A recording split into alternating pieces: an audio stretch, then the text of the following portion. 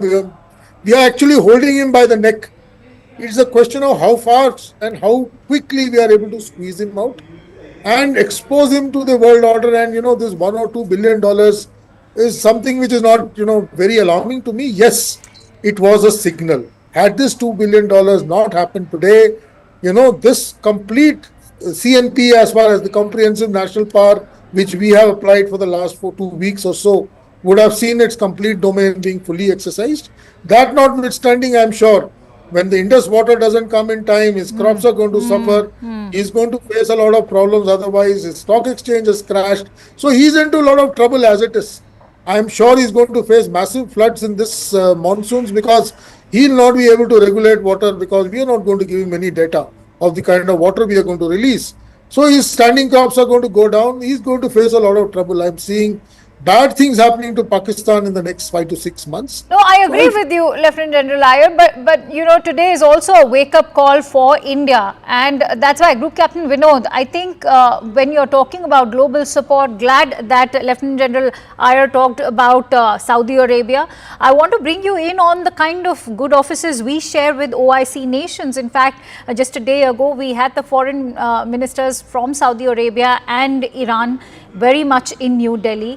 So when you talk about our own consistent engagement with OIC nations through our own economic partnerships, whether it is with Qatar, Iran or Saudi Arabia, even UAE, can we not expect them to also come to our aid and rescue when it comes to exerting pressure via these institutions? Absolutely. In fact, if you look at a decade ago or maybe more, OIC willy-nilly was, most of the nations willy-nilly was against India. Today it is not so. In fact, most of them have given awards and such. In fact, Prime Minister was in Jeddah. He was in Jeddah on the 22nd, which happens to be the headquarters of OIC. Oh, yeah. So the world is realizing the strength of A, our leader, B, as a country, us. And C, they are able to see that every time the Sharif comes, he's only coming, I feel sad for him. He's only coming with a begging bowl, and there is not much that he's contributing towards OIC as such, except probably, getting an epithet of being a terror factory. And I'm sitting in DC, speaking to many such people. The moment you say Pakistan, the synonym is terror factory, and everyone understands that, because post 9/11 things have changed. The focus is totally different. And like Professor said, now post Russia's pullout and post the end of Charlie Wilson's war, the use of Pakistan to West, especially to US, is not much. And especially after they pulled out of Afghanistan, it is actually zilch zero. But yesterday when Vance said it is the war between them and we have nothing to do, I knew then that the bailout is coming. That I knew then that Vance has not stopped it. Probably he or his people have given the go-ahead for the money. And like General Iyer said, it is a signal, it's not the money. Had we succeeded in blocking this money for next couple of days, probably things would have been different. Now, on this high that I got the money, maybe it'll continue for 1 or 2 more days. Over to you. So, despite the austerity, inequality, poverty and the debt, Professor Chalani, they continue to fund terrorism. So, where have been the failings, if I were to say? I know if we were to begin from our own home with India, you've always maintained how we've lacked a strategy or a policy, a consistent policy towards Pakistan and terrorism sponsored by Pakistan. So, where have the failings been, especially from our end? If you look at successive governments in India, you've never had a consistent Pakistan policy or a consistent China policy.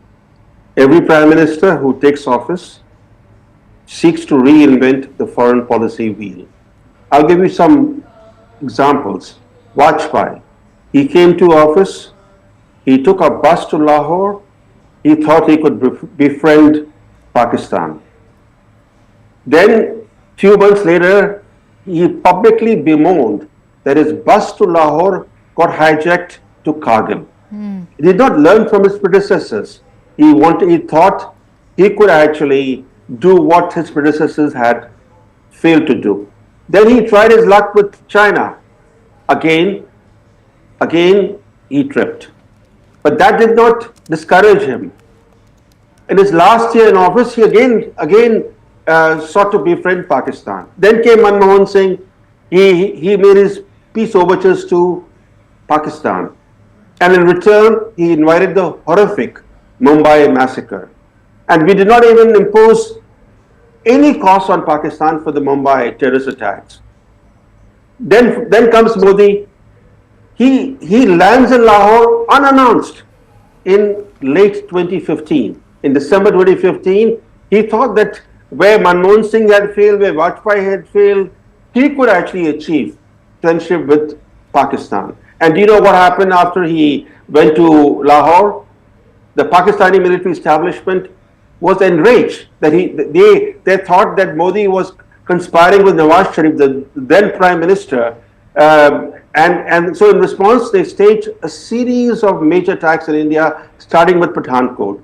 And to investigate the Pathankot attack, we invited the ISI to come and join the investigations into the attack that the ISI had staged. So you can look at this just recent history, how successive prime ministers have not had a consistent Pakistan policy, and if I could even describe how they have not even attempted to have a consistent China policy. So to a large extent, the problems that we are facing with Pakistan and with China, to some extent, they are because of our own failures. I think that's a very valid point. Lieutenant General Iyer, in January this year, in fact, to be precise, we were learning of these long-range ballistic missiles being prepared by Pakistan. That also led to sanctions being imposed by the United States. But how far did that go to curb Pakistan is what one is left wondering right now. Because remember, when the war began in Ukraine, Russia was sanctioned massively, their assets were frozen, and that also went to an economic level. We've not seen the same happen in case of Pakistan. Because Russia is, endowed with a lot of resources. When Russia was sanctioned, there was a feeling that Russian oil and gas will not get sold in the world, and Russia of course, will be. they didn't get impacted. So they managed to work around the system. And Russia was much stronger a nation than Pakistan. We can't compare sanctions on Pakistan with sanctions on Russia. That is one. Secondly, I don't think the sanctions... they actually gunned for Russia, which I don't see happening for Pakistan when it's a fact that they are harboring terrorism. Because like Group Captain Vinod said, Pakistan is not anti-West. You must understand that. Till the time the West feels threatened by Pakistan, they will not go the whole hog. They'll make noises, all right. They'll say, we'll sanction you, we'll cancel your loans, we'll put you on the grey list. In my mind, Pakistan should have been in the blacklist 2 years ago. Pakistan should have been in the blacklist way back in 2011 when Osama bin Laden was found within 10 kilometers of the Pakistan Military Academy. There was no reason, and it was not that Americans found him one day. They knew about it for more than a year and a half before they actually went in and got him out. So it is something which we have to possibly make a little more noise. We have to not neglect our Western adversary, saying that he doesn't matter to us. Somehow, like I said, in the last 2 years, we became But part that's of the exactly what the US Vice President has said in his interview to one of the leading news channels in the United States. That we are not going to get involved in anybody's war. So my larger point is, you started by asking, Quad. Quad is totally Indo-Pacific. No, that's true. No, I was saying that this is just, the point behind asking that question was to actually say that this is just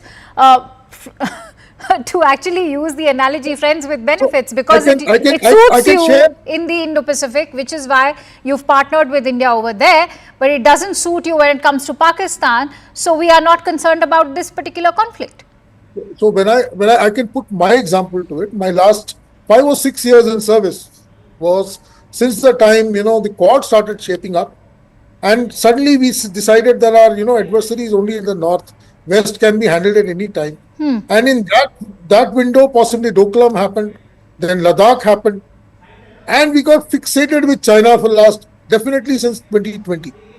And in that period, we have felt that Pakistan is already done and dusted with. Kashmir has been sorted out. We have abrogated Article 370. Normalcy has come into Kashmir. Pakistan has been dried up. They don't have the money to finance terrorists. We have been able to knock off all the militants or terrorists in the valley. Everything is hunky-dory. In fact, last year, we were, going gaga about the kind of, tricolors floating everywhere in Kashmir. We actually neglected Pakistan and his hold in some kind of such freak events inside Kashmir. And he's been able to, call the bluff and put us into a position that we are in today. I guess we need to ensure that all our, vulnerabilities are taken care of with equal amount of importance. And we can't just concentrate on one part of the world and be part of a world body just because the world feels that China is the next threat. All right. I feel... Yeah. I think you expanded it well. Group Captain Vinod, if you were to look at sanctions coming in from the United States, that's precisely the hypocrisy that I'm talking about. Whenever it comes to nuclear armament, that is a direct threat to the United States, but not terrorism. See, let me tell you something, very simple analogy so that the viewers understand. See, for maintaining a consistent policy towards Pakistan is extremely, extremely important. Let me give you an example from my own home. My great-grandfather was Nambudri. Before he converted to Christianity. But before he did so, in our Bhagwati temple, he has written and gone, this is how the marriage padhati jo hai, he has written and gone. Now, everyone may disagree. But down the generation, we had to get married in that mandir, in the procedure that he had written and gone 500, 600 years ago. So that is how it should be. Your presidents and prime ministers can come and go. Your policy has to be consistent because everything else now stems from that particular, selection and maintenance of aim. That is point number one. Point number two, and very important issue is that we need to understand ये जो peace का चूरन जो है ना ये पाकिस्तान के साथ दिखता नहीं है. They have shown it to us umpteen number of times. You can be peaceniks and go them and tell Babar go back 8 times. The 9th time he'll come back and make a Babari Masjid, and that we have seen. And if we have not learned from that lesson, I think there is something seriously wrong in our psyche. We have to, change our thought process that the peaceniks and peace ka churan does not work with Pakistan. Pakistan understand, Garhwali mein wife se Garhwal mein kahavat hai. थोड़ा मारे बहुत रोए बहुत मारे चुप तो इनको ना बहुत मार के चुप कराना पड़ेगा. That's the only way they will learn. There is no other way they will learn. Clearly, because the financial sort of investments are just a mirage for the global community, and that's why I think I just want to have closing thoughts now, and that's why Lieutenant General Iyer, I want to ask you, what will end this cyclical nature to the IMF bailouts which we've seen happen for over 7 decades? Before that, I just want to add one thing to what Group Captain said. When Pakistan lost the 71 war, they never accepted that loss. They have been trying to find at least one small occasion when they can, redeem it. Unfortunately, whatever they tried, whether it was Zia or thereafter it was Musharraf or now this gentleman, they never forget it. It's something I equate it with India beating Pakistan in ICC cricket matches and always beating them in all wars that they have fought with us. They can never win. As far as the IMF bailout is concerned, I felt had this bailout not happened today, he would have had to off-ramp it in a day or two. He had no other choice but to get off the horse. At this state, he could not survive. This particular, victory of sorts which he will claim, yes, I am sure DG ISPR is going to go gaga about it. All his briefings will be talking about, how the world order does not see Pakistan as a terrorist state, that he's been able to get vindicated by getting the bailout. And that's why I was highlighting that it's beyond just $1 billion. There are ramifications to it. The only good thing that happened is we didn't vote against it; we abstained. That was one way of, registering our protest, but not because otherwise we would have given even more scope to try and tell people that look who voted against us. Abstaining a vote does not mean that you're necessarily against. Okay. I feel next 2 days he's going to have the upper hand and we should be prepared for it. We have to find ways and means to put him down again. It's like a wrestling match. I'll have to leave it at that since I'm running short of time. But many thanks to you, Lieutenant General Iyer and Group Captain Vinod, and also Professor Chalani. It has been a pleasure to have you on this discussion.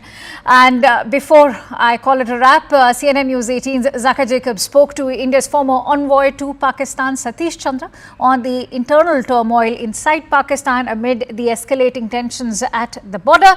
Can Pakistan afford a war with India? Listen in. I'm now joined by former diplomat and former Deputy National Security Advisor, former High Commissioner, Mr. Satish Chandra. Ambassador Satish Chandra, thank you very much. You speak very rarely to television channels, so thank you very much for joining us here on CNN News 18. I just laid out the context of what has happened over the last 2 weeks and where we stand as of today. What is your best assessment of what the situation is right now, and more importantly, where do you see it moving over the next 24, 48 hours?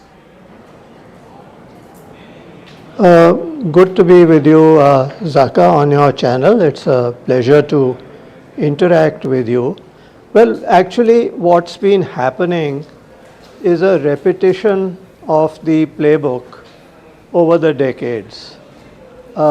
India has always been extremely restrained, to a fault often, in terms of retaliatory steps.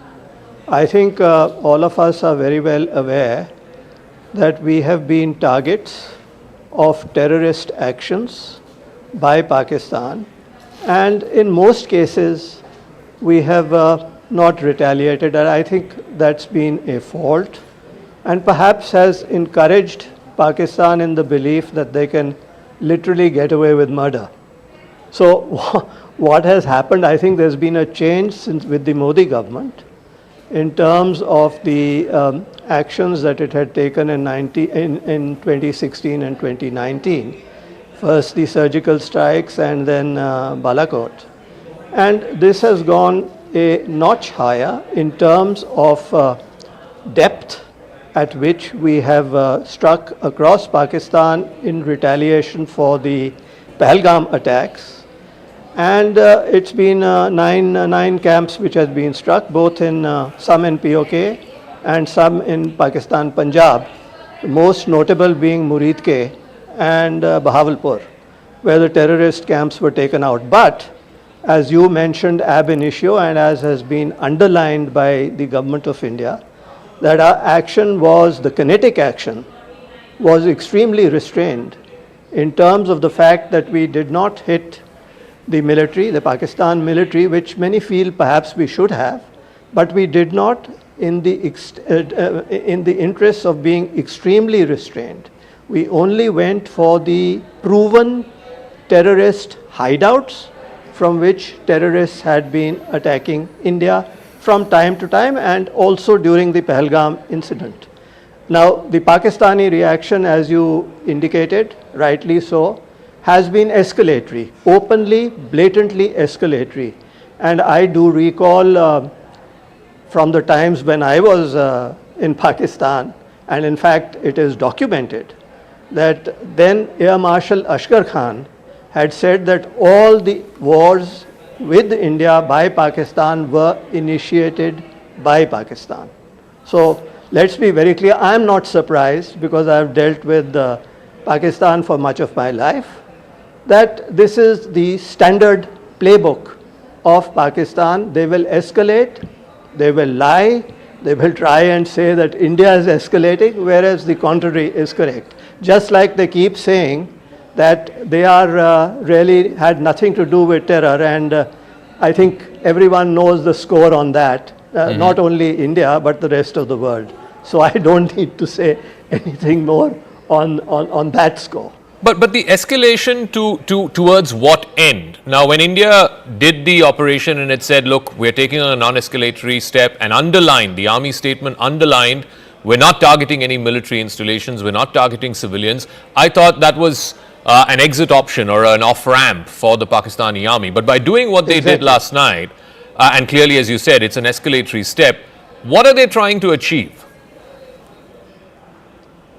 I think you must understand two things that are happening in terms of dynamics in Pakistan as I read it.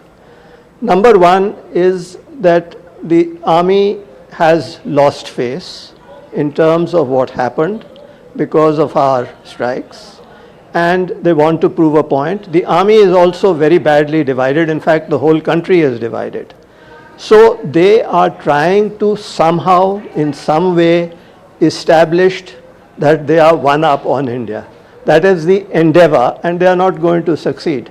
And the second point, which is more intrinsic, and I am sorry to say that unfortunately, many of us in India have failed to read Pakistan right.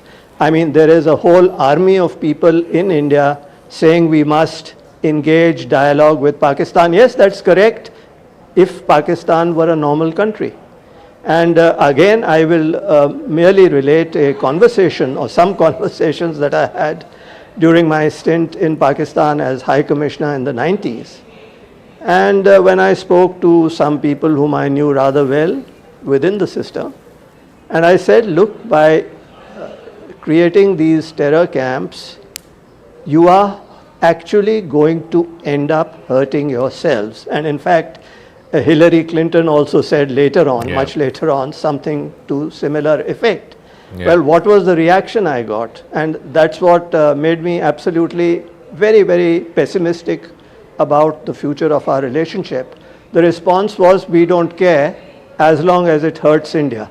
So that's the game that they are playing.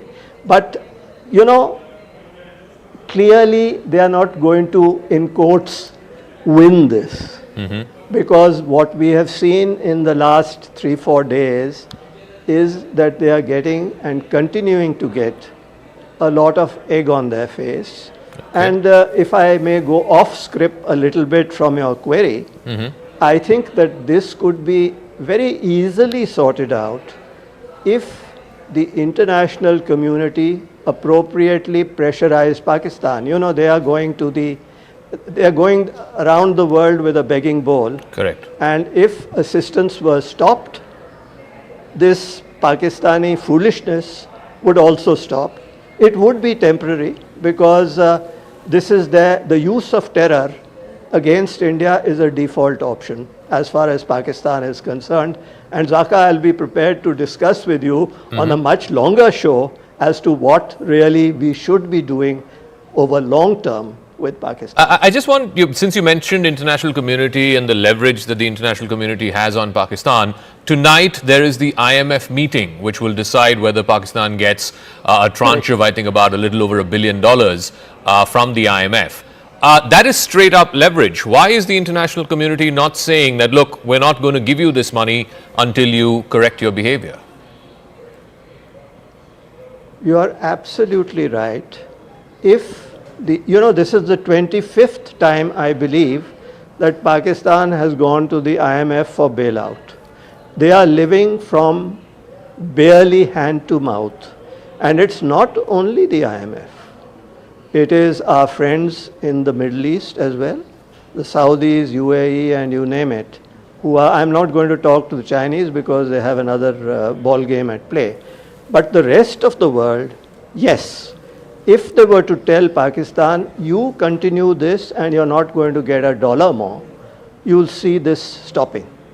And, but this is the reality with the international community. That's how they are playing it. It's unfortunate, but this is a reality.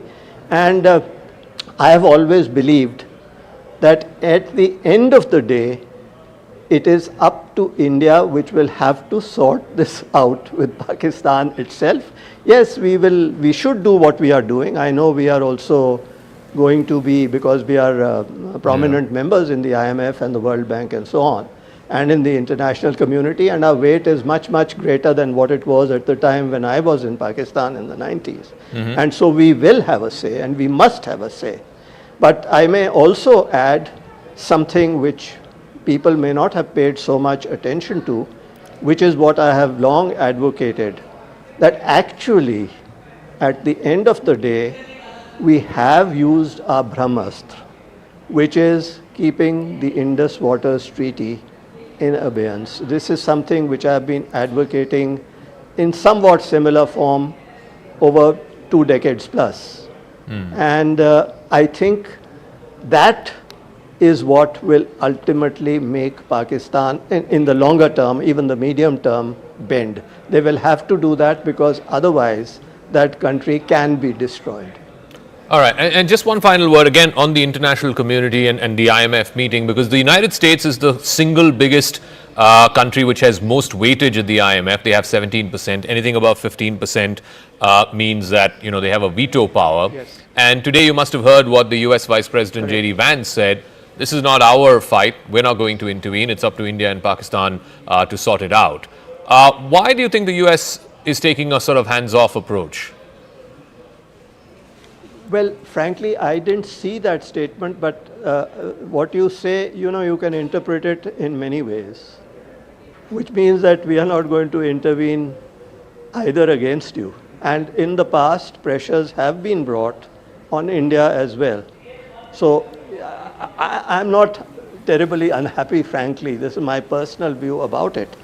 And they have said this, but behind the scenes, it remains to be seen whether they can and they should. In fact, I think they must.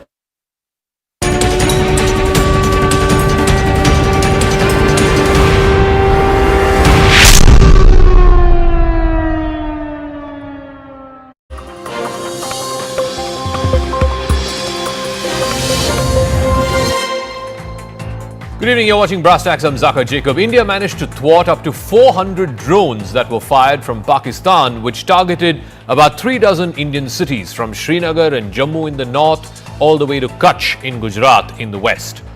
Today, the Indian government named some of these drones and said that they were of Turkish origin, made by Turkey. Clearly, India is putting not just Pakistan but also Turkey on notice. And that's not all. India has also revealed how Pakistan had taken the cover of civilian air traffic to launch its drone swarms last night. In fact, at the press conference jointly addressed by MEA and MOD officials, it was revealed that there was one flight from Dammam which was coming to Lahore, entered Pakistani airspace a little past 8 o'clock in the evening, and then the time that it spent in Pakistani airspace from Karachi to Lahore, where it eventually landed at a little past 9 p.m., that window was used by the Pakistani military to launch these drone swarms across the Western Front. What is the state of play right now of this conflict? And most importantly, now that Pakistan seemingly has taken the first step in the escalation ladder, will India match it? Will India retaliate? How does one then get off this escalation spiral? Or now that both sides are locked in, will this only end with one side firmly dominating the escalation over the other? अंतर्राष्ट्रीय सीमा और नियंत्रण रेखा पर लेह से लेकर Sir Creek तक 36 स्थानों पर 300 से 400 लगभग ड्रोनों का इस्तेमाल घुसपैठ का प्रयास करने के लिए किया गया। ड्रोन के मलबे की फोरेंसिक जांच की जा रही है। प्रारंभिक रिपोर्ट्स से पता चलता है कि वे तुर्की के असीस गार्ड स्ट्रॉन्गर ड्रोन्स हैं। पाकिस्तान का गैर जिम्मेदाराना व्यवहार फिर से सामने आया। 7 मई 2025 को रात 8:30 बजे एक असफल अकारण ड्रोन और मिसाइल हमला करने के बावजूद पाकिस्तान ने अपना नागरिक हवाई क्षेत्र बंद नहीं किया। पाकिस्तान अपने नागरिक विमानों को ढाल के रूप में इस्तेमाल कर रहा है, जबकि उसे अच्छी तरह से पता है कि भारत पर उसके हमले से हवाई रक्षा की तीव्र प्रतिक्रिया होगी। यह भारत और पाकिस्तान के बीच अंतर्राष्ट्रीय सीमा के पास उड़ान भरने वाले अंतर्राष्ट्रीय उड़ानों सहित नागरिक विमानों के लिए सुरक्षित नहीं है। रात में पाकिस्तान के एक सशस्त्र यूएवी ने भटिंडा सैन्य स्टेशन को निशाना बनाने की कोशिश भी की, जिसे पकड़ा गया और उसे निष्क्रिय कर दिया गया। All right, so here's what happened. This was the intervening night of 8th and 9th of May. This is last night. The Pakistani army resorted to artillery shelling in multiple locations. Then, using that cover and the cover of civilian aircraft, they used drones and projectiles much across the Western Front, all the way from Jammu and Kashmir, Punjab, Rajasthan, going all the way up to Gujarat. An attack attempt was made on the Bhatinda military station, which was successfully thwarted. In fact, shelling was reported at the line of control in Tangdar, Uri, Poonch, Mendhar, and of course on the other side in the international border, on either side of the international border in Rajouri, Aknoor, Udhampur, Samba, and Pathankot. Now, during the joint briefing, India's forces also confirmed that the preliminary forensic analysis of the debris that's been recovered from some of these drowned drones seemed to suggest that they were made in Turkey. In fact, it was identified as the Aziz Guard Songar model, which is commonly deployed for surveillance and precision strikes. Now, that does put Turkey on notice, and the relationship between India and Turkey on notice in a way. Because this is what India's total economic engagement with Turkey is. It has acquired new momentum in recent years. There is a considerable increase in trade. In fact, it stood at a little over $10 billion as of 2023-2024. As per the Central Bank of Turkey and the data that they have compiled, Indian companies have invested about $120 million in Turkey, and vice versa. Turkish investment in India is about $200 million as per the Department for the Promotion of Industry and Internal Trade. Now, there are approximately about 3,000 Indian nationals who are residing in Turkey, most of them mainly in Istanbul. India has helped Turkey in times of crises. Operation Dost, if you remember, when the earthquake, the massive earthquake had hit Turkey in 2023, India was one of the first countries to provide urgent relief to Turkey in the wake of the devastating earthquakes. Now, 3 NDRF teams were sent. There was a 99-member medical team that was deployed, over 250 trained personnel along with specialized equipment, vehicles and relief material was also sent. But Operation Dost, in return, what India seemed to have got is Dhoka. Operation Dhoka, because India being one of the first early responders in Turkey, medical equipment and relief material worth about 8 tons was sent to Turkey. But unfortunately, in return, all we seem to have got is Turkish drones being used by the Pakistani military to target Indian military and civilian installations. Pakistan made the preposterous and outrageous claim that it was the Indian Armed Forces and the Indian Air Force that was targeting cities like Amritsar and trying to put the blame on Pakistan. In addition, that we would attack our own cities is the kind of deranged fantasy that only the Pakistani state can come up with. As we saw in the Pahalgam attack, Pakistan is again trying desperately to impart a communal hue to the situation with an intention to create discord. In view of the existing security scenario, the services of the Kartarpur Sahib corridor have been suspended till further directions. All right, let's try and make sense of what happened last night, this drone swarm, what was the attempt, and what happens here on, what next? Lieutenant General retired D.S. Huda is former Army Commander of the Northern Command of the Indian Army. Thank you very much, sir, for speaking with us. First things first, I want you to make sense for our viewers of what was Pakistan attempting to do last night. The swarm of drones, now we know 400 of them were employed over 30 plus Indian cities from Srinagar all the way to Kutch in Gujarat. Could this be characterized as, Pakistan climbing the first rung of the escalation ladder?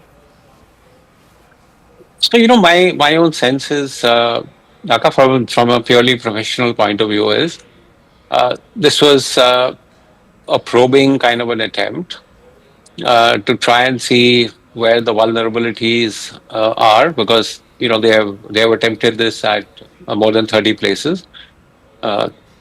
See where our air defenses are active. See whether they can find some vulnerabilities that they could attack. Fortunately, the air defense systems have reacted extremely well and made sure there are no casualties.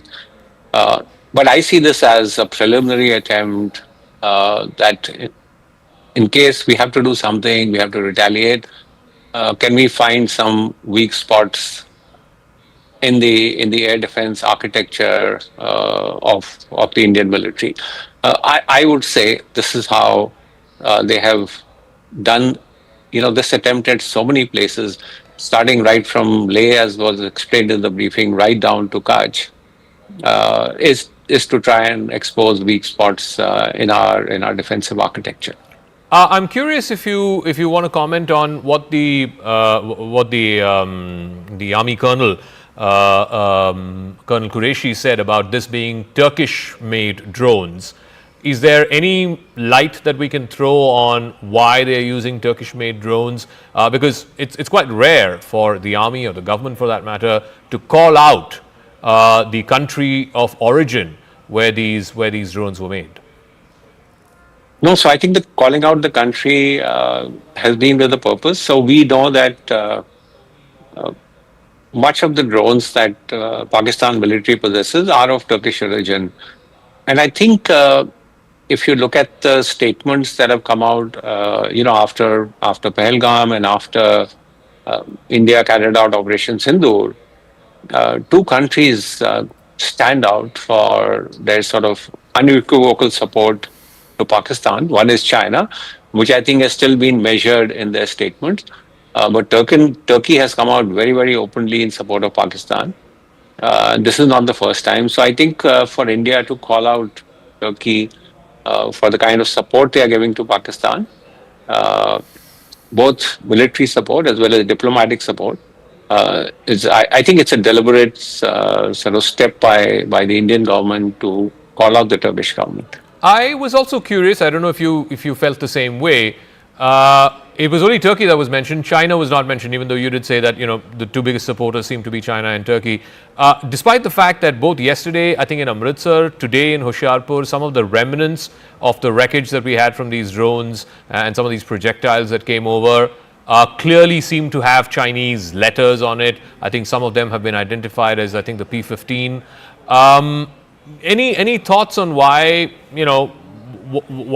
the briefing did not mention about Chinese weaponry, even though we know that almost 80% of Pakistani arms currently have either a Chinese origin or jointly made with China? So yeah, spot on. Over the last 15 years or so, about 80% of what Pakistan is getting from equipment that they're getting is from China. Why did the government not sort of call out the Chinese government for this? Perhaps given the nature of relations and how the situation at the LAC has just got calmed down, we are trying to improve our diplomatic relations. The Kailash Mansarovar Yatra is about to start. Perhaps, those are the reasons. But as I said, Turkey has come out very strongly, very openly in support of Pakistan, and I think it's right for the government to call out the Turkish government on that. So General Huda, I want to know what your thoughts are on what happens next. Now, yesterday was this drone swarm, like you said, it was some kind of a probing mission, some kind of an expedition to see, if there are any weaknesses in India's air defenses. Clearly, Pakistan got a bloody nose for that. But these were all drones or projectiles without any explosives, without any kind of warheads attached to them or explosives attached to them. Is the next step going to be that they will have projectiles or drones with explosives, and then what happens after that? Do we progressively go up the ladder? You have short range rockets and missiles, and then eventually start scrambling fighter jets and so on. Is that the trajectory? See, I see that as the trajectory. If we think that what Pakistan has done last night and the fact that we've countered them is an attempt to sort of de-escalate the situation, I would sort of be cautious about making that assessment. I do see, and we should be prepared for further action from the Pakistan military. Now, what form and shape it takes, whether armed drones are used, and they could well be used in a standoff role, or Pakistan attempts to use aerial power. we are already seeing extremely heavy firing that's happening on the line of control. So my own sense, and I could be proved wrong, is that it's going to heat up a little more before it cools down. So how far up the chain can they go? I mean, I stopped at scrambling jets, but what after that? I mean, do they start moving your mechanized divisions, your armored divisions? Eventually, do they start moving infantry? I mean, at what point of this ladder do both sides get off? And what does it take for Pakistan to get off? Because I think it's clear that, at least from whatever publicly the Indian government officials are saying, we are only responding to what they are doing. Absolutely. We've said that we do not wish to escalate this. However, the Pakistan military would be under tremendous pressure to show some success. I mean, they have been struck in their heartland, which is Punjab, and they would be under tremendous pressure that how are you going to respond to that? Having said that, I also think they'll be cautious about, look, we don't want this to escalate to such an extent, which could lead to what is an absolute ruinous war for them. And again, we can only speculate. I would think, some sort of a demonstrative attack to say, look, we have this capability and capacity to respond to, the Indian attack that has happened. We have not just quietly stood by and accepted what India has done. You could see some demonstrative kind of a strike, a demonstrative kind of an attack to say, look, this is what we can do. Does that provide an off-ramp, for both countries? Really, my sense is the ball is completely in Pakistan's court. And they have to now take a decision as to whether they want to escalate this further or they want to sort of calm it down. All right. So, depending on what they do is, I think how we will see this crisis play out. All right, General Huda, it's always a pleasure listening to you, your thoughts and your perspective. And I think, you would have enlightened a lot of our viewers because everybody's curious to know, I mean, are we at the brink of full-fledged war? What happens next? Thank you very much. Thank you. Thank you. Okay, so what happened last night? We know that there was this swarm of drones, close to 400 of them, 36 different cities in the northern and western part of India were targeted. But how were they thwarted? Not one of them ended up damaging. There were certainly no, casualties in terms of injuries to folks or even fatalities for that matter. But what exactly did India use in its air defense system to thwart these attacks? India, of course, has a huge edge over Pakistan when it comes to the air defense system. So the L-70, which is developed by the Bofors company, the Bofors Arms company, produced under its license here in India. It's a 40mm gun. It's modernized with radars, electro-optical sensors. It also has an auto-tracking system. And at one given point of time, in a minute, it can fire anywhere between 250 and 300 rounds. It's got a range of up to 4,000 meters, that's 4 kilometers. The L-70 also excels in anti-drone warfare, saturating the sky with predictive fire, and making it effective against exactly what we saw last night, these drone swarm attacks. Then you have the Shilka, which is a self-propelled system. It's like a self-propelled gun, like your SH howitzers. It's got 4 23mm autocannons that are guided by radar detecting targets. It can detect targets up to 20 kilometers away. It can unleash up to 4,000 rounds per minute. So it's like almost cluster ammunition. Now it's been upgraded with proximity fuse ammunition, and it's got advanced fire control systems. So basically, again, what it does is a counter swarm to a swarm of drones. The Shilka's rapid fire and radar precision make it lethal against UAVs, helicopters, and light armored vehicles. It's also a weapon of last resort, if you will, against, for protecting air bases, moving convoys, as well as sensitive installations. Now, the big question that's being asked is, can Pakistan, and clearly it's Pakistan that's climbing up the escalatory ladder, but how far can they go? And can they afford to do this economically? The last few nights have witnessed heavy artillery shelling. It's in fact happening right now across the line of control. In fact, the last few days it was both the line of control as well as the international border.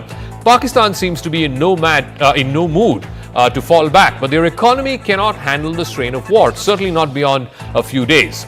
It's been battered by inflation, there is massive debt, there's dependency, of course, on the IMF, and right now, even as we speak, They've gone to the IMF with a begging bowl. Another tranche of over $1 billion is due right now in Washington. So the question is, the ongoing tensions that have been amplified by Operation Sindoor, the Indus Water Treaties put in abeyance, all of this has hugely disrupted trade and investor confidence in Pakistan. It is almost an economic existential risk. It's a very small economy, just barely $350 billion. India, on the other hand, is a $4 trillion economy, more than 10 times the size. So a $350 billion economy does not have the shock absorption capacity, whether it's kinetic action or whether it is these trade bans and water shortages. India, like I said, is now the 5th largest economy, poised to become the 4th very soon. It's positioned to absorb the cost of the conflict much, much more. It's got $680 billion in forex reserves, which is twice of the size of the Pakistan economy. There is very, very little reliance on Pakistani trade or India-Pakistani trade. In fact, the forex reserves in Pakistan are just 15 billion. So India has, again, like I said, almost 9 times that. Now, the question also is that Pakistan's reserves would cover barely 2 months of imports.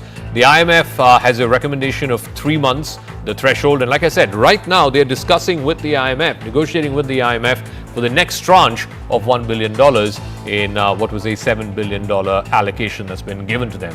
It's an aid. Now, if tensions escalate into a full-scale war, then Pakistan's economy could collapse. A 3-month-long conflict would put the cost of something to the tune of $10 to $15 billion. Now, this is based on inflation that's been adjusted for the costs compared to what the Kargil War was. The Kargil War was 25 years ago. It was a 3-month war between May and July. If we were to have a same 3-month war today, Pakistan's entire forex reserves would be wiped out. Pakistan would necessitate emergency loans from either allies like China, which is not interested in turning over these loans. In fact, China has refused to change the terms of repayment of these loans. The IMF, of course, like I said, right now they're having a meeting for the next tranche of money. Also, a naval blockade, for example, of Karachi. There was a lot of fake news doing the rounds yesterday that the Indian Navy has hit the Karachi port and that there is a blockade of the Karachi port, etc. But if that were to happen, then that would choke again Pakistan's $30 billion of export, particularly textiles. And textiles make up for about 60% of Pakistani exports. Currently, the Indus Water Treaties is in abeyance, so if there is a full suspension, that could slash agricultural output by 40%. It would push 15 million rural workers into poverty and drive up food prices by 50%. And that is something that ordinary Pakistanis cannot afford. Foreign direct investment, up to 20% of the $1.8 billion in the first half of FY25 would completely vanish. A war could also displace, and this is the human cost, anywhere between 5 to 10 million people, particularly those in the border regions, and that would strain Pakistan's annual $10 billion social welfare budget. And yet, we have Pakistan's defense minister resorting to blatant warmongering. अगर table पे बात नहीं होती तो क्या अगली बात बंदूक पे होगी, बंदूक के जरिए होगी? जी बिल्कुल, then that is the only option left to us. We do not have the luxury of waiting for days. मैंने plural इस्तेमाल किया. We do not have the luxury to wait. This patience will cost us. So we have to stop them right now in the tracks. कि ये चीज जो acceptable नहीं है. All right, let me go across to Mr. Mukesh Aghi. He's the founder, of course, of the US-India Strategic Partnership Forum. Thank you very much, Mr. Aghi, for joining us. The US seems to be watching from the sidelines right now. We had comments from President Trump, a few days back saying this is between India and Pakistan. They've been fighting for 1,000 years. J.D. Vance yesterday, in his latest remarks, said this is none of America's business. How do you view that? Why is America taking this sort of hands-off-ish approach? Well, you have to understand that when you have a cross-border terrorism, there has to be a zero tolerance by any nation. And we saw that in the October 7th happened between Gaza and Israel itself. And India has every right to respond and protect his civilian population. Now, as far as the current situation goes, we believe that India has given a response to that terror aggression. And it's up to Pakistan now to have some kind of an exit ramp to be able to manage the current situation. Because a long-term war is not sustainable for Pakistan economy, whereas India, yes, can sustain this up to certain length itself. And the view in the Washington DC is this is not our dog in the fight between India and Pakistan. They should be able to manage this.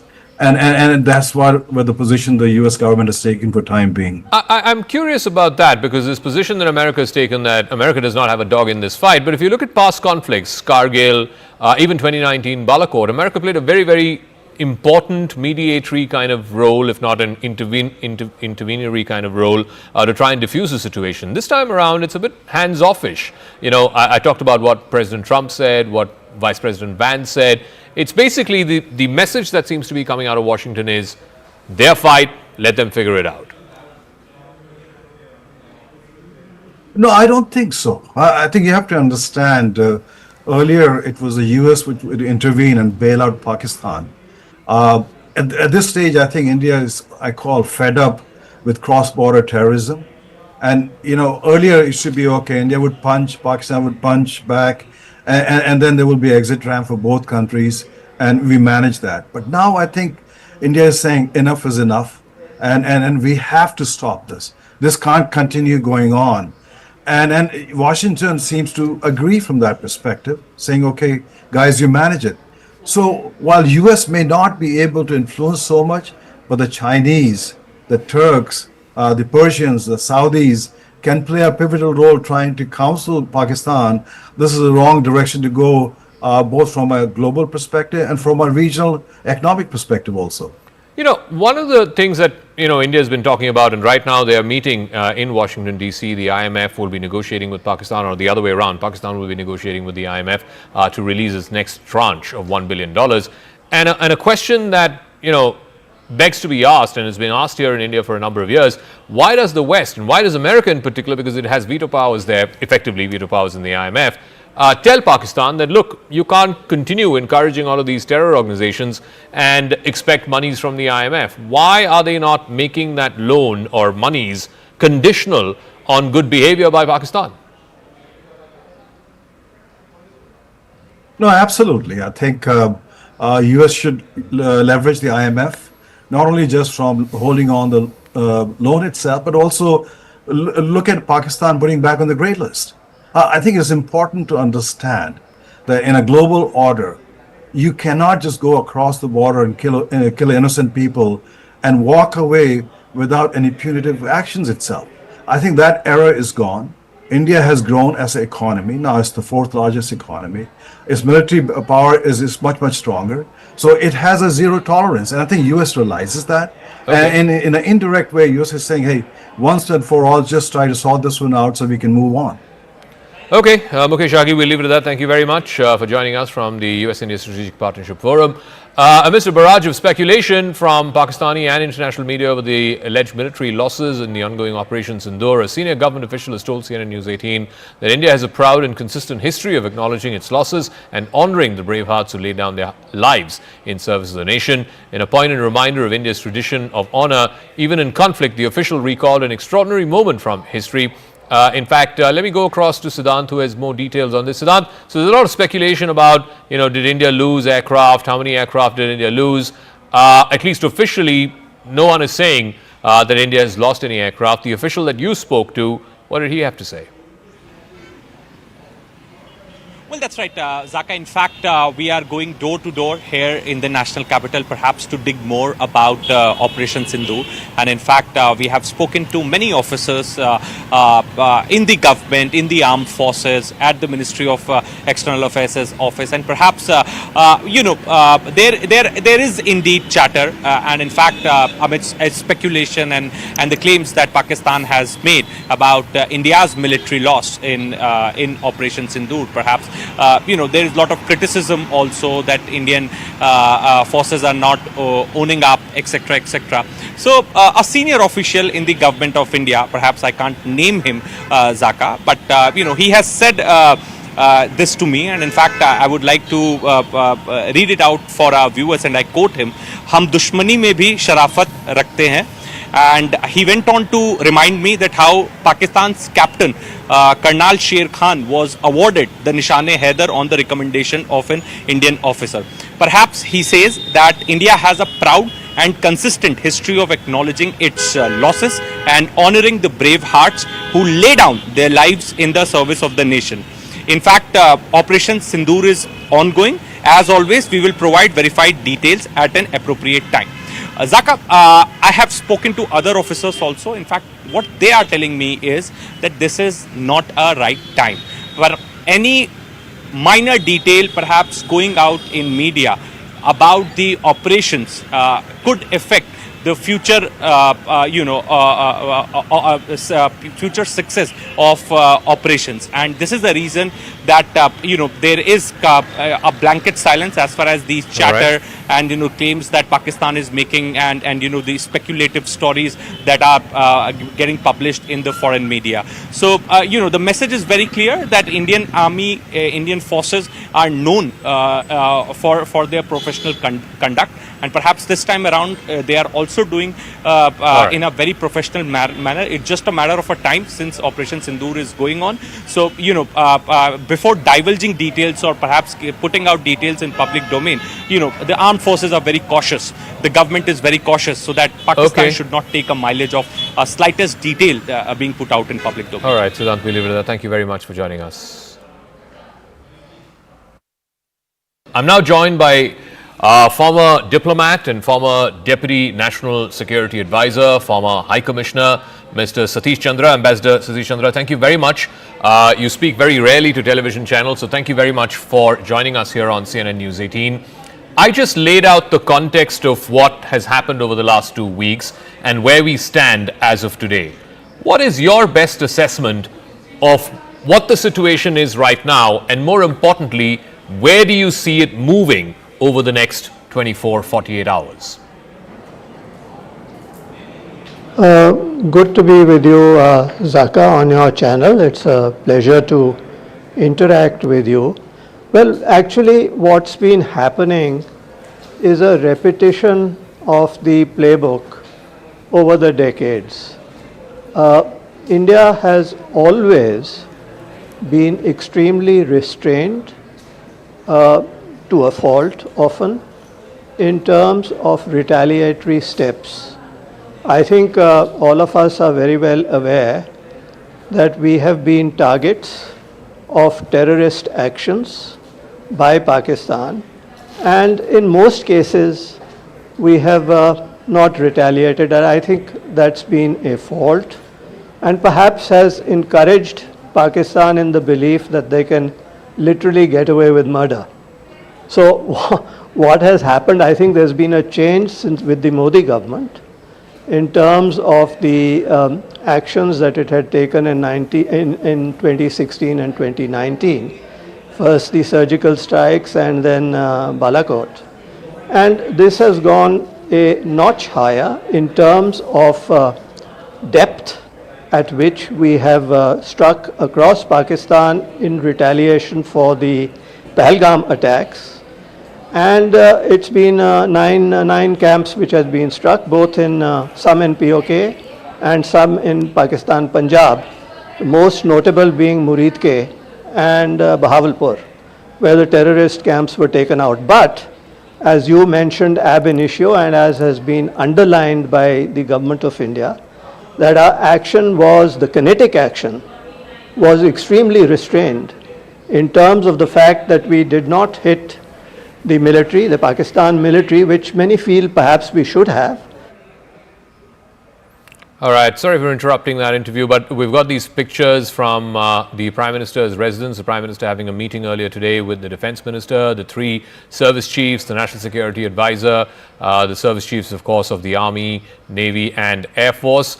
There seems to be, of course, the body language, of course, everyone seems to be in a slightly more relaxed frame of mind. It was very different from the images that we had a couple of days ago, which the Prime Minister had met with the service chiefs as well as the National Security Advisor and the Defence Minister. I want to go across to our political editor Aman Sharma, who has more on this. Aman, so this is from the meeting that the Prime Minister had earlier. Visible difference in the body language from the first meeting that we had, pictures of which a few days ago. Clearly, there seems to be a degree of comfort in what India has achieved through Operation Sindoor and a degree of surety that India can handle whatever it is that Pakistan is trying to achieve. Absolutely, Zaka. These pictures show that the Prime Minister is extremely happy with the performance of the armed forces, not just during Operation Sindoor, but also yesterday, earlier today, in the wee hours when we have repulsed all these 300 to 400 drones fired at 36 locations of India, right from Leh till Sir Creek, as the details were given in the press conference earlier. It seems that the Prime Minister and the Defence Minister are extremely happy with the performance of our armed forces of repulsing, such a massive attack. And earlier in the day, we also saw the Defence Minister meeting the chiefs of the armed forces and the CDS, and where also the body language seemed far more comfortable, far more easy. And it seems that the Prime Minister in this meeting also has been told about how the armed forces went about, retaliating to Pakistan's attack and diffusing all the threats that were fired our way. The details which were given in the press conference. So I think the government looking very, very confident and prepared to retaliate if Pakistan does any other misadventure. And what is the sense you're also getting from the government that if Pakistan does not do any misadventure, as you said, then is India not looking to amp up on the escalation ladder? Is India only now keen to be seen as responding if Pakistan chooses to escalate this? Well, yes, Zaka, it is very difficult actually to anticipate what the government could do next, because these are very operational decisions based on strategy and planning. But whatever we heard at the press conference earlier today, the Foreign Secretary saying that our response was measured and our response was responsible. So I think those words indicate that India only responded to the drone attack by Pakistan by sending our own drones and in fact bringing down one of the radars in Pakistan. So India is only responding if Pakistan chooses to retaliate. India's objectives, so by and far, have been achieved by Operation Sindoor, which happened on May the 7th. Any more further, information that you're picking up in terms of, obviously the guard is up, flight traffic across the northern and western, particularly in the northwestern corridor, the western front, as it were, has been disrupted. The NOTAMs have been issued. What is the outlook, at least for the next few days? Clearly, like I said, the guard is up, but what does India anticipate in terms of escalatory action from Pakistan? See, Zaka, I think India is on high alert, and especially the statement which was made at the press conference yesterday by the Foreign Secretary that this drone attack which happened yesterday was also for the purpose of intelligence gathering and to know the readiness of our defense system. So clearly, India does anticipate that Pakistan could replicate such an attack again. This may not be the end from Pakistan, because Pakistan is very, very desperate, also the Pakistani army, to show to its population that it has effectively retaliated against India. But what happened last night was not as per what the Pakistan army had desired to achieve. All its attacks were repulsed by India. So of course India is on high alert. India still feels that Pakistan will not give up on such attempts. But given the success which we have seen through Operation Sindoor and also the action last night, India is very confident that it will be able to thwart any such attacks made by Pakistan, because our weaponry and our resolve is far, far bigger than that of Pakistan. And just one final word, just going back to the press conference earlier today, where I think it was a concerned decision that was taken to name the fact that some of these drones were Turkish made, and also at the same time not mention any Chinese made weapons, even though from the ground we seem to get reports from our reporters and pictures of these weapons, these debris, which seem to suggest that some of these drones or missiles were Chinese made. What do you make of that? The involvement of that was sent to India for the attack by Pakistan was Turkish made has raised big concerns in the government, Zaka, because Turkey has been a country on which India, has gone out of its way to help. We remember the 2023 earthquake when India began Operation Dost. India was one of the first countries to send aid and material to Turkey to tide over that crisis. But Turkey clearly in this whole conflict between India and Pakistan seems to have chosen the Pakistan camp. In fact, there are big doubts now that this plane from Turkey which landed in Karachi on April 28th and subsequent high-level military delegation of Turkey, which paid visit to Islamabad, on April the 30th and had met the Pakistan Air Chief, does that have a connection with this huge number of 300 to 400 drones of Turkish origin which have attacked India? India is very concerned about that, and I think that is why India has named that Turkey today in its press conference to say that Turkey, it seems to be siding clearly with Pakistan in this whole conflict. Okay, Aman, we'll leave it at that. Thanks very much. Those pictures from earlier today, the Prime Minister meeting the three service chiefs, the National Security Advisor and the Defence Minister. Now, I want to go back to that press conference that was addressed by Foreign Secretary Vikram Misri and the two armed forces personnel from the Army and the Indian Air Force. One of the things that the Foreign Secretary mentioned was the attack on Bahawalpur, which is the headquarters of the Jaish-e-Mohammed.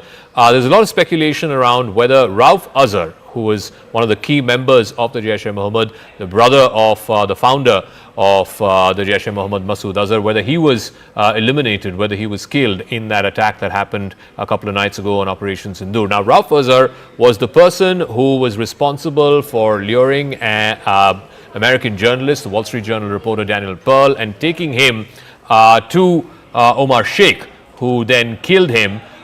This was, of course, a case from many, many years ago. I want to first play out what the Foreign Secretary said. He didn't name Rauf Azhar, but of course, like I said, this speculation has been doing the rounds for the last 24 hours that one of the high-value targets, one of the high-value hits in the Operation Sindoor happened to be Rauf Azhar. Let's listen into what the Foreign Secretary said, and then I'll go across to a friend of Daniel Pearl's to try and get some perspective on that.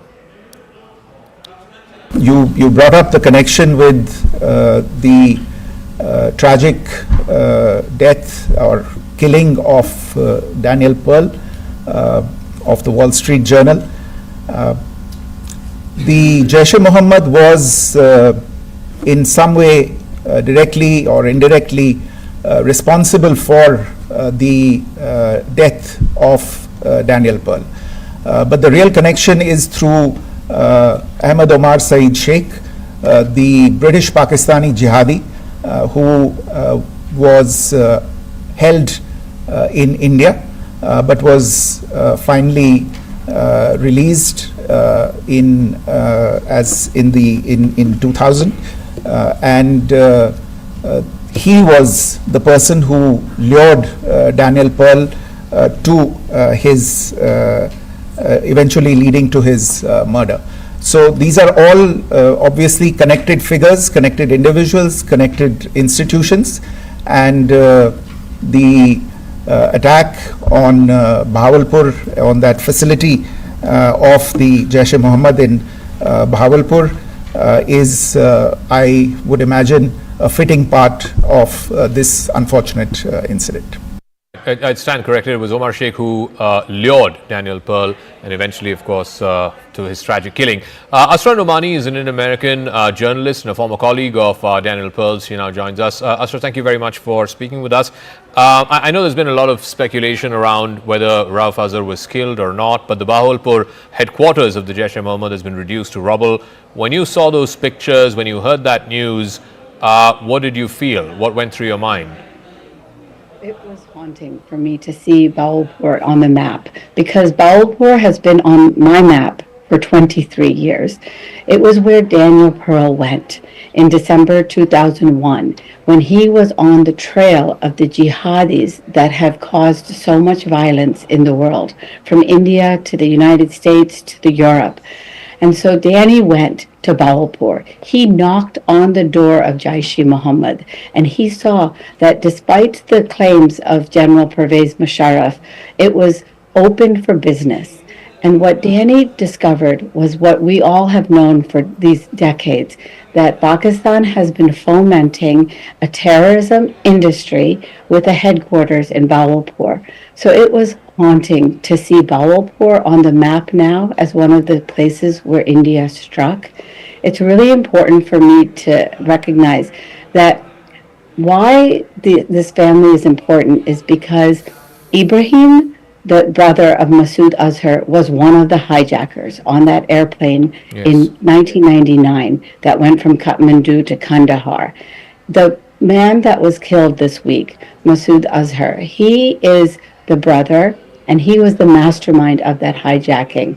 So what happened was that Omar Sheikh was freed because of that hijacking. So I want to just correct the record that this family was not involved in the actual plot to kidnap Danny, just as you mentioned. It was this man, Omar Sheikh. Yeah. But it was this industry that created these jihadis that murdered Danny. And that's why it's so important what has happened. I just wanted to ask you about that. I mean, look, no government official has come forth and confirmed that Rauf Azhar has died. There's a lot of speculation that he was amongst the high-value targets inside Bahawalpur when it was struck on the night of 7th of, or the morning of the 7th of May, when India carried out Operation Sindoor. Have you been able to hear from, either people on the ground in Pakistan, or have you heard from any government official about this operation taking out the man who killed your friend? I have not. And I think that would be really wonderful if the government of India did communicate with Danny's father. His mother passed away, and his father is very engaged in this battle. His father has fought to keep the men that were convicted in Danny's murder in jail, and we have failed because the Pakistani court system has released those men essentially to house arrest and very convenient a good life in Pakistan. And so I would invite that kind of communication. And I know that Danny's dad is very relieved that this issue is in the front again, because the truth is justice has been denied Danny Pearl all these years. All right, Asra Namani, we share your sense of grief, sense of hurt, sense of loss, and now hopefully in some measure a sense of closure and sense of justice more than closure about losing your friend Daniel Pearl, and now the killers being avenged. Thank you for joining us, Asra. Thank you. Thank you. All right, I want to move on back to the developments around the situation between India and Pakistan. In an exclusive interview with India's ambassador to the United States, Vinay Quatra, he again reiterated the government of India's position that what India is seeking to do is not go to war with Pakistan, it is to go to war with these terrorists. He said explicitly so when he was pressed by Wolf Blitzer at CNN whether India was at war with Pakistan. He said, no, it's not with Pakistan, but with terrorism and with terrorists. Listen in to this exclusive conversation. It looks like the situation, the tensions between these two nuclear-powered countries, India and Pakistan, is escalating. Mm-hmm. Is that true? Well, first of all, thank you so much for having me on the CNN.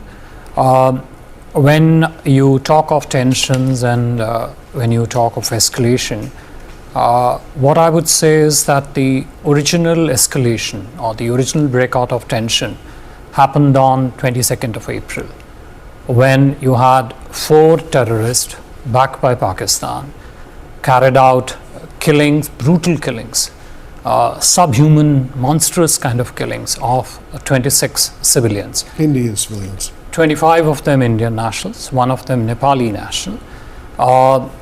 And the brutality of the killings, they essentially kill them in front of their innocent wives, in front of their innocent children.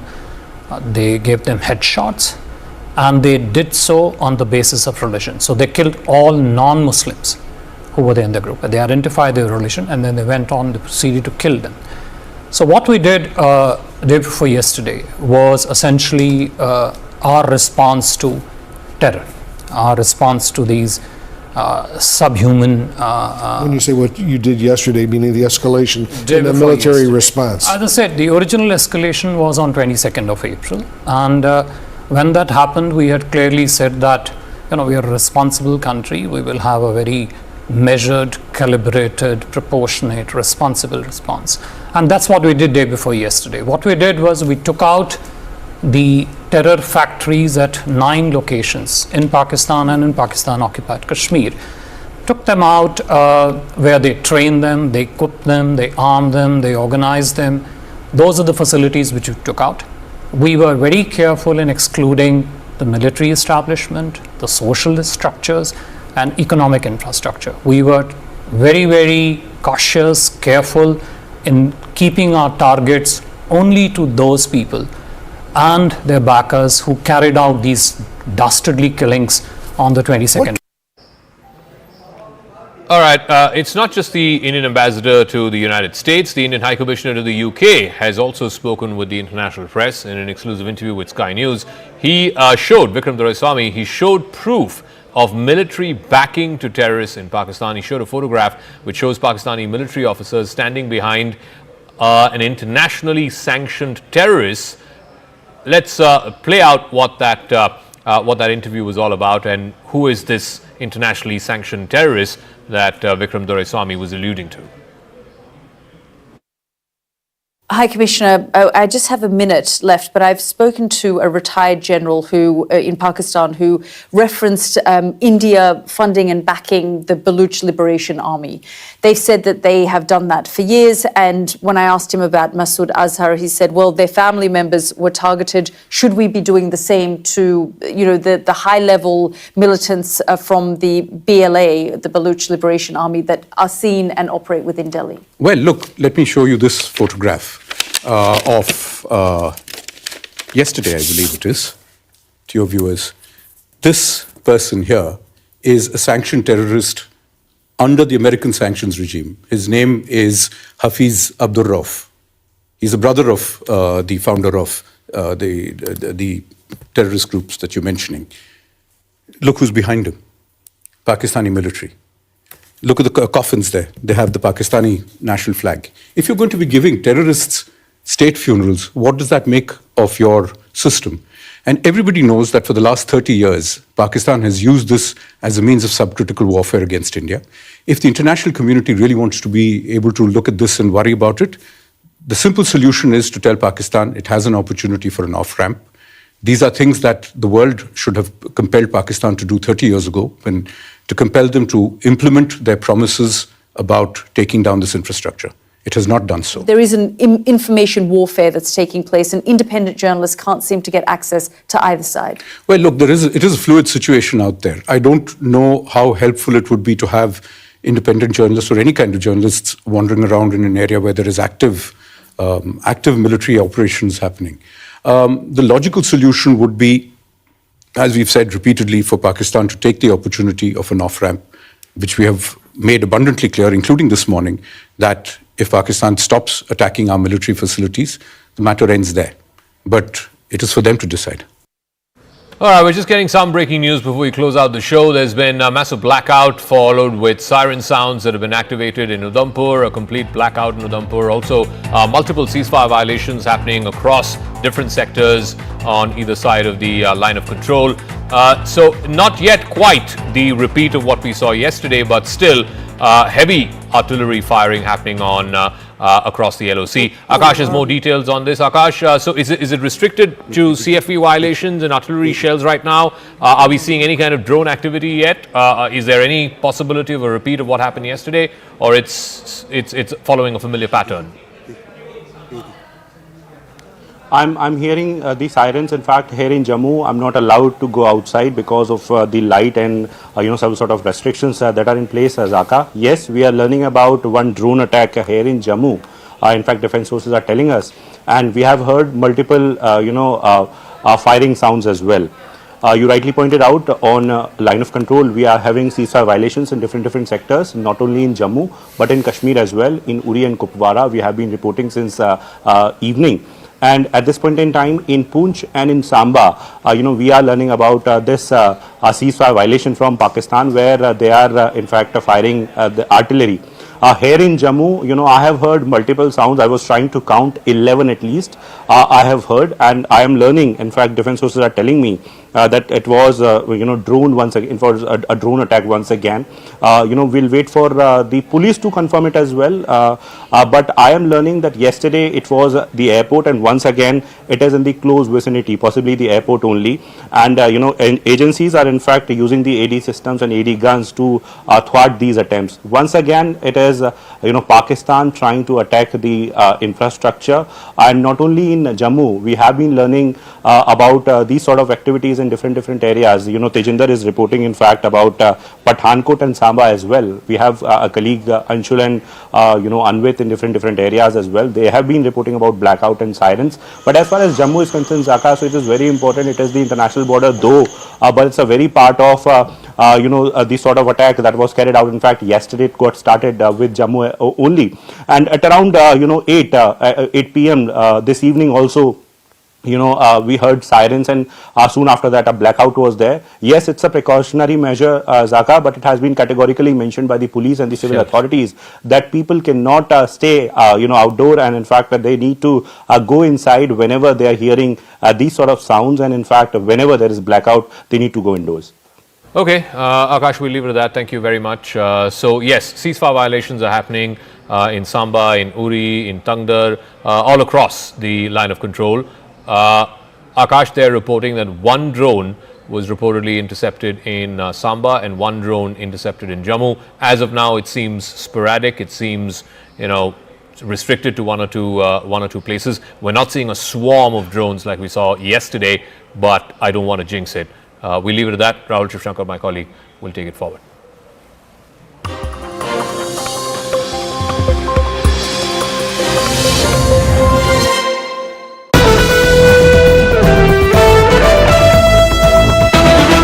We're just getting some breaking news before we close out the show. There's been a massive blackout followed with siren sounds that have been...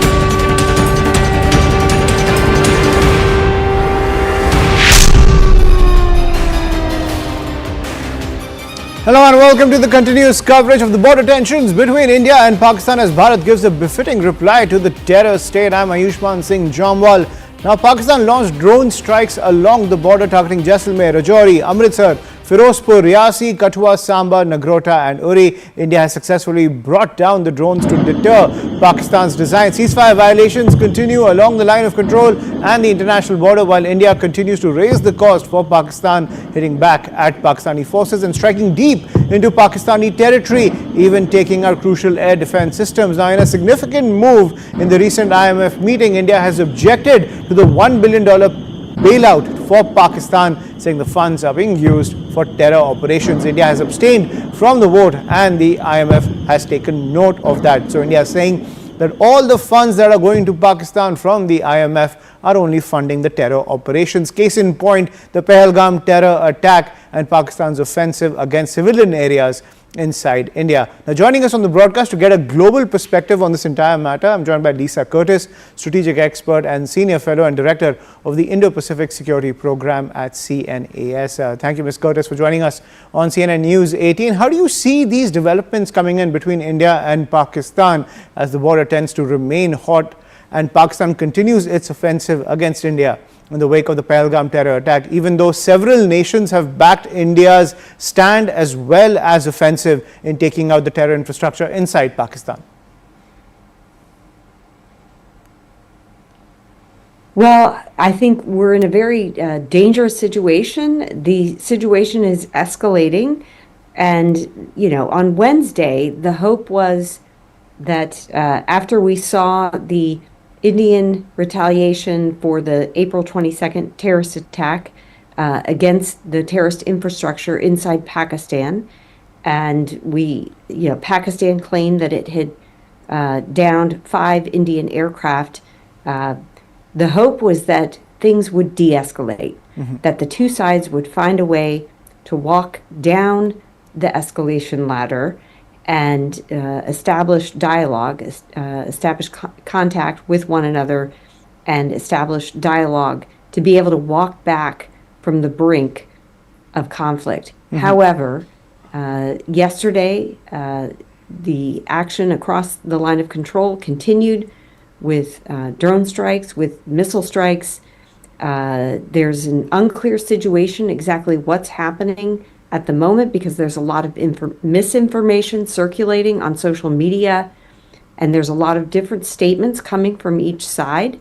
So the hope is that we start to get some clarity from each side on what is exactly happening and how the two sides can stop the exchange of military action that's happening, and how we can establish peace and calm in the region. This is the utmost need of the hour. Right, but Ms. Curtis, given the current defense paradigm and the skirmishes between the two sides and the significant technological as well as the big difference in defense capabilities between the two sides, how do you see it play out given India's technological edge over Pakistan, be it air defense or be it even striking deep within Pakistani territory? So India exercised its right to self-defense when it struck Pakistani infrastructure on Wednesday. What has been happening since then in the last 36, 48 hours is very unclear because Pakistan has claimed it's downed 5 Indian aircraft. India has not acknowledged this. India has claimed that Pakistan has struck military installations inside India or has attempted to do so. And that is why India said that it retaliated by targeting Pakistani military sites inside Pakistan. Right. So again, the situation is escalating. It's getting out of control. We're in the most serious situation, I would say, that we have been since the Kargil border conflict in 1999. So I think that right now, the sense is both sides need to find a way to engage with one another and find ways to stop the military activity that's happening and reestablish calm in the region. And, the U.S. does have a role and a responsibility to play in this situation. The U.S. should be on the phones talking to the leadership, talking to the Chief of Army Staff, Asim Munir in Pakistan, and talking to the Indian leadership in India, the National Security Advisor in India.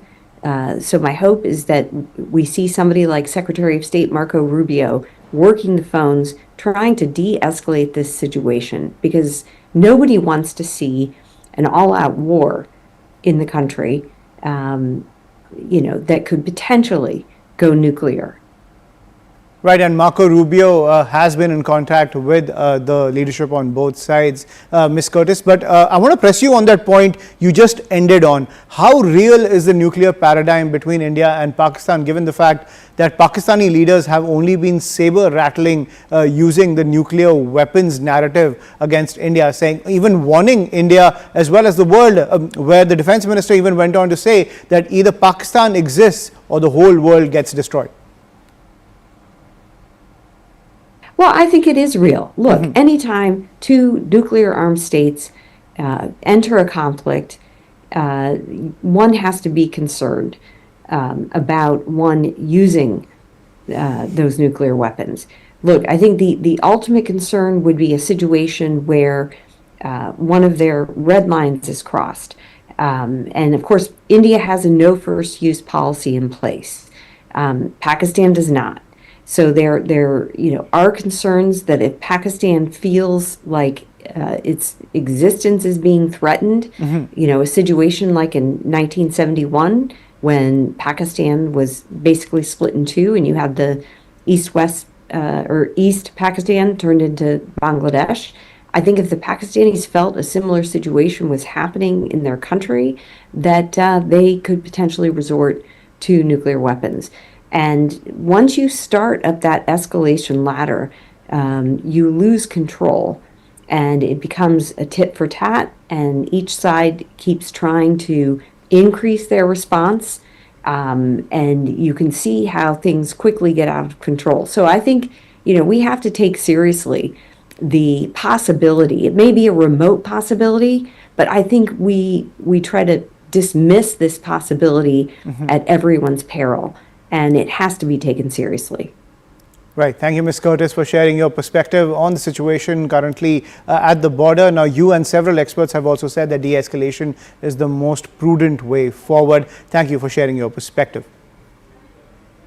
And up next, my colleague Akanksha Swarup takes us forward with the latest news and updates.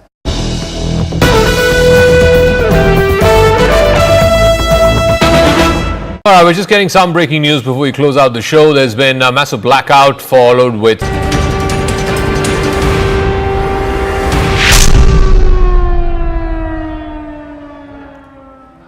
Welcome to our live and rolling coverage of the border tensions between India and Pakistan, as India gives a befitting reply to Pakistan's misadventures and even displays its technological edge. Pakistan continues its drone strikes along the border, targeting several spots in Indian territory. Pakistani forces have unleashed drones in Jaisalmer, Rajouri, Amritsar, Firozpur, Riyasi, Katwa, Samba, Nagrota and even Uri. Ceasefire violations are continuing along the line of control and even the international border, while they are also raising the cost for Pakistan as India continues to retaliate. In the recent IMF meeting, India has also objected to the bailout for Pakistan, saying the funds are being used for terror operations. India has abstained from the vote and the IMF has taken note. That's a big breaking input we are now bringing to you as far as putting or exerting that pressure on behalf of the IMF is concerned. Let's in fact bring you those breaking inputs. Top government sources are telling CNN News 18 that as far as IMF clearing a $1 billion bailout for Pakistan, India has abstained from the recent International Monetary Fund vote. This was with regards to the loan that was being doled out to Pakistan, not because it lacked opposition, but because the fund does not allow member countries to vote no.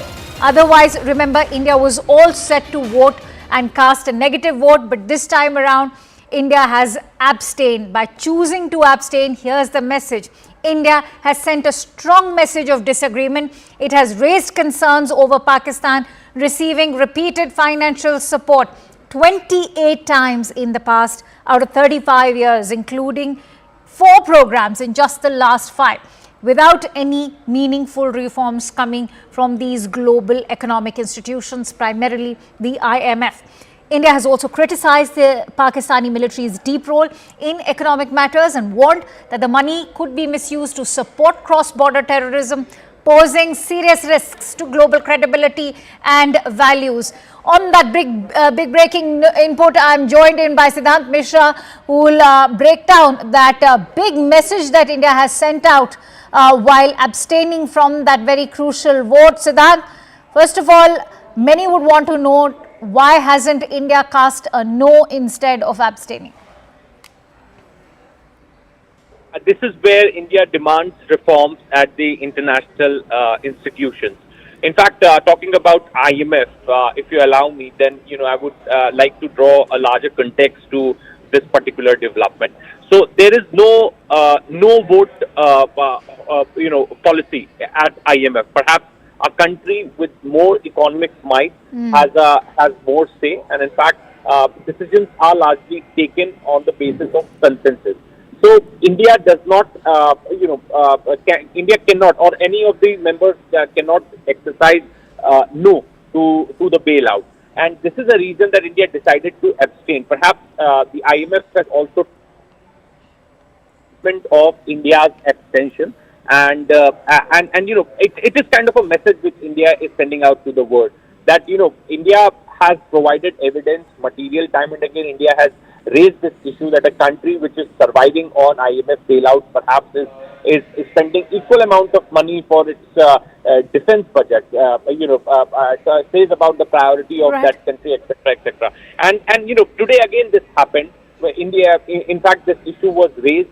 India's abstention was also taken note by the IMF. But, as I said before, that again, this is where India demands reforms at the international institutions. Perhaps a terrorist state which is directly involved in killing 26 innocent people, last month on 22nd of April, perhaps is again getting loans from IMF. In fact, because the bigger countries with the bigger economic might have supported this bailout again.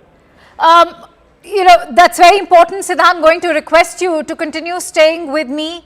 In fact, I'm joined in by Professor Brahma Chalani at the moment for more perspective on this. Professor Chalani, thank you for joining in. This is a big development, as Siddhant was highlighting and sharing the reasons why this is an abstention and not a no. Also, break down for us, how do you weigh in on the statement, which is a very sharp and pointed one that's come out from India?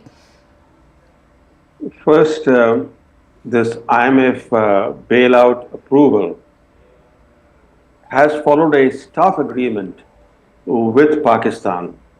So the right time to lobby with IMF was when IMF staff were negotiating with Pakistan. At that time, we did not raise a voice. What happened today was a pro forma approval. Once a staff agreement has been reached with the country, the IMF board normally, unless there is something extraordinary that comes to the notice of the board of the IMF, the board normally approves the staff agreement. So the lobbying should have been done much earlier. At this stage, it was very difficult for India, even with US support, for example, to block the staff agreement with Pakistan. The US administration, the present one, is quite India friendly. They know that Pakistan is deeply involved in terrorism. The right thing to do would have been to lobby in January, in January or February, to prevent such a staff agreement from being reached. But actually it goes back to the Biden era. When Joe Biden was the president, he began this bailout process for Pakistan. There was a big bailout that he helped secure for Pakistan, and then soon thereafter he announced a $450 million deal to modernize and upgrade Pakistan's F-16 fleet against India. Look at the irony of it. On one hand, the US under Biden pressed IMF to bail out Pakistan because it was bankrupt or on the verge of defaulting, and then they signed a $450 million deal to modernize Pakistan's F-16 fleet without securing any commitment on counterterrorism.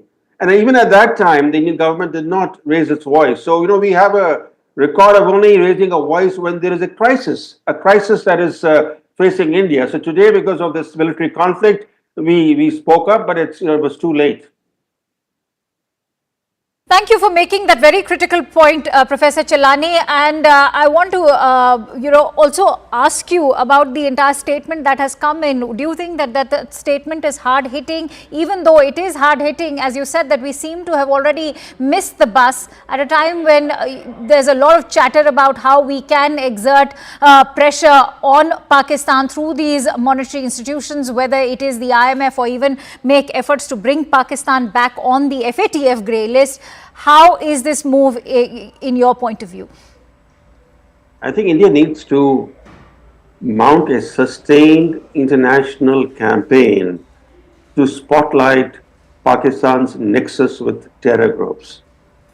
This tendency in India to speak up when there is an act of Pakistani-sponsored terrorism, or there are tensions along the border or the LOC, that's not the right way. You have to do it on a sustained basis. You have to then press each institution. For example, the FATF allowed Pakistan to exit the grey list. At that time, India could have built a coalition. Of course, the Biden administration, along with China, helped Pakistan to exit the FATF grey list. But you have to start building a coalition months ahead. And you can't do it just when FATF is meeting. Similarly, in the case of IMF, you can issue any statements that you wish to make. But to pressure IMF, you have to build a coalition. Because India is only one important country in the IMF. It doesn't have a veto power in the IMF. Okay. But certainly can help build a coalition. That's another very important point that you made, Professor Chelani, and that's the point that I would like to take forward with Lieutenant General Iyer, who's also on the broadcast with us. He's the ex-chief of the staff at Northern Command, and I'm also joined in by Captain M.J. Vinod, who's a defense expert. Many thanks to you, gentlemen, for joining in. But if I could bring in Lieutenant General Iyer. Sir, That's an important point that Professor made, and that's why if you go by the consensus, as they say, that unlike the UN over here, as far as the IMF is concerned, the vote goes by the economic power that each country wields, which means that the United States has a significant sizable vote in the IMF. What is one to make at a time when the United States is maintaining consistent engagement with New Delhi? Should we expect or shelve any hopes from the US to play a critical role over here? Firstly, I will take it, Professor Chalani took it back to January. I'll take it back to August, September of last year. Okay. It was around that time when, they got out of the FATF grey. They were one of the major contributors of ammunition to the Ukraine requirements, which was something which Biden administration was pushing. So they were like Biden's gang at that stage of time. And by the time the elections happened in the US and the new administration came in, and it was too late because this IMF bailout had already passed that staff test. Thereafter also till the month of April, there was no other significant reason for us to start pushing for putting them on a grey list, as well as, getting this bailout out. So to some extent, we have been trying for the last 2 weeks, but 2 weeks is not an adequate amount of time. And let us have trust in the current American administration. They are well abreast with the kind of activity that is happening in Pakistan. I am personally very sure that next time when it comes up for the FATF relisting, Pakistan will find itself into trouble. My only piece of concern is 2 weeks down the line, though we have accused Pakistan of this Pahalgam incident, we have to back it up with real concrete evidence. Yes. That is somewhere we need to work much harder. We have to connect the links between what happened in Pahalgam to the Pakistani administration. And by the time they come up for the next set of, loans, it should be very clear that Pakistan is a country which is, fostering terrorism once again, and they deserve to be treated in the manner they were treated last year. And the third thing I would say is $1 billion in the current scheme of things, we should not get too much worried about. I'm sure it is just maybe another 6-7 days of war stamina if you equate it towards completely being employed towards this war waging efforts. And should this conflict go any further north, and we find ourselves into a limited or a long-drawn engagement with Pakistan, this $1 billion is not going to last. So let us not get worried about it. Let's stay focused on the current situation. I still agree, and I keep saying this every time whenever I get an opportunity. The I part of the time syndrome, we have not doing so well. We have not been able to communicate our intentions correctly. Whereas we have done very well on the diplomatic side, we have done exceedingly well on the military side, we have done fairly well on the economic side. Because the communication aspects are not good enough, we are not able to get the kind of results that we should have got by now. No, I agree over there. I agree over there. But where I do disagree is that $1 billion funding, as you're saying, may not result or yield too much of war stamina. But the fact is, it's not just this $1 billion bailout that we are looking at, or an additional funding, which is what they are calling it, because there's been a consistent sort of bailout pattern that's been coming out of IMF, and that goes all the way back to 1958. And that's why I want to bring in Captain Vinod on that note. Sir, there's so much chatter about how the global consensus is standing with India in solidarity. And so when you talk about that global consensus, will that yield any results, especially in a body like IMF, which is governed by consensus? And listen, I mean, without, sounding very different from my position, for the sake of viewers, let me explain this particular thing to you. See, professional, I don't want to use that word, but for want of a better word, I'm using this word. A professional beggar knows exactly how to dress up before he goes begging. So, in FATF, when you go to take the money from IMF and not to get into FATF grey list, Pakistan has done a large amount of work. Before you go and submit your application, Pakistan knows exactly whom to go and meet, what to say, how to say, Germany, US, before it goes to IMF. To stay out of grey list, Pakistan doesn't need to go knocking on the doors of US. It needs to go knocking on the doors of Australia. Why? Because in the FATF we have something called an APG, Asia Pacific Group. In the Asia Pacific Group, the permanent chair is Australia, and you have a rotating co-chair. And the Philippines, and last year when they got out of it, it was Malaysia, and they had a tacit understanding that when you have a bailout, you will return what is owed to Malaysia, which they didn't return. And if you remember, that big thing happened when PIA Airlines was captured by Malaysia. Because they promised that paisa will be given, paisa diya nahi, aur yahan inko ullu bana ke chale gaye. So these kind of things, a professional person who knows how to ask for arms knows very well. I was not surprised that they will get this money because they have done their homework very, very well. For the next bailout, they have already started their work. And for the next to next bailout, they have already must be doing their paperwork. So they're extremely professional about it. And like Professor Brahma Chalani said, you have to beat them in their game. You cannot be, beating them in their game 1 day to go, 2 days to go. Nothing is going to happen. By calling somebody 1 day before the money is going to be allotted and hoping like hell that the money will not be allotted when professionally he has addressed and plugged all the holes a month ago, impossible to do. But my limited point is, in the last 3-4 days, the amount they have spent is much more than the amount that they may get.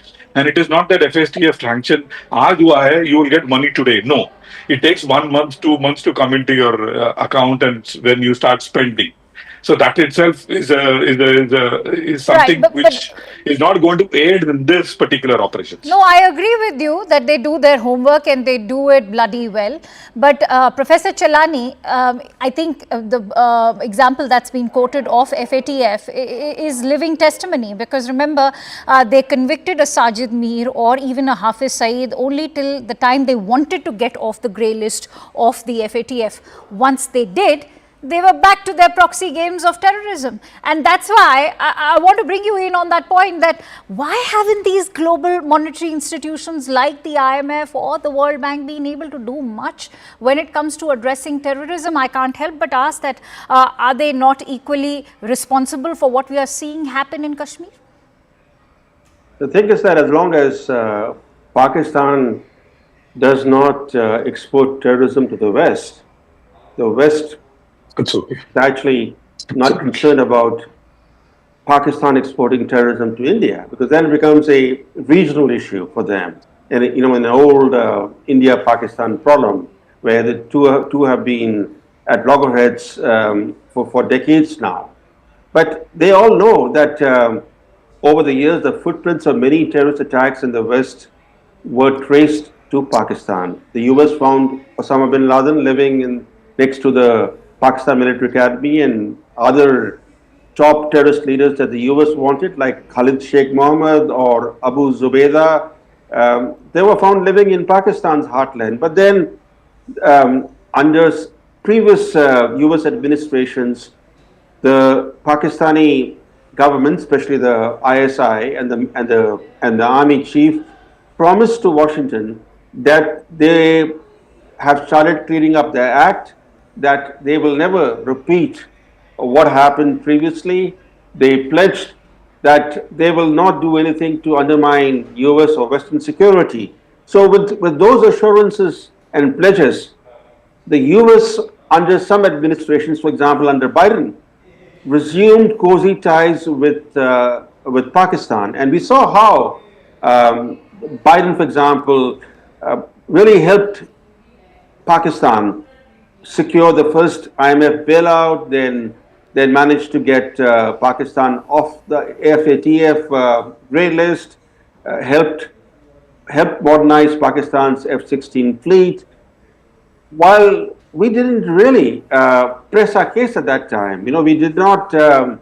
We were being too nice. We thought that if we were to exert pressure on the Biden administration, this could strain US-India relations. No, we should have actually said that what Pakistan is doing is a threat to global security, and that India's efforts to pressure Pakistan to clean up its act is actually good for the world. It's not just an India-Pakistan issue. It's actually about international security. The IMF bailout, and there was a big bailout that was initially supported by Biden administration, and now we are now the second bailout. Yes. But the IMF bailout is actually great leverage for the US, because as you rightly point out that the US has a virtual veto power in the IMF, and Pakistan needs the IMF bailout, not just because of the amount of money, because the IMF bailout allows Pakistan then to secure loans from elsewhere. For example, this latest release of $1 billion, this immediate release, $1 billion are being released to Pakistan and now. we all know where it's going to go. Yes, but more importantly, because of this $1 billion deal, Pakistan now will be able to secure additional billions of dollars from Saudi Arabia and China. They were waiting, China and Saudi Arabia were waiting for this IMF agreement. And now $1.2 billion swap deal with China will go forward, and there will be another major package from Saudi Arabia. All right, I think you've made another very critical point. Lieutenant General Iyer, how do you weigh in on that? That actually does sound alarm bells at the moment, because as we've been talking about, India has also stated it in the IMF that the Pakistani army, the military, has a lopsided sort of sway over the economy in Pakistan and how the funding is going to be utilized. So that indeed is a cause of concern now, even if it is just going to be slightly over $1 billion. I can't agree more with Professor Chalani. It's covered almost all the facets of this bailout.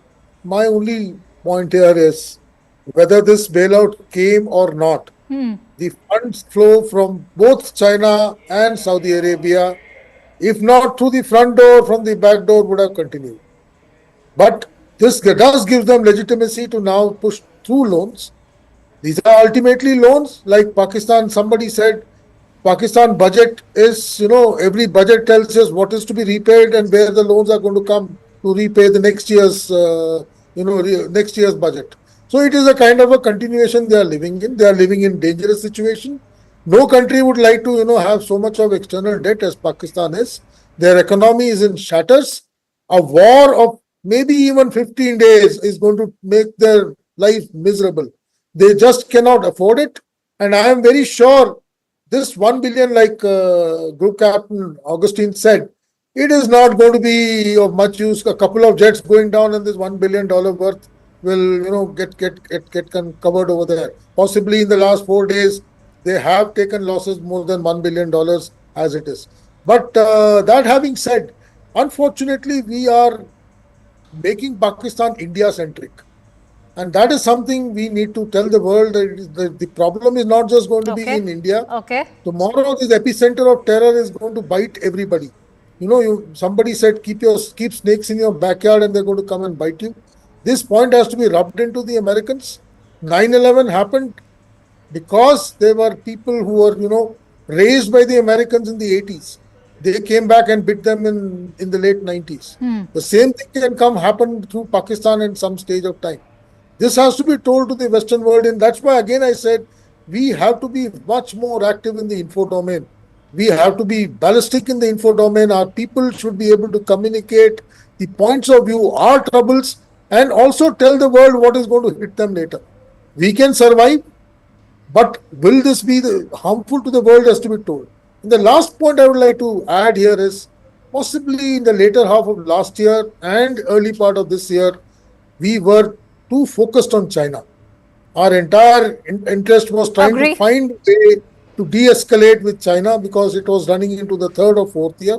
We were still worried that this is something which, and possibly we neglected Pakistan as possibly something which is not of, importance to us. And I guess, because I remember I've been in service and in an operational command, And we were literally only focused towards the north, and we're not looking in the west at all. Okay, I guess Captain Vinod, I want to bring you in. Lieutenant General Iyer and Professor Chalani both have highlighted how India's homework should have begun much earlier, and perhaps we had distractions at the LAC as well, which perhaps kept us more focused on China front. But now that the Biden administration is gone, you have an administration which is more serious about tackling terrorism, something that we can stand by with the arrest or the extradition of Tahawoor Rana. What, in your view, could sort of perhaps expedite the US support when it comes to, tackling or exerting greater pressure via institutions like the IMF? Great question. In fact, just tell the viewers, their foreign office, the Section Affairs office equivalent of ours, has a separate division which is looking at only IMF loan bailouts and the paperwork and everything. There are a whole lot of people working in that particular department who are only looking at this. Now, let me draw a simile because I'm being a military man. You say you stay across Amritsar, they deploy one division or two divisions of force. Will you keep quiet? You will also deploy one or two divisions of force, isn't it? Similarly, in our External Affairs Ministry, we should, maybe they will learn a lesson. We should have a separate division continuously working to get these buggers into grey or blacklist, all the time. Career, officers should be working permanently to get these guys, give the guys what they deserve, which is blacklist. Else, it is going to bite us badly. And like Sir said, a couple of years went by when we lost focus on Pakistan, which is we are paying dearly for it. And I'm mincing no words. Even today, I think we are not giving it back to them as much as they deserve it. We can and we should, is my feeling, but then there are better brains taking better calls, so I'll leave it to their judgment. Otherwise, what we are seeing on the screen, we should not be seeing on the second or third day. No, I agree. Why were we waiting for a 22nd of April for the situation to have arrived to this point? But Professor Chalani, take a moment to weigh in on the reliance that Pakistan has had on the IMF, which goes, I will again say, it's gone over for decades. 1958, I have the entire list of all the bailout fundings that have gone. And it all began in 1958, 8th of December to be precise. And I can't help but say that, if it is about snakes in the backyards, when will they stop, in fact, harboring these snakes in the backyard? You expect better from the Trump administration. Two things stand out. This IMF bailouts for Pakistan began during the Cold War, when Pakistan was a surrogate of Western powers. So it was easy for Pakistan then to secure IMF bailouts. And once you get one bailout and you don't do your reforms, you become more and more dependent on IMF. It's getting IMF money is actually quite slippery for many countries because IMF imposes conditionalities that are pretty tough. And once you get into the IMF bailout trap, you continue to you continue to need more and more bailouts. And this has been Pakistan's story. And the second is that over the decades now, since the first coup in Pakistan in the late 1950s, which actually coincided with the first IMF bailout, Pakistan has been ruled formally or informally by the military continuously now. And the military dominates not only the society, it dominates the politics, it dominates the economy. There are very few countries in the world where the military not only calls the shots in politics, but even the shots in the economy. There are very few examples of this kind in the world.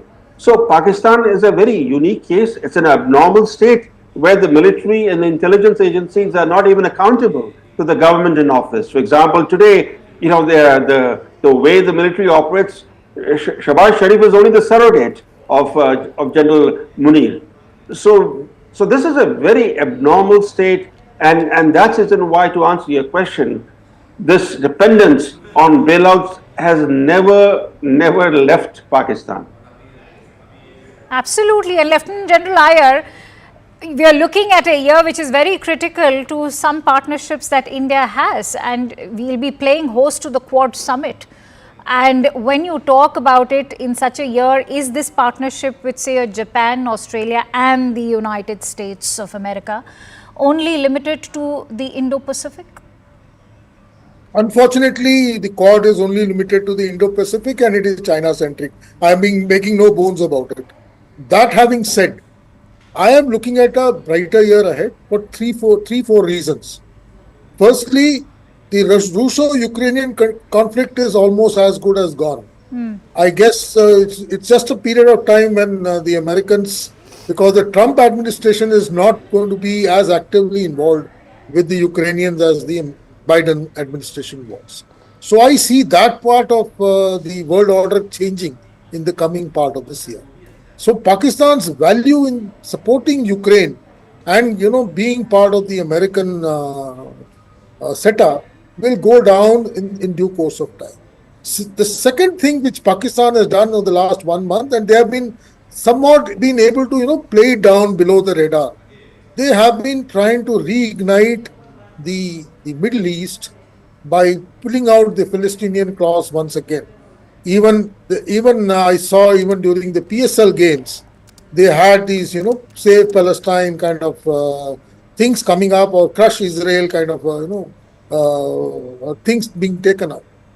I guess we did not catch that. They had wonderful opportunity to play it up, but we did not. There is still an opportunity because Pakistan still relies on a lot of support from the Middle East. It feels that since it makes a cause for the Palestinians, the Middle East, especially the Saudi Arab and the Emirates, will come to its support as far as finance is concerned. Unfortunately, the last few months have seen the Saudis haven't played ball with them in exact manner. I was about to come to that. Yes, go Professor on. Chalani mentioned that possibly after this bailout, there could be a difference. Well, I want to see it, to believe. But the way the Saudis have treated the Pakis in the last 6 to 8 months is actually, I'll go back to Group Captain Vinod's analogy, it's just like a beggar. So that having said, I do look at a better year ahead. Trump is somebody who's not going to get into bailouts of this nature. He's a businessman. We are going to have a very good trade deal with the Americans very soon, so we'll become valuable to the Americans. We will be able to, I hope, play this game of Pakistan being the epicenter of terror with this current, we have him. We are actually holding him by the neck. It's a question of how fast and how quickly we are able to squeeze him out and expose him to the world order. And, this $1 or $2 billion is something which is not, very alarming to me. Yes, it was a signal. Had this $2 billion not happened today, this complete CNP, as far as the Comprehensive National Power, which we have applied for the last 2 weeks or so, would have seen its complete domain being fully exercised. That notwithstanding, I'm sure, when the Indus water doesn't come in time, his crops are going to suffer. He's going to face a lot of problems. Otherwise, his stock exchange has crashed. So he's into a lot of trouble as it is. I'm sure he's going to face massive floods in this monsoons, because he'll not be able to regulate water, because we are not going to give him any data of the kind of water we are going to release. So his standing crops are going to go down. He's going to face a lot of trouble. I'm seeing bad things happening to Pakistan in the next 5 to 6 months. No, I agree with you, Lieutenant General Iyer, but today is also a wake-up call for India, and that's why Group Captain Vinod, I think when you're talking about global support, glad that Lieutenant General Iyer talked about Saudi Arabia. I want to bring you in on the kind of good offices we share with OIC nations. In fact, just a day ago, we had the foreign ministers from Saudi Arabia and Iran very much in New Delhi. So when you talk about our own consistent engagement with OIC nations through our own economic partnerships, whether it is with Qatar, Iran, or Saudi Arabia, even UAE, can we not expect them to also come to our aid and rescue when it comes to exerting pressure via these institutions? Absolutely. In fact, if you look at a decade ago or maybe more, YC willy-nilly was, most of the nations willy-nilly was against India. Today it is not so. In fact, most of them have given awards and such. In fact, Prime Minister was in Jeddah. He was in Jeddah on Yeah. 22nd, which happens to be the headquarters of OIC. Oh, yeah. So people the world is realizing the strength of A, our leader, B, as a country, us, and C, they are able to see that every time the Sharif comes, he's only coming, I feel sad for him. He's only coming with a begging bowl, and there is not much that he's contributing towards OIC as such, except probably, getting an epithet of being a terror factory.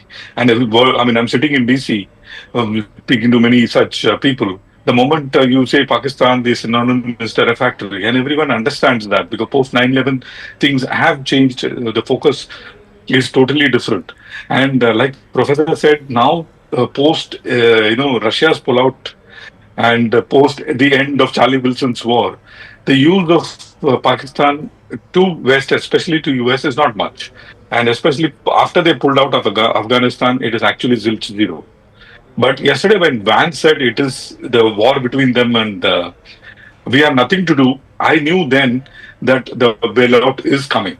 That I knew then that Vance has not stopped it.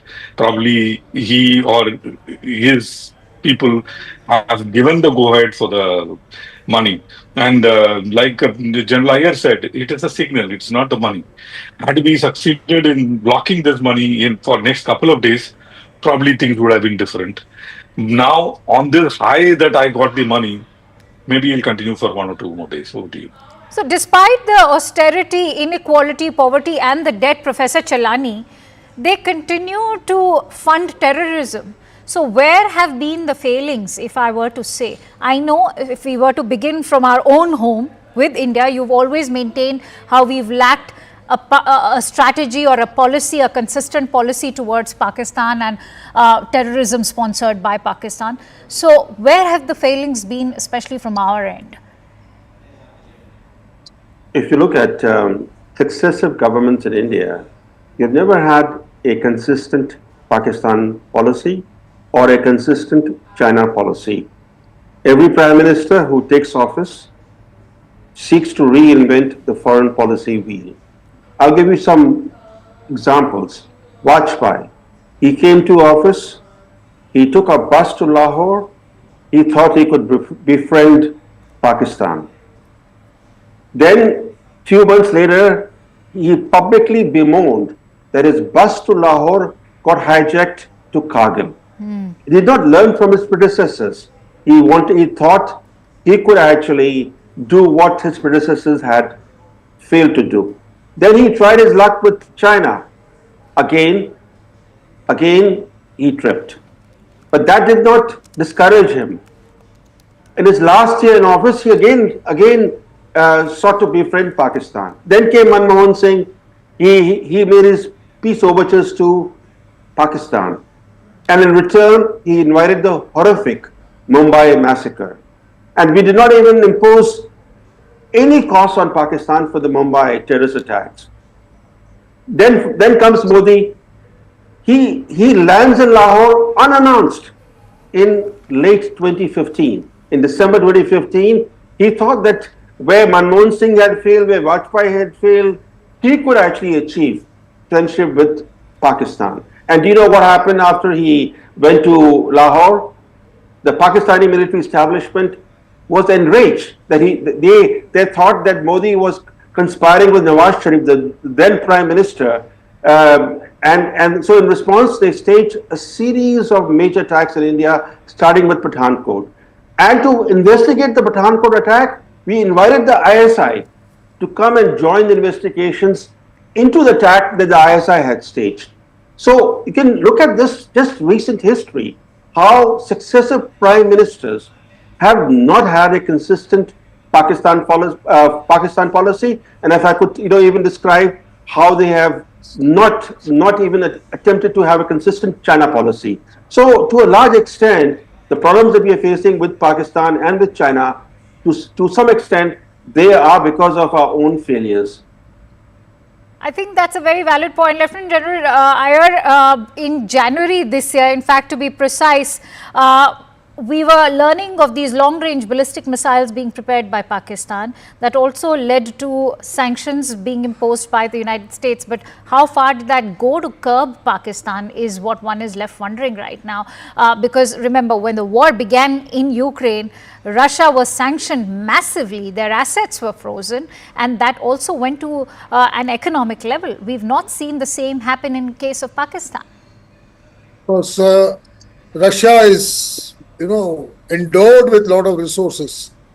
When Russia was sanctioned, there was a feeling that Russian oil and gas will not get sold in the world, and Russia of course, will be. They didn't get impacted. So they managed to work around the system, and Russia was much stronger a nation than Pakistan. We can't compare sanctions on Pakistan with sanctions on Russia. That is one.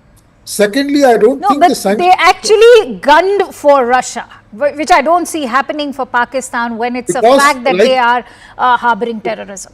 Because, like Group Captain Vinod said, Pakistan is not anti-West. You must understand that. Till the time the West feels threatened by Pakistan, they will not go the whole hog. They'll make noises, all right. They'll say, we'll sanction you, we'll cancel your loans, we'll put you on the grey list. In my mind, Pakistan should have been in the blacklist 2 years ago. Pakistan should have been in the blacklist way back in 2011 when Osama bin Laden was found within 10 kilometers of the Pakistan Military Academy. There was no reason, and it was not that Americans found him one day. They knew about it for more than a year and a half before they actually went in and got him out. So it is something which we have to possibly make a little more noise. We have to not neglect our Western adversary, saying that he doesn't matter to us. Somehow, like I said, in the last 2 years, we became But that's exactly what the US Vice President has said in his interview to one of the leading news channels in the United States. That we are not going to get involved in anybody's war. So my larger point is, you started by asking, Quad. Quad is totally Indo-Pacific. No, that's true. No, I was saying that this is just, the point behind asking that question was to actually say that this is just to actually use the analogy friends with benefits, because it suits you in the Indo-Pacific, which is why you've partnered with India over there, but it doesn't suit you when it comes to Pakistan. So we are not concerned about this particular conflict.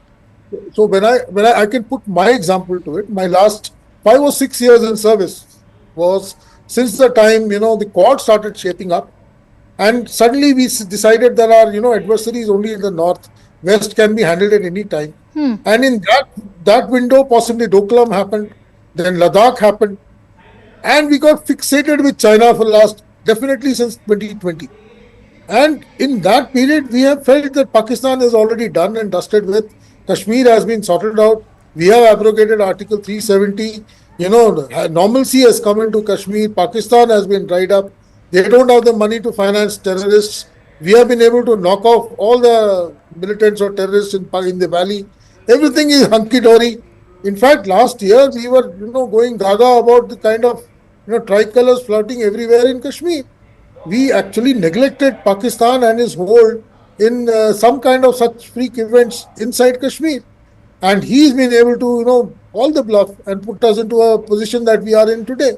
I guess we need to ensure that all our, vulnerabilities are taken care of with equal amount of importance, and we can't just concentrate on one part of the world and be part of a world body just because the world feels that China is the next threat.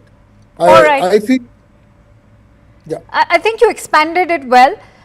Group Captain Vinod, if you were to look at sanctions coming in from the United States, that's precisely the hypocrisy that I'm talking about. Whenever it comes to nuclear armament, that is a direct threat to the United States, but not terrorism. See, let me tell you something, very simple analogy so that the viewers understand. See, for maintaining a consistent policy towards Pakistan is extremely, extremely important. Let me give you an example from my own home. My great grandfather was Nambudri before then he converted to Christianity. But before he did so, in our Bhagavati temple, he has written and gone. This is how the marriage, padati jo hai. He has written and gone. Now everyone may disagree, but down the generation, we had to get married in that mandir in the procedure that he had written and gone 500, 600 years ago. So that is how it should be.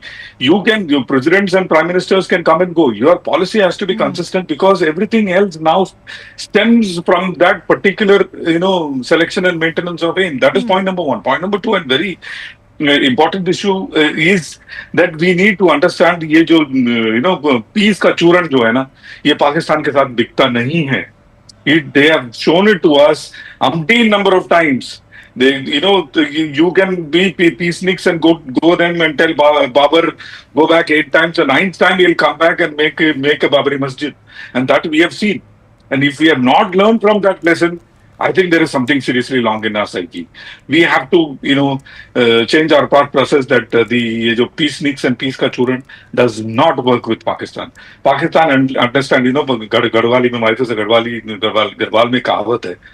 थोड़ा मारे बहुत रोए बहुत मारे चुप तो इनको ना बहुत मार के चुप कराना पड़ेगा. That's the only way they will learn.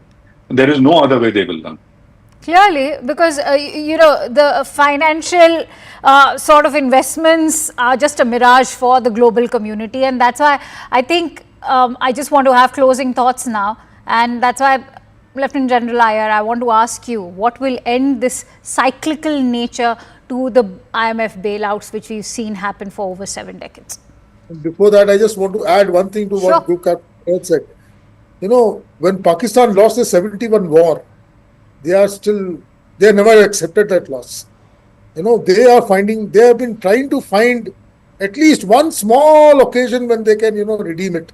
Unfortunately, whatever they tried, whether it was Zia or thereafter it was Musharraf or now this gentleman, they never forget it. It's something I equate it with India beating Pakistan in ICC cricket matches and always beating them in all wars that they have fought with us. They can never win. As far as the IMF bailout is concerned, I felt had this bailout not happened today, he would have had to off-ramp it in a day or two. He had no other choice but to get off the horse. At this state, he could not survive. This particular victory of sorts which he will claim. Yes. I am sure DG ISPR is going to go gaga about it.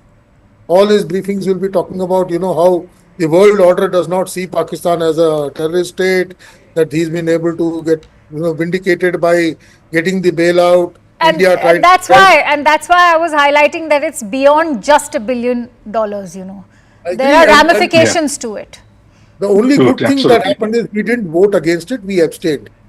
That was one way of, registering our protest, but not because otherwise you would have given even more scope to try and tell people that look who voted against us. Abstaining a vote does not mean that you're necessarily against. I feel next 2 days he's going to have the upper hand and we should be prepared for it. We have to find ways and means to put him down again. It's like a wrestling match. I'll have to leave it at that since I'm running short of time. But many thanks to you, Lieutenant General Iyer and Group Captain Vinod, and also Professor Chalani. It has been a pleasure to have you on this discussion. And before I call it a wrap, CNN News 18's Zaka Jacob spoke to India's former envoy to Pakistan, Satish Chandra, on the internal turmoil inside Pakistan amid the escalating tensions at the border. Can Pakistan afford a war with India? Listen in.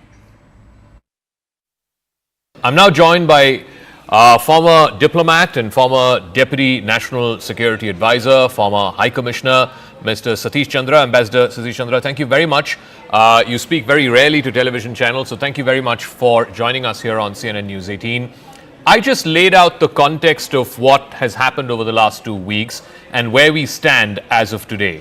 What is your best assessment of what the situation is right now, and more importantly, where do you see it moving over the next 24-48 hours? Good to be with you, Zaka, on your channel. It's a pleasure to interact with you. Well, actually, what's been happening is a repetition of the playbook over the decades. India has always been extremely restrained, to a fault often, in terms of retaliatory steps. I think all of us are very well aware that we have been targets of terrorist actions by Pakistan, and in most cases we have not retaliated, and I think that's been a fault and perhaps has encouraged Pakistan in the belief that they can literally get away with murder. So what has happened, I think there's been a change since with the Modi government in terms of the actions that it had taken in 2016 and 2019. First the surgical strikes and then Balakot. And this has gone a notch higher in terms of depth at which we have struck across Pakistan in retaliation for the Pahalgam attacks. And it's been nine camps which has been struck, both in some in POK and some in Pakistan Punjab, the most notable being Muridke and Bahawalpur, where the terrorist camps were taken out. But as you mentioned ab initio, and as has been underlined by the government of India, that our action was, the kinetic action, was extremely restrained in terms of the fact that we did not hit the military, the Pakistan military, which many feel perhaps we should have, but we did not in the interest of being extremely restrained. We only went for the proven terrorist hideouts from which terrorists had been attacking India from time to time, and also during the Pahalgam incident. Now, the Pakistani reaction, as you indicated, rightly so, has been escalatory, openly, blatantly escalatory. And I do recall from the times when I was in Pakistan, and in fact it is documented, that then Air Marshal Ashgar Khan had said that all the wars with India by Pakistan were initiated by Pakistan. So let's be very clear, I am not surprised, because I have dealt with Pakistan for much of my life, that this is the standard playbook of Pakistan. They will escalate, they will lie, they will try and say that India is escalating, whereas the contrary is correct. Just like they keep saying that they are really had nothing to do with terror, and I think everyone knows the score on that, not only India but the rest of the world. So I don't need to say anything more on that score. But the escalation towards what end? Now, when India did the operation and it said, look, we're taking a non-escalatory step, and underlined, the army statement underlined, we're not targeting any military installations, we're not targeting civilians, I thought that was an exit option or an off-ramp for the Pakistani army. But by doing what they did last night, and clearly, as you said, it's an escalatory step, what are they trying to achieve? I think you must understand two things that are happening in terms of dynamics in Pakistan as I read it. Number one is that the army has lost face in terms of what happened because of our strikes, and they want to prove a point. The army is also very badly divided. In fact, the whole country is divided. So they are trying to somehow, in some way, establish that they are one up on India. That is the endeavor, and they are not going to succeed. And the second point, which is more intrinsic, and I am sorry to say that unfortunately many of us in India have failed to read Pakistan right. I mean, there is a whole army of people in India saying we must engage dialogue with Pakistan. Yes, that's correct, if Pakistan were a normal country. And again, I will merely relate a conversation or some conversations that I had during my stint in Pakistan as High Commissioner in the 90s. And when I spoke to some people whom I knew rather well within the system, and I said, look, by creating these terror camps, you are actually going to end up hurting yourselves. And in fact, Hillary Clinton also said later on, much later on, something to similar effect. Well, what was the reaction I got? And that's what made me absolutely very, very pessimistic about the future of our relationship. The response was, we don't care as long as it hurts India. So that's the game that they are playing. But, you know, clearly they are not going to, in quotes, win this. Because what we have seen in the last 3-4 days is that they are getting and continuing to get a lot of egg on their face. And if I may go off script a little bit from your query, I think that this could be very easily sorted out if the international community appropriately pressurized Pakistan. You know, they are going around the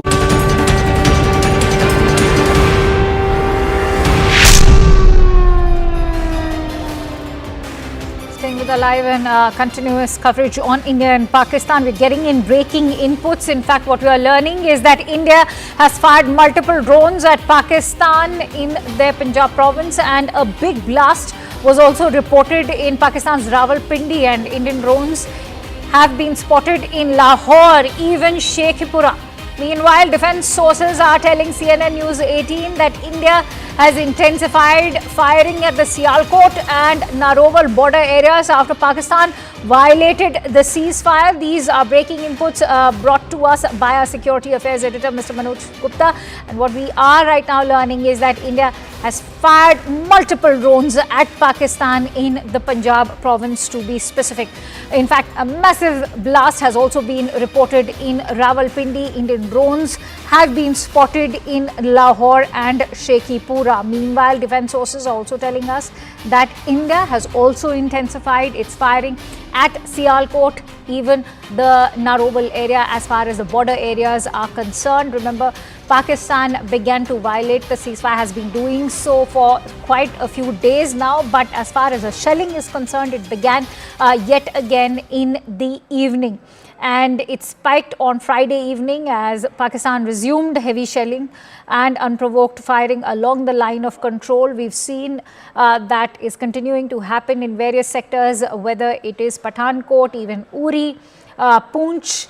The latest escalation comes after there was a lull for over 11 hours, marking another day of relentless ceasefire violations by Pakistan. Sirens have been blazing in several border areas, but as far as Pakistan is concerned, what we can tell you in the latest big breaking inputs that we are learning is that India has sent its own set of drones to Pakistan's Punjab province. And remember, as far as drones are concerned, they are seen as a double-edged sword, because not only are they meant as weaponry, they are also meant to carry on reconnaissance operations as well. It may perhaps help India in picking up crucial information. It may also help India to get a sense of in fact, some satellite insights also may be provided by those drones. Ayushman Jamwal joins me live from the newsroom on those breaking inputs. Ayushman, what is the information that you can share with us as far as the Indian side retaliating this time around? Also, Akanksha, we're learning from our investigations editor Manoj Gupta that the Noor Khan Air Base has also been targeted by the Indian forces by this counterstrike coming in from India, because it's not just Islamabad, Rawalpindi, it's Sheikhupura as well, it's Lahore as well that is facing the brunt of India's counter-offensive. We're getting you these visuals from Narwal as well as Rawalpindi, where you can see the explosions on your screen. India now hitting back at Pakistan in the wake of the initial drone strikes which took place earlier today, just a few hours back, where all those border areas along the LOC and the international border were targeted, and now India paying back Pakistan, hitting deep into Pakistani territory. Rawalpindi, Lahore, Islamabad, Narwal, and the Noor air base has also been targeted by the Indian forces. India using drones, and also what we are learning is that Indian drones have been spotted in several big cities in Pakistan as well. Several locals have also found shells of Indian drones in Lahore as well as Narwal. So India now targeting Pakistan deep into Pakistani territory, hitting at the commercial, military as well as the political hearts of Pakistan. You can see those visuals on your screen. You can see how these cities have been lit up as India has countered Pakistan's initial drone strikes with its own drone offensive deep into Pakistani territory, jolting the entire civilian as well as the political infrastructure inside Pakistan, saying that any attack against India will bear a heavy price because India has the technological as well as the military edge, and it can inflict damage deep into Pakistan. See those visuals on your screen right now, Akanksha, from Narwal as well as Rawalpindi. These are crucial areas inside Pakistan and have several military and civilian installations, and they have now faced the brunt of India's technological prowess in the defense sector. In fact, those visuals speaking 1,000 words, as you rightly highlighted. Rawalpindi, Narwal, those footages that we are playing out to you are the latest visuals coming in from both these locations, as Ayushman was highlighting. That's the kind of havoc that India is wreaking on Pakistan, making Pakistan pay for what it did to India on 22nd of April. Those visuals, in fact, speaking of India's retaliatory efforts, and as Ayushman was highlighting, we've already sent out our drones over there. But Ayushman, if I could bring you in on the ceasefire violations that have started again on Friday evening after a lull of over 11 hours. Absolutely. And even to those ceasefire violations, Akanksha, what we are learning from our investigations editor Manoj Gupta is that areas in Sialkot and Narwal, which are near the LOC and the international border, those areas are now being pummeled by Indian forces. Indian forces now opening fire at several posts along the LOC and the international border, trying to take out Pakistani artillery formations inside those areas. So Narwal as well as Sialkot are seeing a lot of damage coming in from the Indian side. India literally raining fire on Pakistan after the initial ceasefire violations that we've been seeing in the couple of hours before India's counter strike. We saw the damage that was coming in when Pakistan launched those drone attacks on several areas in the border parts of India along the LOC and the international border. But India's air defense system, Akanksha, it is way too advanced as compared to Pakistan, and was able to take out all those drones, cause minimal damage along the border areas. But you can see what India's missiles and drone strikes are doing to Pakistan. While we were able to intercept them using the S-400 system, using the Akash system, using several air defense personnel as well as technology, Pakistan stood no chance. See those visuals on your screen where we are raining havoc when it comes to the counter-offensive, to their attempt to disrupt the peace and tranquility inside India, and also to punish India for our initial strike through Operation Sindoor. And now they are paying the price. So that has been India's strategy. We are upping the cost, upping the ante against Pakistan. Narwal, Rawalpindi, Akanksha, the center of Pakistan's military. And you can see those visuals on your screen where Rawalpindi is now facing the brunt of India's military fury. Oh, absolutely. Let me quickly, in fact, bring in our guest. I'm joined in by Group Captain Vinod over there as well, who's joining me live on the broadcast. Group Captain, thank you for coming back to our broadcast. But this is big breaking input as those visuals are coming in from Rawalpindi and Narwal. What we are learning is that Noor Khan base has also been attacked. What do you make of these strategic retaliatory attacks from India? Akanksha, you've been up the whole night and it is wee hours of the morning. A day before, I told Munir via tweet that Munir, don't go this drone warfare way. Probably that's the biggest mistake you will ever make. And Munir didn't listen to me and he's made this mistake. Now Pindi is exploding. See, it is not tit for tat anymore, Akanksha. कि आपने एक मारा तो मैं एक मारूंगा नहीं, बहुत मारे चुप. I told you the previous time. We are here to give them such a big reply that Hindi में कहते हैं पुश्ते याद रखेंगी. In the years to come, it will be found in your textbooks that we went against India and India did this to us. And I'm not saying, as a jingoism or some kind of a, chest thumping kind of a thing. No, it is just go by the effect. One drone with some 100 kilo or 100 grams of bomb that came over, say, Jaisalmer or wherever, as opposed to 100 kgs and 250 kgs and 2,000 pounder Spice 2000 is what we are putting over them. The 2,000 pounder bomb, that is what we are seeing on the screen. It's huge. It's not some pav kilo ka bomb. And if this does not send the shivers down Munir's spine and other people's spine, I don't know what will. Which, if he doesn't come on the table tomorrow, I think he's really, really making a big mistake, and probably he's not paying the price. Someone else is paying the price for him. And those are people of the Pakistan who are already asking questions. Since you're talking about price, I want to bring you in because there was a drone attack near the Rawalpindi Stadium hours before a Pakistan Super League match. And we all know that the locations for these matches is now being shifted. So that is the cost that they've already started paying. And in fact, new visuals coming in, if I may bring you in, Group Captain, if you can see these visuals, I'm being told that this is fresh footage that's coming in from Pakistan. Clearly, it seems like footage that's coming in from the Punjab province. But what we can tell you right now, as far as authentic information shared by sources with Security Affairs Editor Mr. Manoj Gupta, is that Narwal, Rawalpindi and the Noor Khan Air Base have in fact been attacked. But if I could bring in Group Captain on that note, Group Captain, massive explosion over there. What does it speak? You were saying that this actually speaks volumes of the way we are coming back on Pakistan. See, a couple of things, Akanksha. One is the image that you put out is, within a few frames you can make out that we have done some kind of a strike against a target which was probably a target which had explosives in it. So we have gone against. I can straight away make out this is some kind of a phosphorus burning. We have gone against, I think, the weapon dumps and the artillery dumps. We have still not gone against targets which are civilian in nature or which are like purely military as in the air bases in nature where you could have a collateral damage. We have gone against those targets which is probably adding punch to their existing military.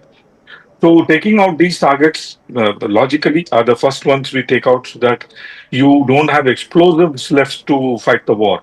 And we know exactly where they are, and poor planners and thinkers that Pakistanis are, and I call them, anyway, I don't want to say it, are that they have probably exposed their explosives out in the open. And this is not one stores an explosive, and as you can see it on the screen, this is not something you store. That's a very critical point that you're making, Group Captain Vinod. I want to bring in Ayushman. Ayushman, Group Captain has shared a very critical piece of information. His observation is quite accurate. I must say that explosion, the intensity of that explosion goes on to indicate that this could very well be a dump for the ammo that they were perhaps storing. And if that's the indication, then clearly the Pakistanis and their army has been knocked off their feet. Absolutely, and we're getting more updates as well from our investigations editor Manoj Gupta as more and more visuals come in from Pakistan. Akanksha, what we're learning is that two blasts have been heard in Rawalpindi. One hit the Sadr area and the other hit the Noor Khan Air Base, a crucial air base of the Pakistani military. One blast on the outskirts of Rawalpindi as well as Islamabad. What we're also learning is that the diplomatic enclave in Islamabad has also taken a hit. One blast happened in Lahore, in the Askari area of Lahore, which is a high-end area in Lahore. One blast happened in Shekhupura, one blast in Narwal. Pakistan security sources are claiming multiple blasts are due to shooting down of Indian drones as well, is what they're claiming. claiming as well. So they're trying to intercept a lot of the drones, but as you can see the damage that India's military prowess has caused, not just in places like Sheikhupura, Lahore, but even in places like Rawalpindi as well as Islamabad. We have struck deep into Pakistani territory as we counter their offensive that we saw just a couple of hours back along the border areas. I want to bring in Group Captain. Group Captain, one of the information that's trickling in from the Pakistani side is also that their security forces are claiming multiple blasts are due to shooting down of the Indian drones. Do you think this kind of explosion, going by the intensity of it, indicates that this is shooting down of the drones? Kancha, if you have a whip, kindly lend it to me. I want to flog myself because I can't listen to this nonsense anymore. You shoot down a drone which will fall on your, weapon dump. It is preposterous and completely concocted thing that these people are talking about. But talking about Chaklala, the Noor Khan air base was called Chaklala, and this is where our one squadron, which is pounding them, Tigers, carried out their operations before India-Pakistan split. So Noor Khan Air Base for us has got a lot of, for Indian Air Force at least, has got a lot of umbilical cord connection, which was of course severed in 47. Very, very important base. Our wonderful fighters, Marshal of the Air Force Arjun Singh, he operated from this base. This base has been very, very important base in the history of Indian Air Force, and alas, we had to go and destroy it till cows come home. They'll probably keep remembering it. There used to be an airfield called Chaklala. Stay with me, Group Captain, because you mentioned the significance of Noor Khan Air Base. Remember, it's not the first time we went for this air base, even when we were attacking them, avenging for the terror attack on 22nd of April. We have exclusive visuals coming in of that attack at the Noor Khan Air Base today. Let's listen. बिल्कुल घर के सामने अभी एक जहाज गुजरा है और ये नूर खान बेस के ऊपर अटैक हुआ है। भाईजान नूर खान बेस में आके गिरा है। ये अटैक हुआ है नूर खान बेस पे, बिल्कुल घर के सामने अभी एक जहाज गुजरा है और ये नूर खान बेस के ऊपर अटैक हुआ है। भाईजान नूर खान बेस में आके गिरा है। ये attack हुआ है नूर खान बेस पे। I go back to Group Captain Vinod, who continues to stay with us. So, Group Captain, you literally have it straight from the horse's mouth. This is a video coming in from one of the Pakistanis, and you can clearly hear them, in fact, confirm that it's not a drone attack by any means. What do you make of this explosion? See, like I was saying, it is this time around, and for the sake of viewers, I'm saying this: we have weapons which can go up to 350, 400, 550 kilometers of range without even crossing the line of control or international border. We have gone and hit Chaklala, aka Noor Khan, the place where our number 1 squadron was formed. There's a place called Bridge Road here. This is where our 1 squadron was formed, and this is where we are going and hitting our original home base of Tigers. And what we see, the orange or brownish flame, is 100% an explosive dump because it is the mix of phosphorus and C4 burning. See that explosion, and I was expecting this explosion because this is the secondary Group Captain, would you call this a missile strike? This is the secondary explosion, Akanksha, because the strike has already happened. It is already burning. And see this is the secondary explosion that is happening because much more these explosions we'll be able to see as the time goes by, because the weapon storage uses something called URP, Unit Risk Principle. So all these explosives will be kept within a small bunker where only beyond a certain point of heat that particular weapon will go off. So it will take some time for the Sutli bombs to go off, and over a period of time we'll keep seeing these explosions happening time and again. And as you can see from on the screen, this is an explosion which is from the bottom up and not from top down. So no doubt it is the secondary explosion that is happening because of the fire and the explosion that we caused with the original attack, and that was the aim, and that is how we carry out surgical precision air-to-ground targeting, and that probably the medicine that Munir has gotten seen, and he is also probably understood that whatever money came, the lion's share was kept by Pakistan Army, and only the crumbs were given to Pakistan Air Force, which they are facing today. The crumbs are not to be given to Pakistan Air Force. Pakistan Air Force may be small, but Pakistan Air Force needs more money. That none of these generals would have given. And Babar, I'm sure, must have been crying till cows come home, and he didn't get anything. And today he must have told Munir, "See, I told you." And this is what that "see, I told you" was happening. That is that we are seeing on the screen, Akanksha. Group Captain, how do you contrast this with what we are watching right now at our own borders? We have seen drones, we have seen shelling, yes. Some of them have also targeted civilians, but contrast the fury that you're seeing coming from the Indian side across the LOC. I was just, great question, Kanksha, that you asked. I was just looking at a video of two people. One is in the in the Amritsar area, where when our AK guns are firing at incoming drones and missiles, our people on the road are cheering and, shouting slogans and stuff like that. And they are not absolutely not afraid and probably having a party time. I don't know whether it is, whether they don't know the effect of it or whatever could be the reason. Another video that I saw was of a girl from Badmer saying that even if everything is falling around you, what should not come to you is, and if it comes to you, I'll come and kick you, is your fear. Don't be fearful and be hold your ground and stay steady.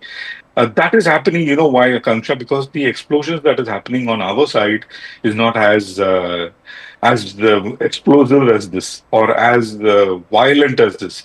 What we are seeing here is a violent explosion, which is caused by the weapon storage area going up in fire, because we caused that fire and explosion on the weapon storage area. I was witness to one such in Amla, where we store our weapon, and because of some grass fire, one bomb caught fire, and thereafter the many bombs started going off, and it was extremely scary. Absolutely, and that is what we see in cracker factories as well.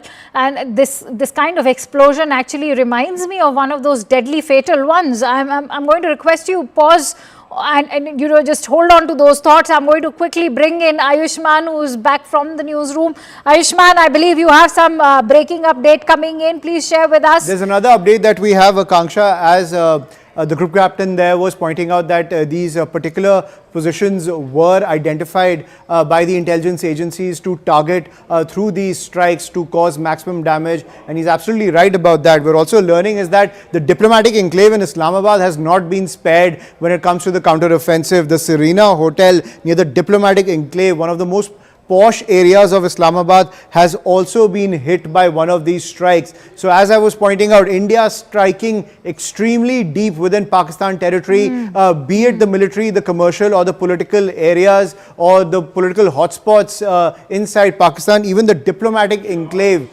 in Islamabad, the capital of Pakistan, has now been hit by one of these strikes, are the reports that we are getting. So India punishing all levels of Pakistan society, from the military to the commercial establishment to even the political class. Oh, absolutely. I want to bring in Group Captain on that note. Group Captain, if going by the information that's been shared by our Security Affairs Editor, Mr. Manoj Gupta, there's other explosion taking place. In fact, the attack that's taking place in Serena Hotel near the diplomatic enclave in Islamabad.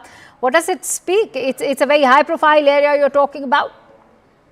Absolutely. In fact, I want to introduce our viewers to a concept called vertical envelopment.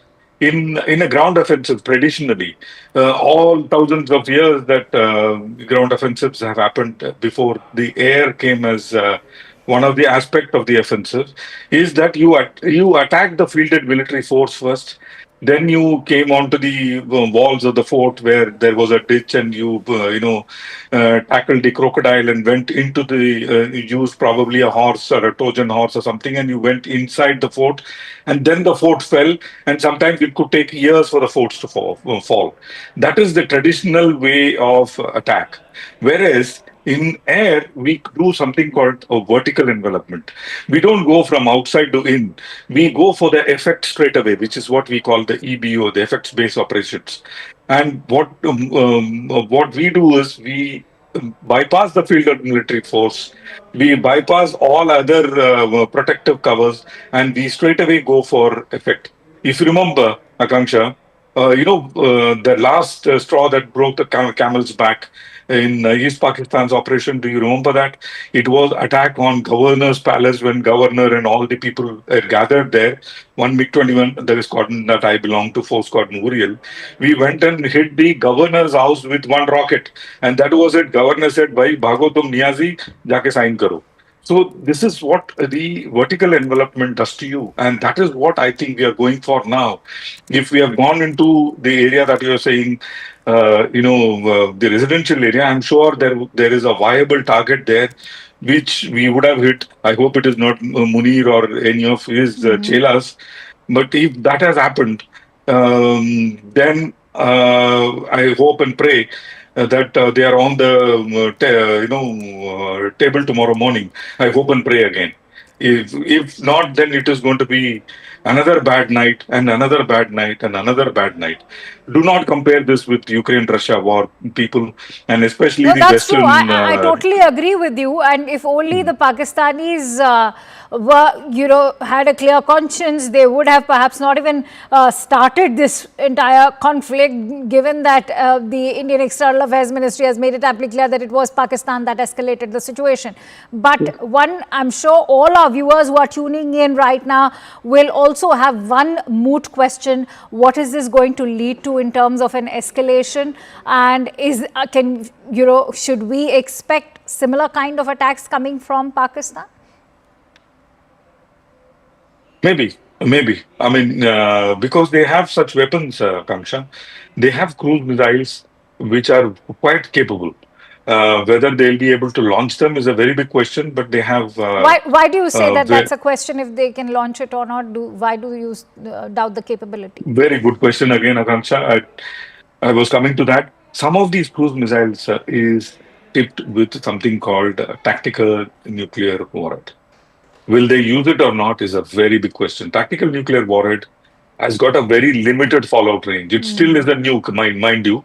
10 to 20 kilometers of fallout range. But, Akanksha, that 20 kilometers, you can never use it till at least our great-great-grandchildren come up. Because that full area is going to be full of nuclear fallout for many years. Will they use it or not? I don't know. But they have missiles like Raad, and they have missiles which they have got from China. Will they press that button? Remains a very big question. They are not NFU, no first use. We are no first use. They are not NFU. So therefore, them slapping on a tactical nuclear weapon may not be a possibility, but is something that is lurking in the background.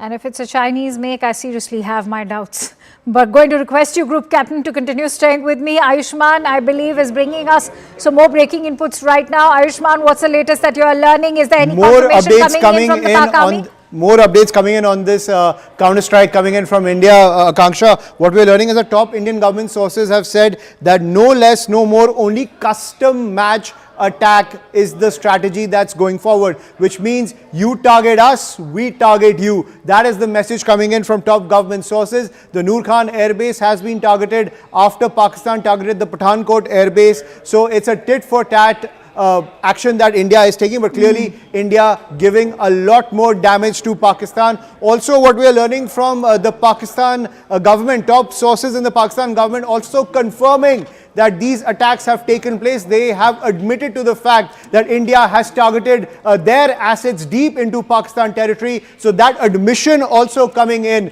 from the Pakistani establishment. A huge embarrassment for Asim Munir, who is anyway being criticized by not just the citizenry but top politicians who have said that he's incapable of protecting the people of Pakistan. Now the Pakistan establishment, and we are learning, has admitted that India has struck deep into Pakistani territory, be it Sialkot, Islamabad, Rawalpindi, Lahore, the diplomatic enclave inside Islamabad, the Noor Khan Air Base, a critical military base that is operated by the Pakistan military. This is something huge when it comes to the entire offensive between India and Pakistan, where the Pakistan establishment has now admitted that India has drawn blood in this entire conflict. And also top government sources making it clear this is a measured response that's coming in from the Indian side. India also making it extremely clear, if Pakistan attacks, there will be a measured counter-offensive to any escalation coming in from the Pakistani side.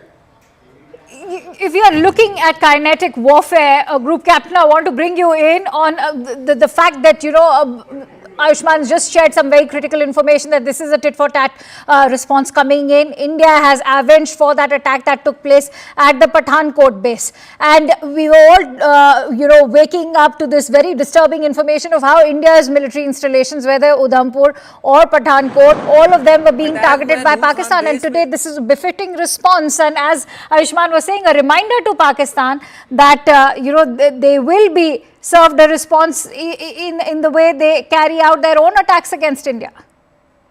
Absolutely. In fact, I feel very sad for Pathankot because I served there for 3 years. I was a frontline fighter squadron flight commander in the mid 2000s. And like I was saying previously, it's very, very close to border. And it already faced one brunt. If you remember, we had a Pathankot terrorist infiltration. That time we didn't do much against these people. But today they got the medicine of what they've been doing. And I slightly, Akanksha, beg to differ on the tit-for-tat operation because they sent only pav kilo ka bomb, we sent 2,000 pounder bomb. So there is, it's more tat than what they did to us is something, I want to make our viewers happy about. We've said thus and no more.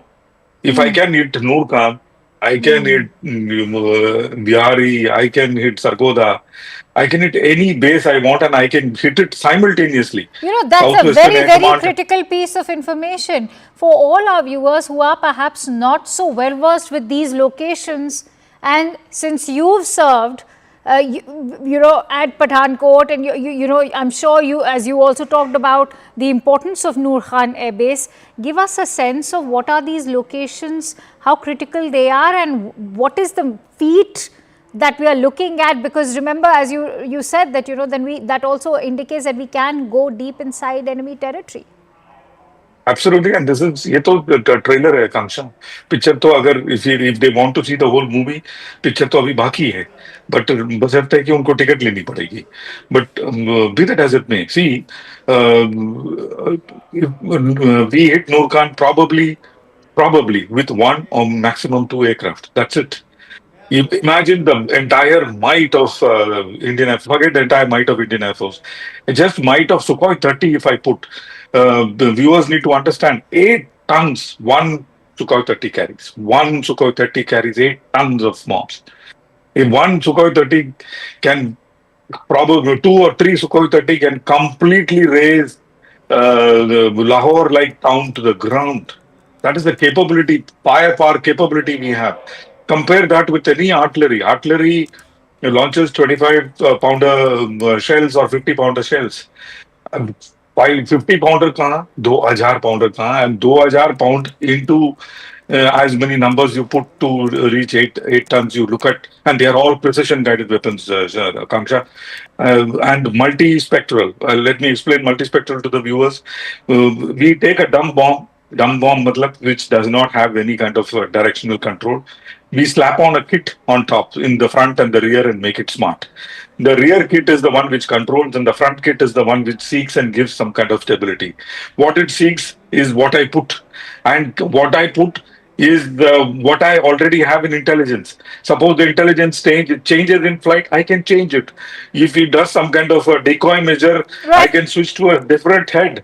I and want to still add, hit I want to pad this conversation further because Group Captain, this is also the information that we are learning that a missile was used to hit the Noor Khan Air Base. And when you're talking about the missile, are we looking at the ATGMs? Because what we are learning is that the Indian Army has been actively using these anti-tank guided missiles.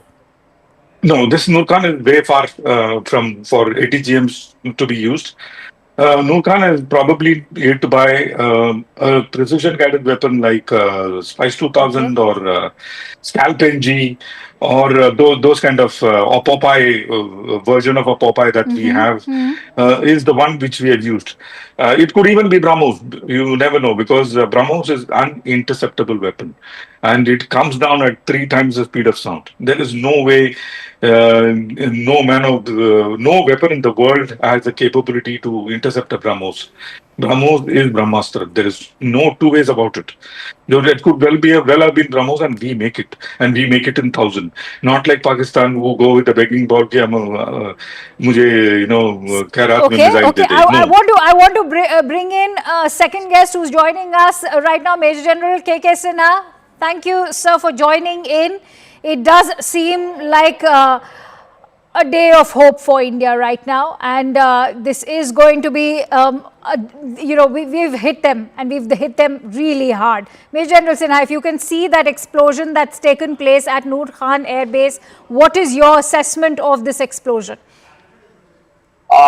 Good morning and Jai Hind. I think it is a very good note on which I think I just got up after very late sleep. Very good because 6 air bases and places starting from Sadar, that is Islamabad, up to Nurwal. It is quite deep. These are the heart of Pakistan. We are actually attributed on this. They tried to hit our military installation at Udhampur and Pathankot. Yes. It is on, it is actually in response to that. And the response is, I think, it is, in my judgment, more than 100 times what they try to do it. They were trying to hit our areas, thinking that, they are just trying to provoke us. What happened on 7th and what happened today, these are something on 7th when it started, 9 places hitting in just 25 minutes, unprecedented in the complete I have seen in the global history of military, strike on anywhere. A very precious in 25 minutes. And today, if I have just tried to understand and seen the spread and going exactly pinpoint and also trying to, we have taken the photographs. I think it is a great, it is not a part of escalations, but I think we are just giving it back if they want to climb the ladder and try to escalate from that side. We waited for 2 days. If you see the night of 7th, 8th and 8th of 9th, I was there throughout monitoring what they did it. It was also very surprising. They have used their drones, which they got it somewhere from, I think, from Turkey. Yes. 1,400 kilometers starting from, if you say from the Leh, it was the base of, also of, I think, Siachen Glacier was hit right up to the run of Kutch. So I think it's a very, very befitting reply. And we are just giving it back to them because we told them it is non-escalatory strikes earlier, which we did it on 7th. But they wanted to just increase it, misadventure, trying to probe in our areas with absolutely non-lethal type of drones. But we had casualties. They were using also the artillery fire in the area of Uri, Punch. I think there's a revenge, not as a revenge, but we are taking the escalatory ladder up. Let them try something else. They will, if they force us, we have to do something that, then the complete Pakistan will not only devastated, but Pakistan will be broken, and balkanization of Pakistan is very, very near. And we can think even that taking POK back, Baltistan back, if they are giving us or forcing us to do that, we will able to do that. But Major Sinha, I want to bring you in on that explosion, that massive explosion that's taken place at the Noor Khan Air Base. For that, I will request you to just stay with me. For our viewers, we are going to play it out again. And as Group Captain Vinod has been highlighting that this is no ordinary explosion. It also indicates that there was perhaps a dump of ammunition which has now been completely wiped out, destroyed and left to a rubble by India. Let's quickly listen in and have a look at those visuals. भाईजान नूर Khan base में आके गिरा है ये attack हुआ है नूर Khan base पे बिल्कुल घर के सामने अभी एक जहाज गुजरा है और ये नूर खान बेस के ऊपर अटैक हुआ है भाईजान नूर खान बेस में आके गिरा है ये अटैक हुआ है नूर खान बेस पे बिल्कुल घर के सामने अभी एक जहाज गुजरा है और ये नूर खान बेस के ऊपर अटैक हुआ है भाईजान नूर खान बेस में आके गिरा है ये अटैक हुआ है नूर खान बेस पे बिल्कुल घर के सामने अभी एक जहाज गुजरा है और ये नूर खान बेस के ऊपर अटैक हुआ है So, Major Sinha, two key takeaways from those visuals. First, Pakistan cannot deny this explosion because you have it straight from the horse's mouth. A Pakistani making that video confirming that that strike has taken place. What we are learning from our government sources that a missile was used to strike the Noor Khan Air Base. And what do you make of that intensity of that explosion? See, Noor Khan, what I can make it out because I have seen a certain similar type of explosion in Kargil during the Kargil war. Okay. The day I was on the air, just going to the headquarters, there was a strike in an ammunition dump by Pakistanis into the Kargil ammunition dump. It was just behind the headquarters. It is something like that. I think it is bigger than that because I can see the flames coming into that area. The flames can be of two types. Either there is a dump which is having your aircraft turbine fuel or the ammunition dump.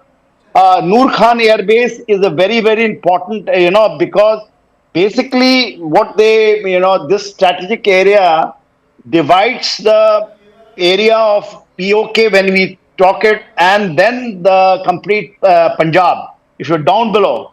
Because there are 4 corps which are generally located in this area, and namely these corps, when you say Gujranwala, which is somewhere nearby, 1 corps Mangla area, 1 corps. Then Gujranwala is there 30 corps. And when we say Lahore, I believe Lahore Askai's airbase has been hit. Tekpura, if you come down before coming to the Norwal, just Multan, 2 corps. So this is a massive, these are massive, these are the core locations and core headquarters. Udhampur is our Northern Command headquarters. Pathankot is a brigade. There is a, I think, Air Force. We have got a strategic location of Air Force also.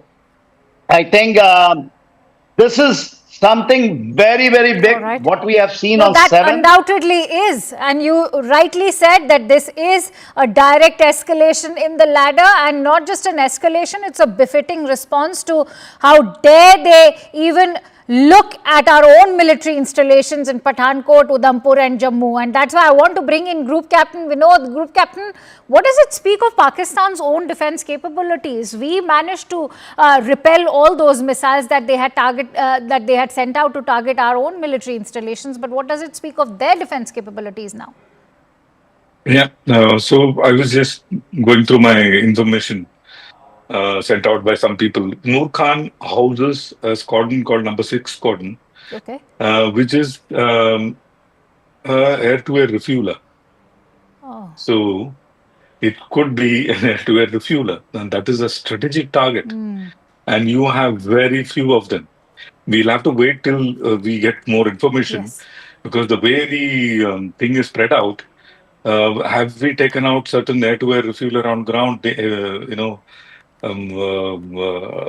Is something needs to be seen, and it also houses another very strategic squadron called 12 Composite Squadron, and a 10th Squadron, which is your electronic intelligence squadron. Oh. They operate an aeroplane called Phenom 100, and if I'm not mistaken, the Gulfstream 4. So these aeroplanes that we see flying all along the border, gathering intelligence and swooping into Indian territory with cameras and electronic intelligence equipment, are the ones operating out of Nurkan. And like I said, the 10th Squadron, which is MRTT, which is the Tanker Transport Squadron, also called the Bulls. So these squadrons are established in Nurkan. So very, very strategic base. If we have got the air-to-air refueler, I will be extremely elated, because then the F-16s and other aeroplanes have no extended stay and no extended range. That severely limits them. The counterattack could be in one of our bases in Chandigarh, Agra, or somewhere else. Okay. So that we need to be worried about. And that's But, exactly Nurkan what I'm going to be Nurkan discussing. is really big. Right. Can I ask one question from sure, Group Captain sure, Vinod, Major please? Sinha, sure. In fact, I have to Yes, quickly sir. go across to Ayushman, who's joining me live from the newsroom. But before I do that, Major Sinha, perhaps you can pose your question to Group Captain. Yeah. Good morning, Vinod. Good morning, sir. Very good morning and very good. We are meeting on, of course, on a TV channel when something very spectacular has been done by our brave Indian Air Force. Because I heard, a passerby or someone who's there, he said that some aircraft came. He is saying he can see an aircraft coming in that area. Is it we have sent our aircraft over there, or it is just a BrahMos? We have, tried to stick them with the cruise missile. Just before you joined, sir, I was telling Akanksha, just before you joined, it could be BrahMos, because that is the one which has a jet engine, and rest of them does not have a jet engine. It has a boost phase, and thereafter it only glides down. And Major So that is Sinha, why I thought- information that we have received is that this is a missile attack. Okay. So MRTT is, I'm putting my money on MRTT, sir. MRTT may have been on ground, the tanker transport aircraft, and I pray and hope MRTT is gone. And that is severe blow on Pakistan. All right. So we have not included the airspace of Pakistan. So your judgment is that we have not crossed the airspace of Pakistan. Absolutely not. Okay, I believe Absolutely not. Ayushman has some more optimistic updates for us. Let's quickly go back to Ayushman. Ayushman, please go ahead.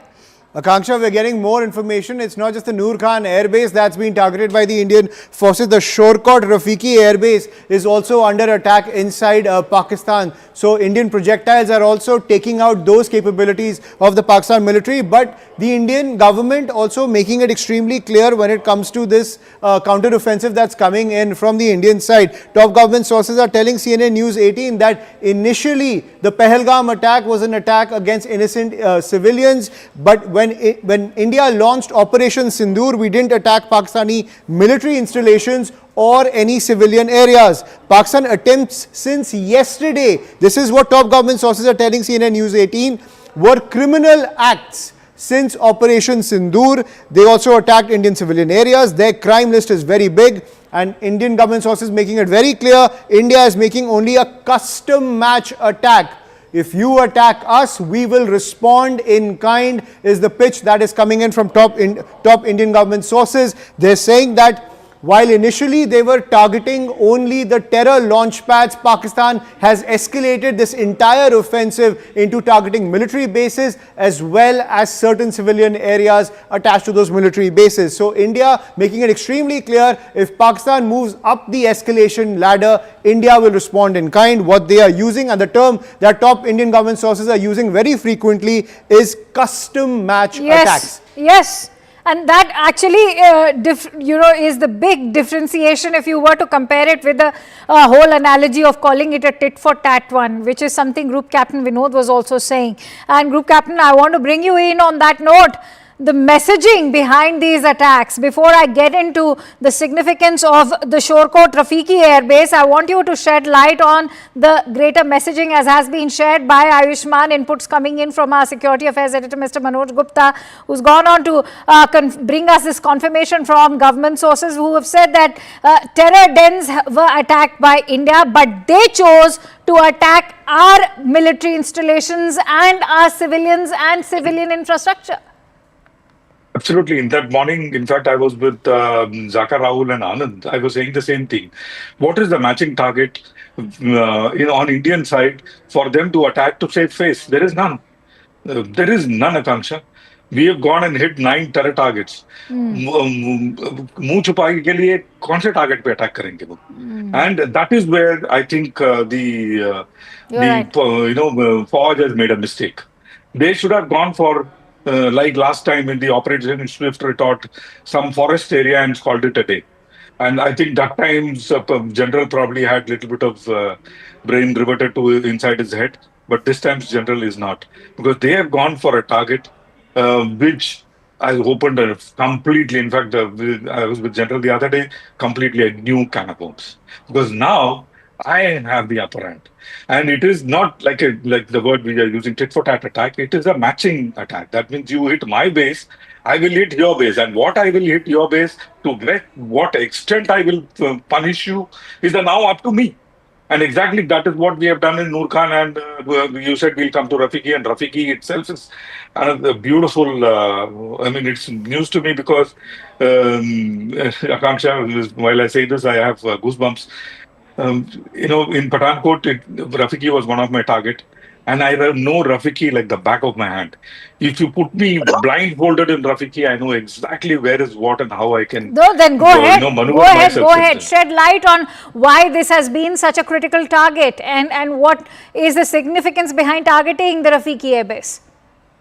See, firstly, Rafiki airbase itself is the Nas of Pakistan. Because in 1965, there was one squad leader called Rafiki on whom the airbase is put. And he has been credited with, I don't know why, 5 Indian Air Force aeroplanes downed in some couple of seconds or something like that. So this particular base has been named against, on his name, Rafiki. And it, like he said, he had Hilale Pakistan and Sitare Zurrat. They are 2 very high, it's like Mahavir Chakra and Paramvir Chakra. So these are 2 awards given to him. And on his name is this base. There are 5 fighter squadrons there. And some of the frontline fighter squadrons are there. If we have hit Rafiki, I'm sure we have hit all those assets that are there in the city, at least a majority of those assets. I'm sure some of those assets are in blast pen, but some of the assets must be out in the open. We may have taken out a major chunk of Pakistani. I have to quickly go across to Ayushman. Before I do that, Major Sinha, if I could bring you in. Major General, the point that I want to also make is that India is also avenging, as the messaging over there being shared by Group Captain Vinod is also that when he shared the significance behind naming that Rafiki airbase after a squadron leader who had downed Indian aircraft. What do you make of the larger messaging? Khansha, your colleague has given the name that, government has, basically released that in the custom match, attack, which we have done it. Custom match attack means last 2 nights, our response was there, which came out officially in the official briefing by the 2 our brave ladies, that we carried out 4 drone attacks and 1, I think their radar was hit. And that was a drone attack. Now, it is not very clear to me whether it is actual crossing the airspace, because some doubts are coming because of the guy who is just speaking, that he has seen something coming to the Rawalpindi and he has used an aircraft. But our assessment is that we have not crossed their airspace. All right, but we're getting in breaking inputs right now that Pakistan has confirmed that their 3 air bases have been struck. Let's quickly bring in Ayushman. Absolutely, Akanksha. So that confirmation also coming in from the Pakistani establishment that India has struck 3 air bases. One was the Noor Khan Air Base, then the Rafiki Air Base. Also, what we are learning is that Indian forces have struck the Murid Air Base inside Pakistan. So I'm sure our defense experts can shed more light on the strategic edge of targeting these particular 3 air bases: Noor Khan Air Base, Rafiki Air Base, and the Murid Air Base. So India also making it very clear, as we reported, and the information brought to us by Investigations Director Manoj Gupta, the top government sources have said that this is a custom match attack. If you attack us, we will respond in kind. But clearly, India targeting Pakistan's military assets deep in Pakistani territory, and now a 3rd air base has been targeted by the Indian forces. The first was the Noor Khan Air Base, then the Rafiki Air Base, and now what we're learning, the Murid Air Base has also been targeted by Indian forces. Group Captain Vinod, Murid Air Base as well, the 3rd one. This is in fact quite a triple treat for India to wake up to in terms of all the latest updates. I'm extremely happy for all what I wanted to do all my life. Some of my boys did. Well, you're so still part I'm happy of it for them. At this hour. I know. I wish I was there sitting in the cockpit doing it. And how many times I don't know I dreamt about it. God only knows. Murid is very, very important base, Akanksha. Why? Because Murid houses some of another strategic assets, and we have now chosen, I think, wonderful bases to break the backs. Murid has all these drones that has come from Turkey and the other places.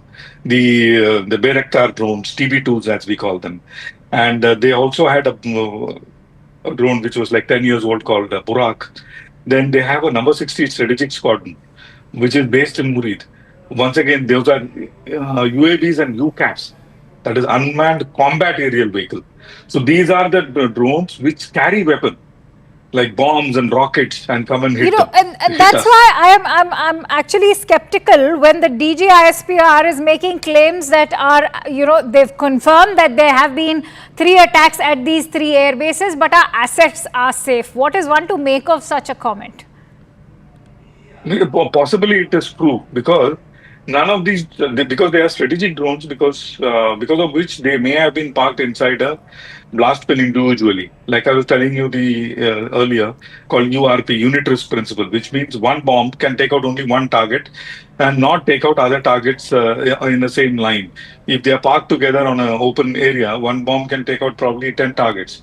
But in the unit risk principle, one bomb can take out only one target. Of what the Pakistani ISPR is saying could be true, but what may not be true is that we have not used multiple bombs. Maybe we have used one bomb per drone. So, which means all the drones there are gone. And if all the drones there are strategic drones, there is number 60 strategic squadron, it is called. It has a drone called Shapur, and number 61 strategic squadron, which has a drone called Burak.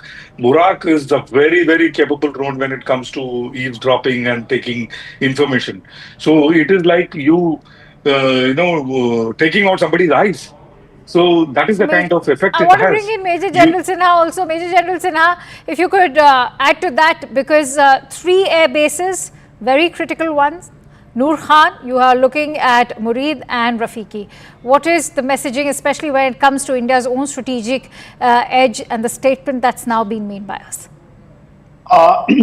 The most important thing is that we are hitting, Punjab. This time the whole concentration is Punjab. And the spread is not only Rawalpindi, Islamabad, down below. We have gone right up to Bhavalpur, now Rafiki and Murid. These areas when you hit, and if they are confirming, DGISPR is confirming 3 areas, we say, okay, 9 out of 6, which we are saying, even 3s are hit. But he's saying his assets are intact. I think, they will give this type of, but what the visual I can see, it is a massive attack. Yes. Massive attack. It is only single BrahMos or a single missile or is a multiple missile. That has to be seen. And you will see that when you carry out the damage analysis of that area, these are strategic bombing. It is not a strategic hitting. It is not a hitting a target which have got tactical. It has a operational and strategic level we have taken the things. See, there are three levels on which the things happen. When they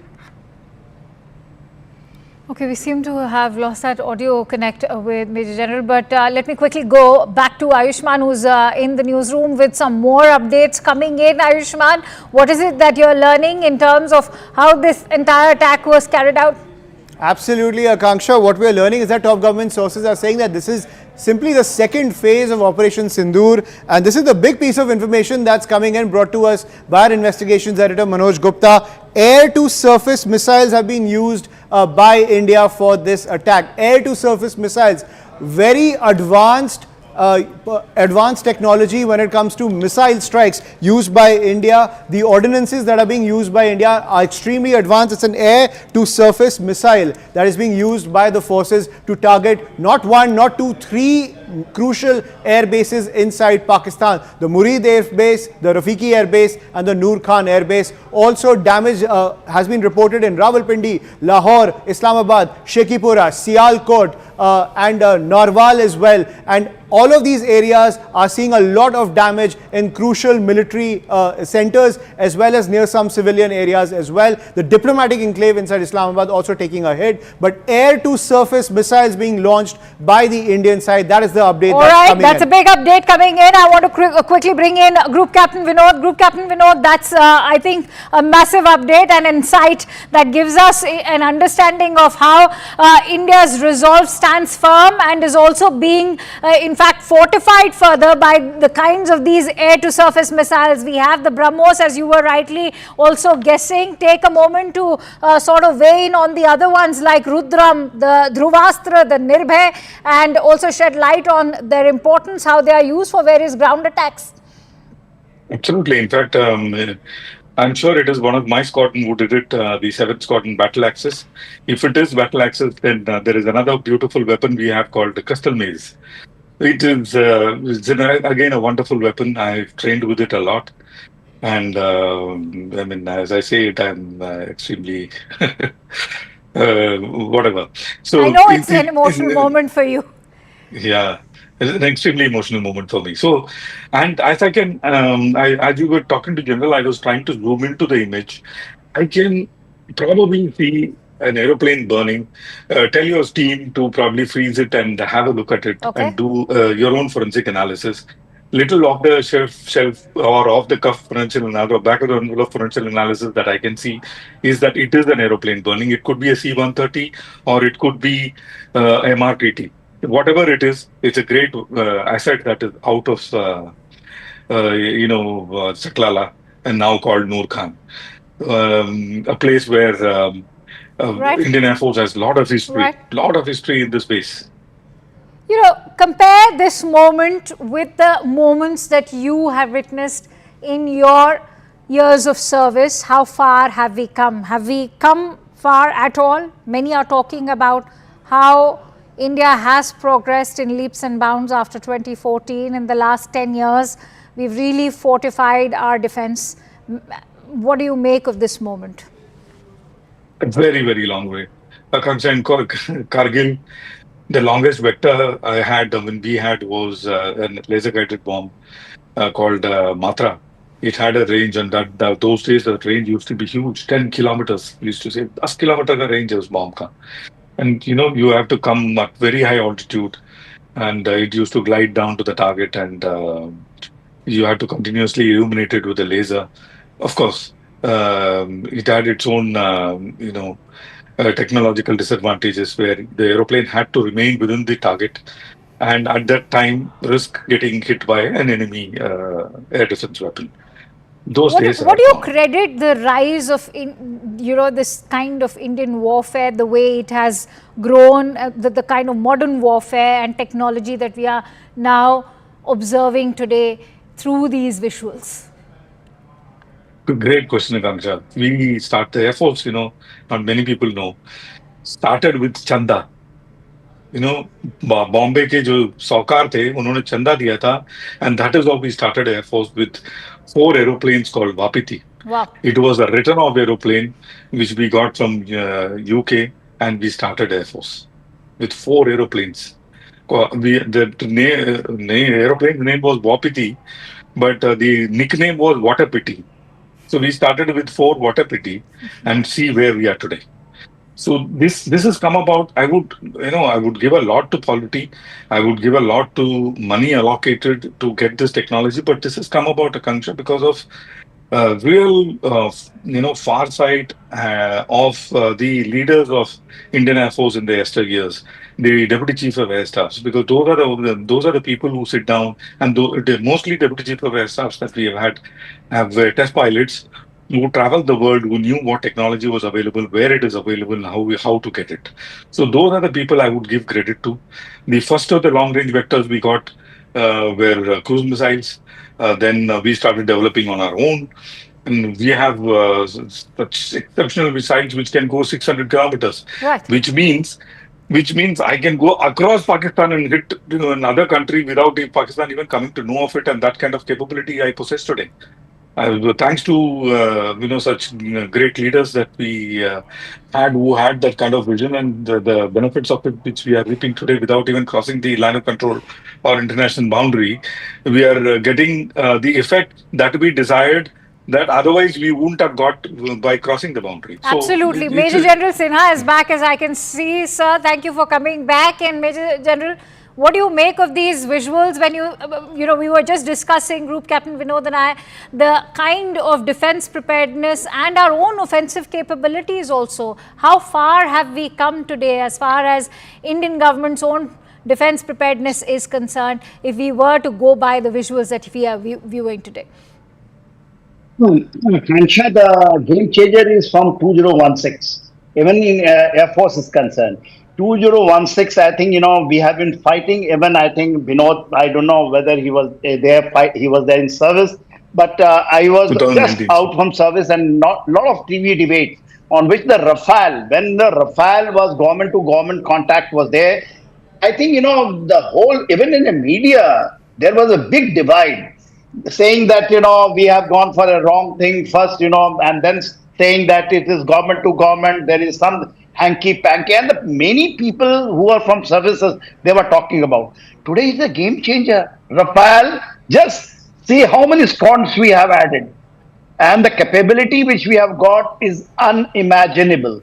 The second thing which I want to bring it out, that, from in that time onwards, maybe 2012, because I was ADG, infantry, looking after the major assets. And also, we were going to the government that time, and on file, it was written in 2012 that there is no money for anything, even not bulletproof jacket.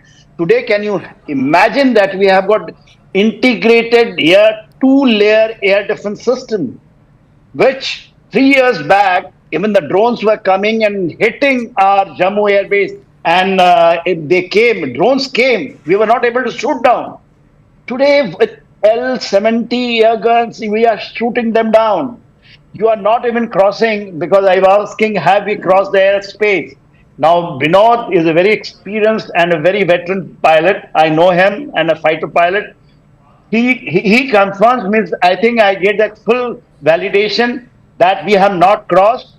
But it is air-to-surface missile. Yes. It means that aircraft had been used, and from our area, it has been actually. Then, when you go up in the air and launch, it is give you a very high precision, strike capability, and hitting. If it's true, even the DGISPR is saying that the Rawalpindi, Noor Khan Air Base, the Rafiki and Murid, if they had been hit. I think even 3 has been hit. Lahore Air Base means I do not know whether it is a Lahore Air Base or they are talking about Sargodha, because it is just behind, and east of Lahore is Sargodha. Sargodha was the major target, where it was Air Force, Indian Air, Mighty Air Force has a free fall all as Sargodha, and that is the history. When you say Sargodha, there is a movie on this. Sargodha Airfield Strike. All right. So I think the history is being repeated. Major General, stay with me. I'm also joined in by Major Manik M. Jolly, who is a defense expert. Major Manik, your thoughts first of all on this strategic victory that India has had with the destruction of these 3 air bases. Excellent. I mean, why is everybody so serious? We should be very happy. This is a successful hit. I was clapping. Right? Yeah. I was clapping just before you came. I was vocal up doing with I was vocal up with the great news. So good that we see the whole since yesterday, past few hours, since yesterday, as the evening progressed, these guys have been sending swarm drones continuously towards us. Right. Whether they are probing, whether they want to hit, whether they carry explosives, the air defense has been actively, dropping them off. We had a complete wall around the borders, and they were maybe when you send a swarm, find 1% on something and get in. But we did a fantastic job. But what I heard that there was some intercept near Sirsa, which turned out to be serious. And obviously, we know as much as we also hear on media. Do not have any insider information. But going by you, even if that there was an intercept or even this was swarm happening and these guys were just not stopping it, I think a major message was required to be sent. And this is that kind of message which says, we will not get down to your petty level of sending swarms and this and that. We will hit once, we will hit hard. So just keep imagining this, that you take one step, the way that we see in Hindi. So this will be the answer from our side. Oh, and absolutely. taking out, And Major Manik, a moment to also reflect on the statement that's come in from the government sources to CNN News 18, who've said that this is going to be a custom match attack. It has been a custom match attack. Exactly. And yesterday late night on CNN only, I was saying, somebody was asking about what do you see this going on.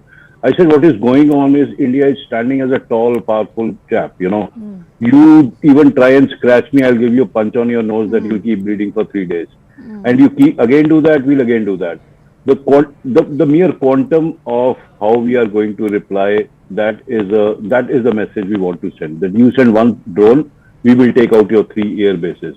That should ask them to calm down a little and start reflecting on what India wants from them, how they need to now behave. So it's a fantastic thing that has happened today. Group Captain Vinod, if I could bring you in on, all our viewers who may perhaps gain a lot, if you could shed light on perhaps the significance of the air-to-surface missile that has been used. We don't know exactly which one has been used. You did place your bets on BrahMos, but it could be Rudram, it could be Nirbhay. What is it that your hunch tells you? But of course, what a major milestone this has been for India as far as our own defense capabilities and offensive capabilities are concerned. It could even be a weapon called crystal maze, made by a country to which Pakistani cannot go because the Pakistani passport says to all countries except Israel. So it could even be crystal maze. And I am placing my bets actually on crystal maze and my squadron, which is 7th Squadron Battle Axis, who has done this. And if it is so, which we will come to know many weeks down the road, I'm extremely proud of the boys. And like I was saying, Kamsha, I think it is the MRTT that is gone. The more and more I'm looking at the visuals and more and more I'm doing some kind of a, armchair forensics, which is, I don't know whether it is right to do or not. But the fact is something of importance, either a C-130 or a MRTT, that is a refueler aircraft, is gone in the visuals that we are seeing, which is of Chaklala. In 2012 or 13 or something, they changed it to the base called Noor Khan. Noor Khan was there, I think, the second or first or second air chief. Unke naam se hi rakha. So that time I was still in service, and answering the general's question, very, very thankful to God. S-400 started as under my signature, one of the signatories when I was the director for air defense, and so is Rafale. So very, very thankful. In fact, last day of my life in the Air Force, I was briefing very Rajnath ji on Balakot, because we were one of the architects of Balakot. So extremely, extremely thankful that, like all of us have lived a life which is worth living all over again. No, I totally understand your emotions today, and I join you in that moment of pride as a very proud Indian today. But Major General Sinha, if I could bring you in on the major defense acquisitions that India has made in the last decade. We've also had to pass several international hurdles, one that we've already seen with the procurement of S-400, where the United States threatened us with its own set of CATSA sanctions, which we were able to receive a waiver on. But not just that, you actually have several other acquisitions. If one were to look at, you also have the Rafale, and you're also looking at several UAVs. But if you were to specifically look at the surface-to-air or the air-to-surface missiles? We have to understand one thing, that whatever the strategic capability we have gained, I think, a lot of contribution is from Russia side, S-400, when the Russia is itself going for a war with Ukraine, even just before that, Putin came and he signed in hurry and just left. And, out of 5 units, he has given 3, which we have got, and it is doing a wonderful job. Second thing that, in spite of the pressure, that time, even Donald Trump was there, he was threatening. We conceded one thing, because he told that time, because Chabahar was coming and he was saying that the Iranian oil you will not take. We agreed. But we have not conceded the point as far our weaponry is concerned, especially S-400. Binod says he was also the signatory of that. I know a gentleman who was the DG, because I was also ADG infantry. He was a DG, air defense regiments of part of our army. He has a great contribution, greatest contribution, because the integration of air defense system with matching, it is Barak 8 has come. Can you imagine Barak 8? Barak 8, yes. Barak 8 has come. IGLA has just before this thing we have started all this, what we are doing it. IGLA, a new generation has come from Russia when they are fighting. See the supply. I will not name it because it will not be ethical to say what we are getting from Israel, but we are getting a lot of things from Israel even now. Americans are giving. Yes, so, and that's why this point becomes very critical at a time when Donald Trump is very keen on increasing our defense procurement, especially when it comes to New Delhi looking towards Washington. But what does it speak in the current scenario where we've seen how the Russian make, the French make, or even say the Israeli makes are also being equally good? Yeah, the French one, which I say, basically the Rafale part of it, was actually, it is totally conceived, done government to government from 2016, and then, the way it has come, we have seen the flying of Rafale in India, and then getting operationalized, when there was a face-off. Galwan, that was the northern border, we had a face-off with Chinese. When it landed in the area, and record time, it takes a lot of time to actually, when you put an operationalization part and integrate with your own system. It is not a joke in war-like conditions, because what was happening in the northern borders that time, Rafale getting integrated. And now when the Rafale is attributing everything in our Western Front, especially in these areas you have been naming, I'm amazed. I'm amazed because we all understand, because all 3 of our people are sitting, it is not done in a record time like this. It is not possible. And then integrating, if he's saying that BrahMos has been, so if air-to-surface missile, is it BrahMos from the air platform has been launched, Binod? Possible, sir, from a Su-30 or a Crystal Maze from Mirage 2000. All right. Okay. We are awaiting confirmation on that bit. And I can I'm see. just guessing. Okay, I can see Stephen Golub, and who is an international affairs expert, has also joined in. Good to see you, Stephen. But I'm going to come to you in just a bit. We're getting in some very critical breaking inputs. Let me quickly bring our viewers up to speed as we are learning that, in fact, intelligence sources have told CNN News 18 that Pakistan fired 6 ballistic missiles at Punjab, at the state of Punjab. 6 ballistic missiles were fired by Pakistan.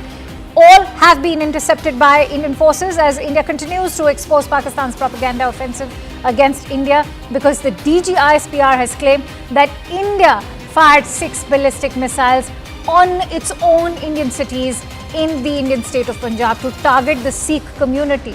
So if you can see the kind of rabble-rousing that they are trying to do, also trying to stoke communal tensions within the country, that's already started. Top government sources also saying that Pakistan is stooping to a new law to create communal divisions in India. I take that with Ayushman. Ayushman. Akanksha, so it seems that the misinformation campaign also continues from the Pakistan side as India is hitting back at Pakistan. Remember, attacks have been launched on 6 big Pakistani cities, including 3 crucial air bases. And this is the pitch that's coming in from the DGISPR. As Pakistan launched 6 missiles to target Punjab, all 6 were intercepted by India's advanced air defense system. So to spin the entire narrative, the DGISPR has said that it was India that launched those missiles on its own people to target the Sikh community, trying to create these communal divisions between the people of India, trying to spin its own failed military offensive into some PR victory is the pitch that's coming in from the Pakistani establishment. But what the Pakistani establishment does not realize that the entire nation is united in this effort to punish the terrorists and the terror infrastructure inside Pakistan. So any kind of attempt that is being made to stoke communal tensions inside India, it is completely failing. This is not the first time the DGISPR is trying to make such claims. Every attack that has come in from Pakistan has been foiled by the air defense system. So Pakistan has been on this overdrive of misinformation, claiming that India is targeting its own. But all those claims have been debunked by experts across the board, by namely the Indian government, which has made it extremely clear the people of India are united in this offensive against Pakistan and the terror infrastructure. If I could bring in Stephen on that note. Stephen, I want you to weigh in. Is it befitting of the DGISPR of Pakistan to mislead the entire international community by saying that those 6 ballistic missiles that actually came from their territory were fired by us at our own state of Punjab to target the Sikh community? Well, I think there's probably all sorts of information flowing in various forms with various degrees of accuracy pertain to this conflict. But to directly answer your question, yes, I would certainly find that misleading to assert that India fired upon its own people. And I think it won't stand up in terms of any legitimate scrutiny from abroad, from outside the sphere of this conflict, about what's going on in this conflict. Oh, absolutely. And I want to bring in Major Manik. Major Manik, our own defense capabilities. We were just weighing in on our procurements and how far we've come. On a day, we've destroyed their 3 air bases and successfully managed to repel 6 ballistic missiles directed towards Punjab. I couldn't hear the last part of it. Can you please repeat that? Major Manik, my question is about when we are talking about our own defense capabilities. After destroying those 3 air bases, we are now looking at 6 ballistic missiles directed towards Punjab, which have been successfully repelled. Yeah. So the funny part of that is that Pakistan is, making claims that we fired 6 missiles on our own citizens, and 5 of them actually landed. 1 was destroyed. Whatever lies there thing. So the thing is, they are trying to cover up the solid wall of Indian air defense that we have. They fired 6 missiles towards India, Punjab. We brought them all down. For them to save the embarrassment of how bad they are at waging missile warfare, they're trying to cover this up. So the defense capability that we're talking about is actually, so since these were missiles, it is a pretty good chance that we could have used the S-400 series. Yes. And hence, it goes back to the fact how critical they have proved in our air defense infrastructure, and that, the country is safe today, civilians are safe, military installations are safe. So it has been a great boost to our air defense. And I would say now the case which, John Sinha would have been part of it all that during that time, and so many of our seniors who actually fought and argued that we need these systems, and that it has come to fruition that yes, we were right. That because the fact is that let the armed forces decide, take a call on what we need to wage a war effectively. If you're going to weigh every weapon in terms of what you think is good for us, it is going to cause problems. So every call that has been taken in terms of weaponry or radars or aircrafts, those are Rafales or S-400 series or Barracks missile or the drones we've got, every single anti-aircraft system has proved its weight in gold today. So I think we've done a fantastic job on those procurements. Group Captain Vinod, is Operation Sindoor now a reflection of how far our offensive and defensive capabilities have come, not just in terms of tech, but in terms of the procurements also that we've made? Absolutely, Akanksha, because 24th of October last year, I remember that date very clearly because I just tweeted about it as well. To one of the journalists, and later sometimes to Anand, I have talked about ad nauseum the importance of air defense. I said, if you don't have a credible air defense, might as well hand over your country to the enemy on a platter, because air defense is such an umbrella which will keep you, not getting wet from any kind of rain, sun or sand. So that is the kind of capability air defense has, and it is a very, very an extremely important aspect of a country. If country can today stay together, like General mentioned, not end up in balkanization, which it looks like Pakistan is heading that way, is because of not having a good air defense. So, I mean, as much I can emphasize about air defense is less. That's one. Second, and which is also the most important aspect, is something called mass mix with mobility and connectivity. Mass is you need to have en masse air defense.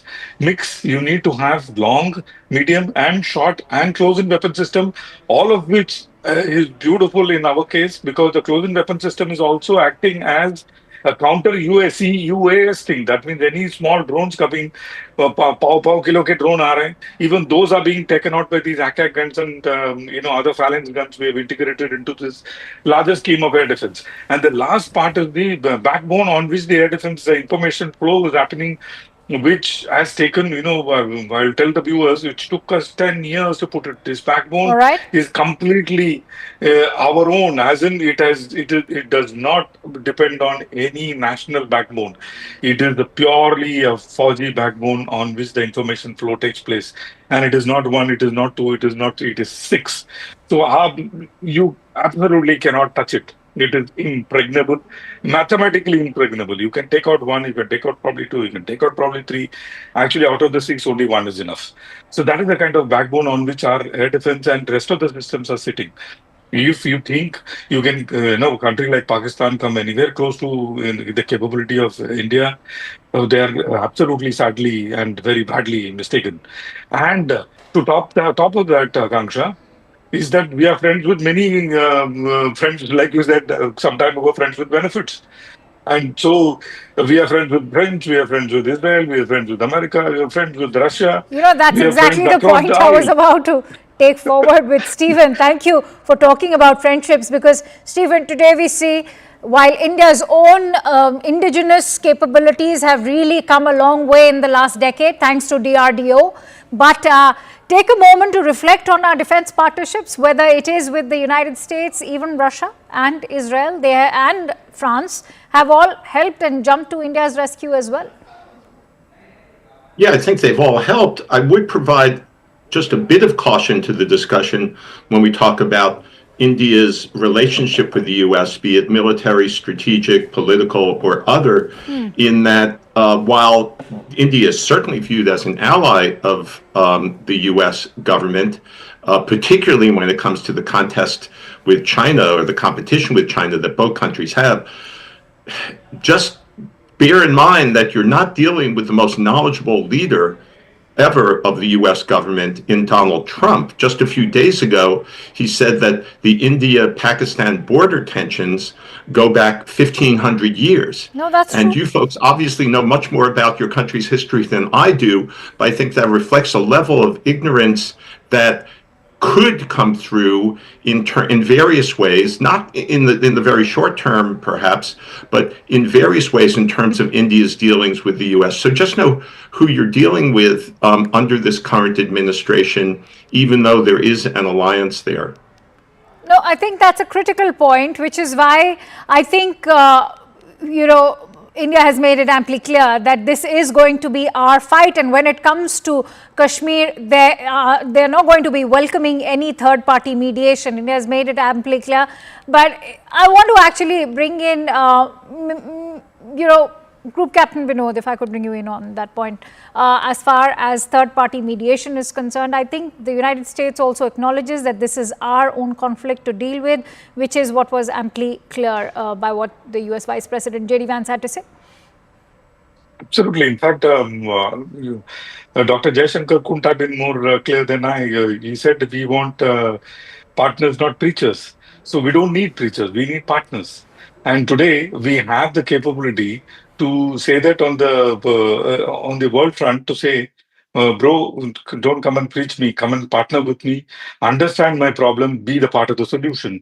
My problem is what? My problem is when my people go on to have a ball in a wonderful place, you come and, identify their religious leaning and kill them.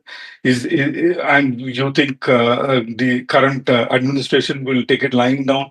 Please, I think those days are gone. If you do this, and this is what you're going to get. And if you continue to do this, you will be dismembered. Absolutely, rest assured on that. But like General said, balkanization could be a probability. I want to take it to a step further and say, sure. I hope it happens. Major General Sinha is also very patiently awaiting his turn. Major General Sinha, thank you for being so patient. I want to bring you in on how, when it comes to the Kashmir conflict and terrorism emanating from Pakistani soil, India will hit, and it will hit hard, and this is only going to be India's job. Has India made that amply clear? See, Akansha, what we have displayed, especially after, I will not take what we have done it on 2016, what we did in 19, but I just take it from 22nd of April onwards, if I take. See, we waited 2 days, then we had the CCS meeting and openly came out and we have given. It is very important for my foreign friend to understand that, what we have told, and unprecedented, nowhere in the world has happened. This, suspending the Indus Water Treaty. And mind you, all these places which we are talking about is along that, river system, all along that river system. All those places are being hit. See, it is not, no one has able to do it. No one. Even no one has threatened, and we have done it. It started on 24th onwards, and today we are here on 10th, I think, May. No one, no power. Even they have pointed a finger, and we are doing it. We have stopped Chinab. We are doing Jhelum. I'm just saying, because you asked certain question, and we have got a foreign guest sitting with us. Yes. Because, see, and we didn't get any preaching. When you are talking about the United States of America, I'm not batting for them. But we didn't.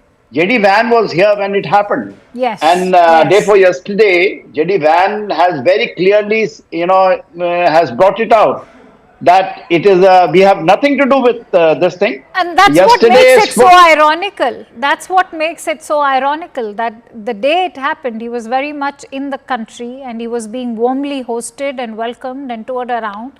And that's why I was particularly taken aback by that statement. Yeah, Akansha, second thing is that, we are displaying to, especially when we call third world used to be, now we say, global south, the strategic autonomy which we have taken, and it is just not because we are just making or preaching someone, we are practicing it. with the strategic partnershiping with everyone, even the adversaries who are, you know, with the crossroad. We have got strategic partnership. Russia, proven partnership. United States of America, in spite of that Chabahar, because they had some concern in Chabahar, you know, they wanted that India should leave it. India has done, you know, finally we have got about 99 years commitment over there. And I think it is coming into that way with Iran. Sure. We are able to do it. So basically what we are, you know, exhibiting, and thank God, yeah, I say that 22nd April is a bad day for Indian history, but the resolve thereafter, and 9 May onwards, if you see what we are doing it without speaking. Have you seen anyone of our, you know, NSA or Prime Minister or Foreign Minister making and thumping the chest that we have done it this, we have done that? Yes. We are calmly sitting in the glare of the complete world, carrying out a review and integrating. See, the CDS system, if you see, which started in 2016 again, when the Rafale came, with all theater command in operational conditions, in warlike conditions, we are doing it. All meetings, there is a CDS. It was announced in 2016. Ms. General Sinha, I'm going to request you to continue staying with me right now. In fact, I must, for all our viewers who are tuning in, it's roughly 4:30 a.m. Indians are going to be waking up to this very brave news, and a salute to the Indian Armed Forces as we've successfully destroyed and targeted 3 air bases in Pakistan, and as Indian government sources are telling CNN News 18 that this is a custom-made response by Indian Armed Forces. I'm going to continue with that discussion, but before I take this forward with Stephen as well, Stephen, take a moment, have a look at these visuals that have come in from Noor Khan Air Base in Pakistan, which was targeted by India, and that massive explosion that took place, which also indicates that it was an ammunition dump over there that was targeted by our air-to-surface missile. Let's play that out. भाईजान नूर Khan base में आके गिरा है, ये attack हुआ है नूर Khan base पे, बिल्कुल घर के सामने। अभी एक जहाज गुजरा है और ये नूर खान बेस के ऊपर अटैक हुआ है। भाईजान नूर खान बेस में आके गिरा है, ये अटैक हुआ है नूर खान बेस पे। Okay, 2 points keep in mind, Stephen. It's a Pakistani video made by a Pakistani, so clearly the DGISPR cannot deny that that explosion didn't take place on Pakistani soil, because we have been observing consistently that there's a disinformation campaign being run by the country. But having said that, I want you to also reflect upon what makes this entire conflict and the fight so unique, especially if we were to compare it with Gaza or Ukraine. India doesn't need the kind of support that Ukraine has been begging for from its NATO allies or even the United States. Gaza, as many have said, has only relied for support from its Islamic allies, who also have perhaps not been able to do much. Well, frankly, what makes it unique is that India and Pakistan are nuclear powers. And there's, I think, a great concern in many quarters about this escalating in ways that could prove catastrophic if nuclear weapons are used. I'm not predicting that's going to happen. I'm certainly hoping fervently against it and even betting against it.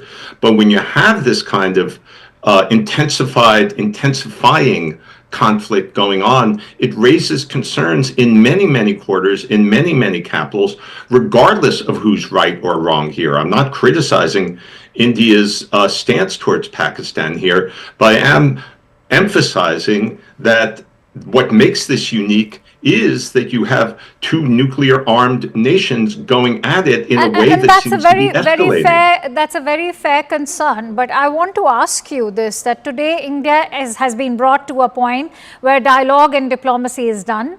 India's foreign ministry has made it amply clear that escalation can't be pinned on India, because escalation happened on 22nd of April when that massacre in the meadows of Pahalgam took place. We are done with dialogue and diplomacy. We've seen how this is one of the oldest conflicts after the Second World War, and Kashmir happens to be the the territory which has been illegally occupied by a rival nation, that's Pakistan. The UN also couldn't come up with a solution.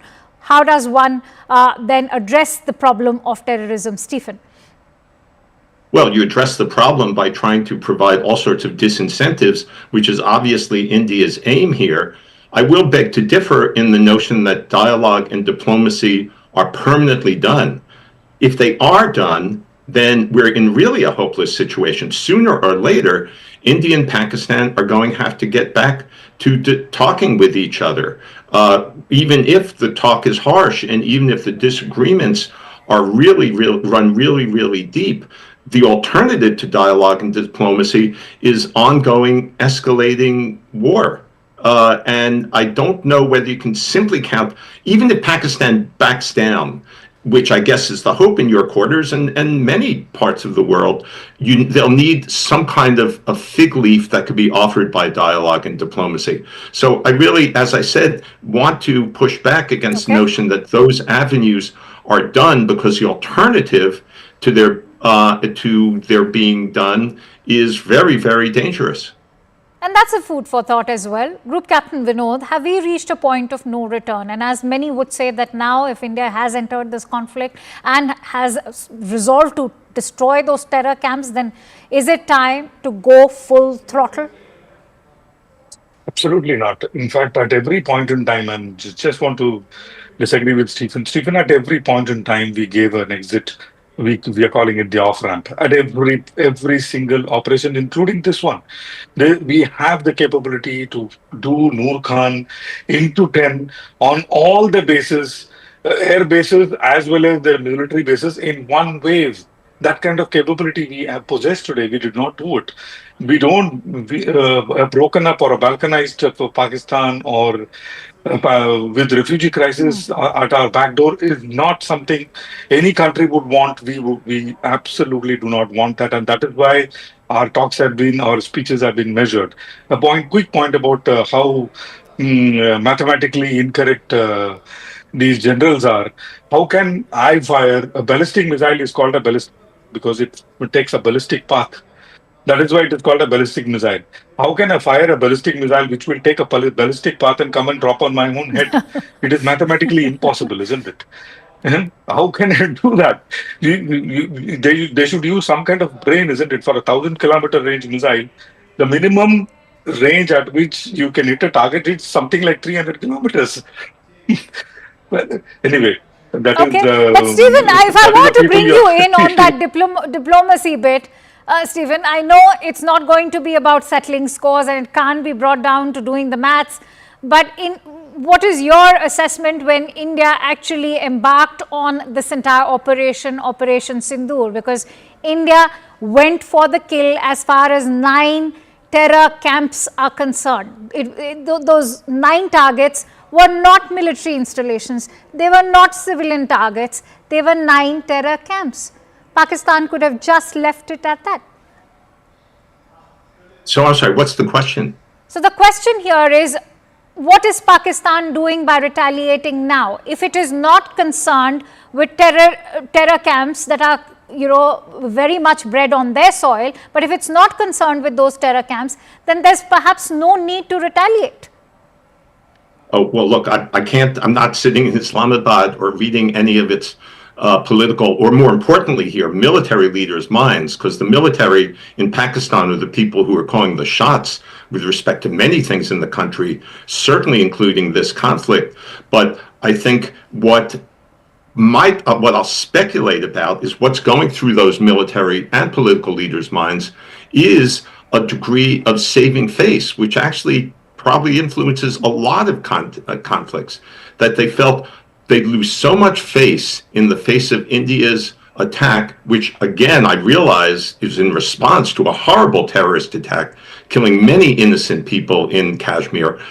The Pakistani leadership I believe feels that it needed to respond for the sake of maintaining its own credibility in the country, its own leadership, maybe it's even its own hold on power, because if it didn't respond in some way, it might be weakened in those regards. Having said that, don't get me wrong, I'm not defending Pakistan for what it's done at all, and I'm not saying that the way it responded was necessarily legitimate or the best way. But you asked me what might they be thinking. I think they're thinking about their own survival, their own credibility, their own strength within their own country, and that's what these counterattacks might be about.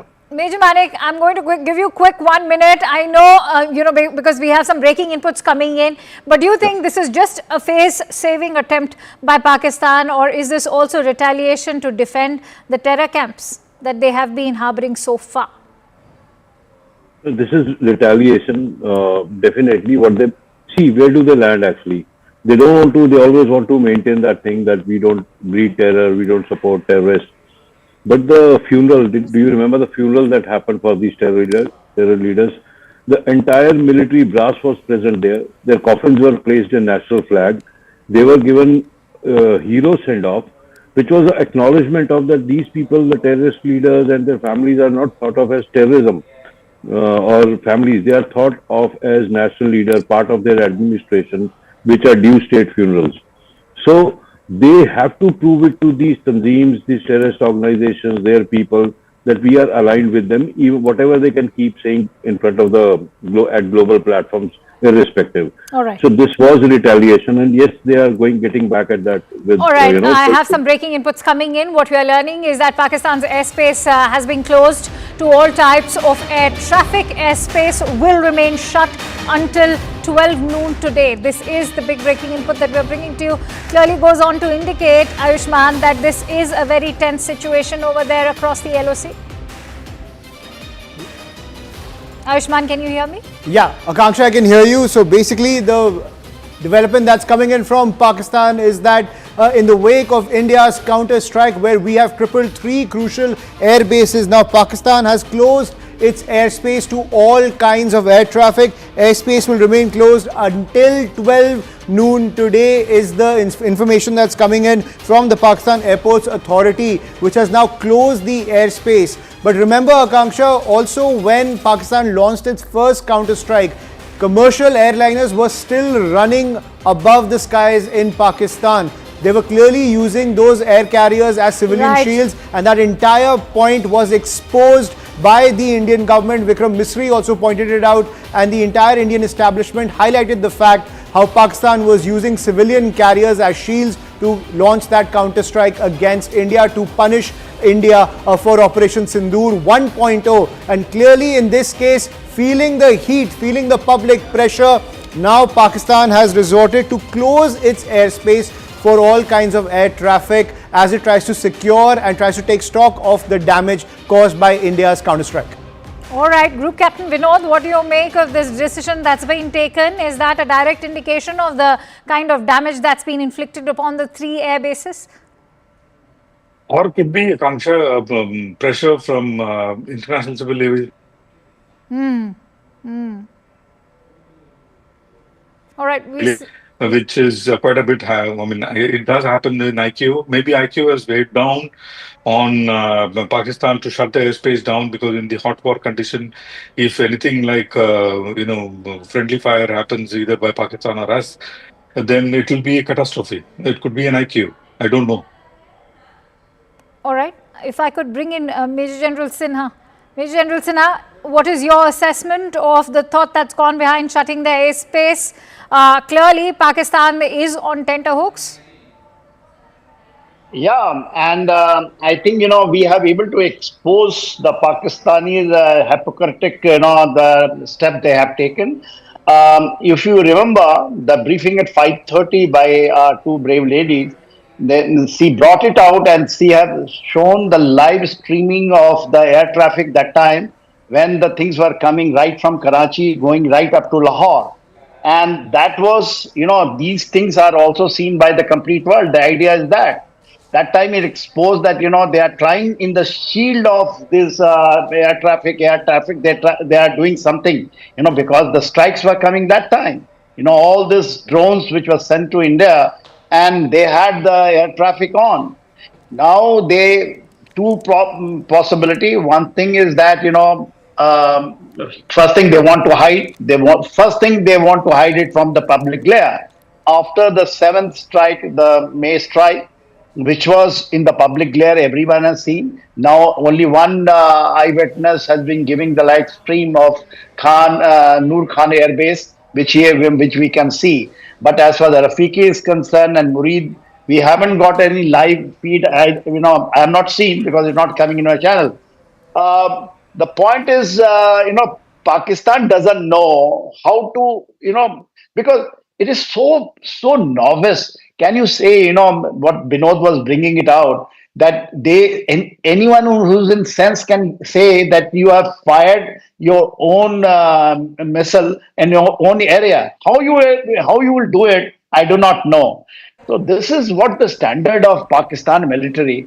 And if you allow me, then I will just try to quickly just bring out something for Stephanie, because I have a map to go to, but I'm going to give you that time, sir. Go ahead. It's very important. Foreign guest is there. Never, because it sees the mindset of what exactly the West is still trying to do it. See, Stephen, what you have brought it out.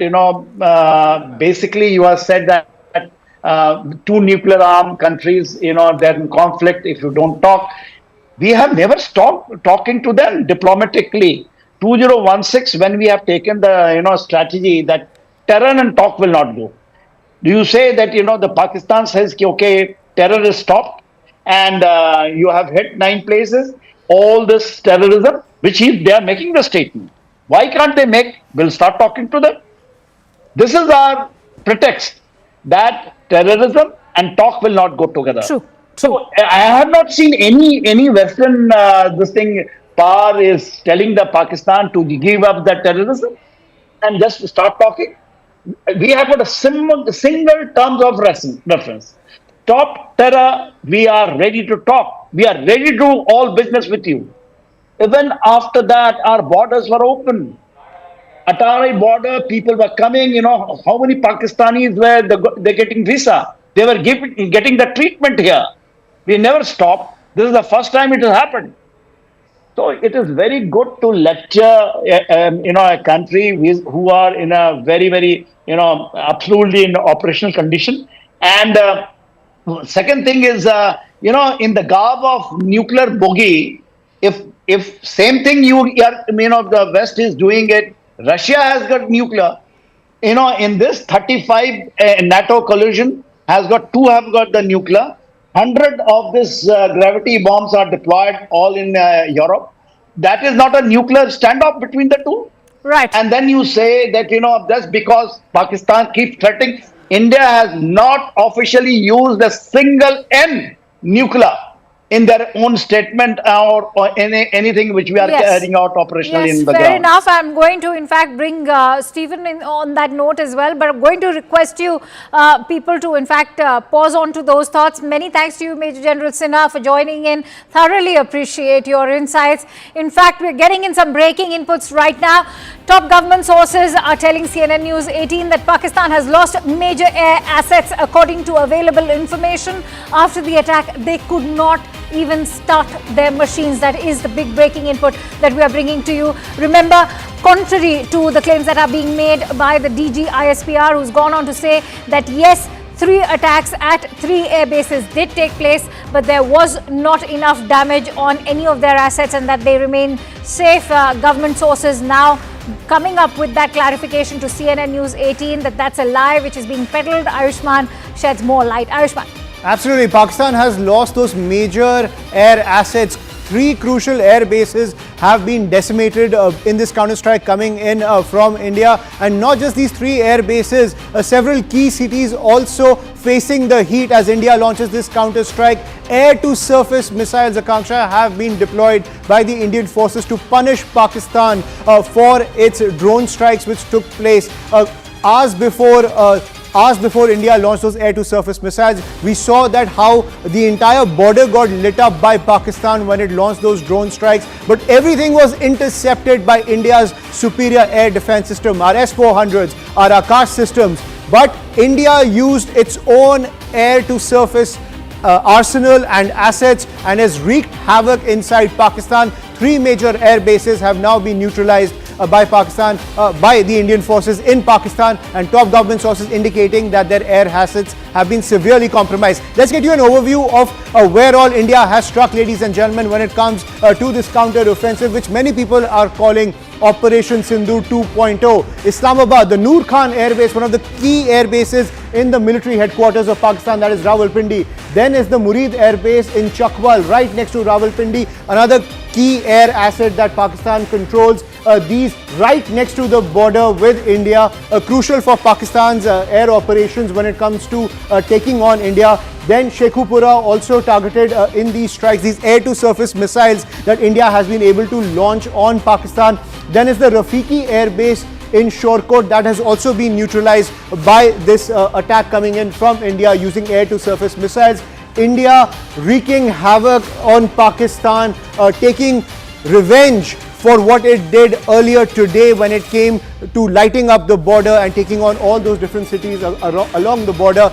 Each and every missile that was launched by Pakistan, each and every drone was neutralized by air defense system. But this is what Pakistan has to reap when it comes to what it sowed earlier today. Islamabad, the Noor Khan Air Base, the Murid Air Base, Shekhupura, Rafiki Air Base, neutralized pretty much when it comes to the air assets that they control, and significant damage to Islamabad, to Rawalpindi, as well as Lahore, as well as Narwal, crucial areas near the line of control and the international border, because a lot of firing is taking place from the Indian side, and we've been able to dismantle several Pakistani posts over here. So the commercial capital of Pakistan, the military capital of Pakistan, the political capital of Pakistan, feeling the heat of India's counterstrike. Akanksha. That's a very significant, I think that's a very significant point that you've made. Ayushman, if I may just request my team to go back to that map.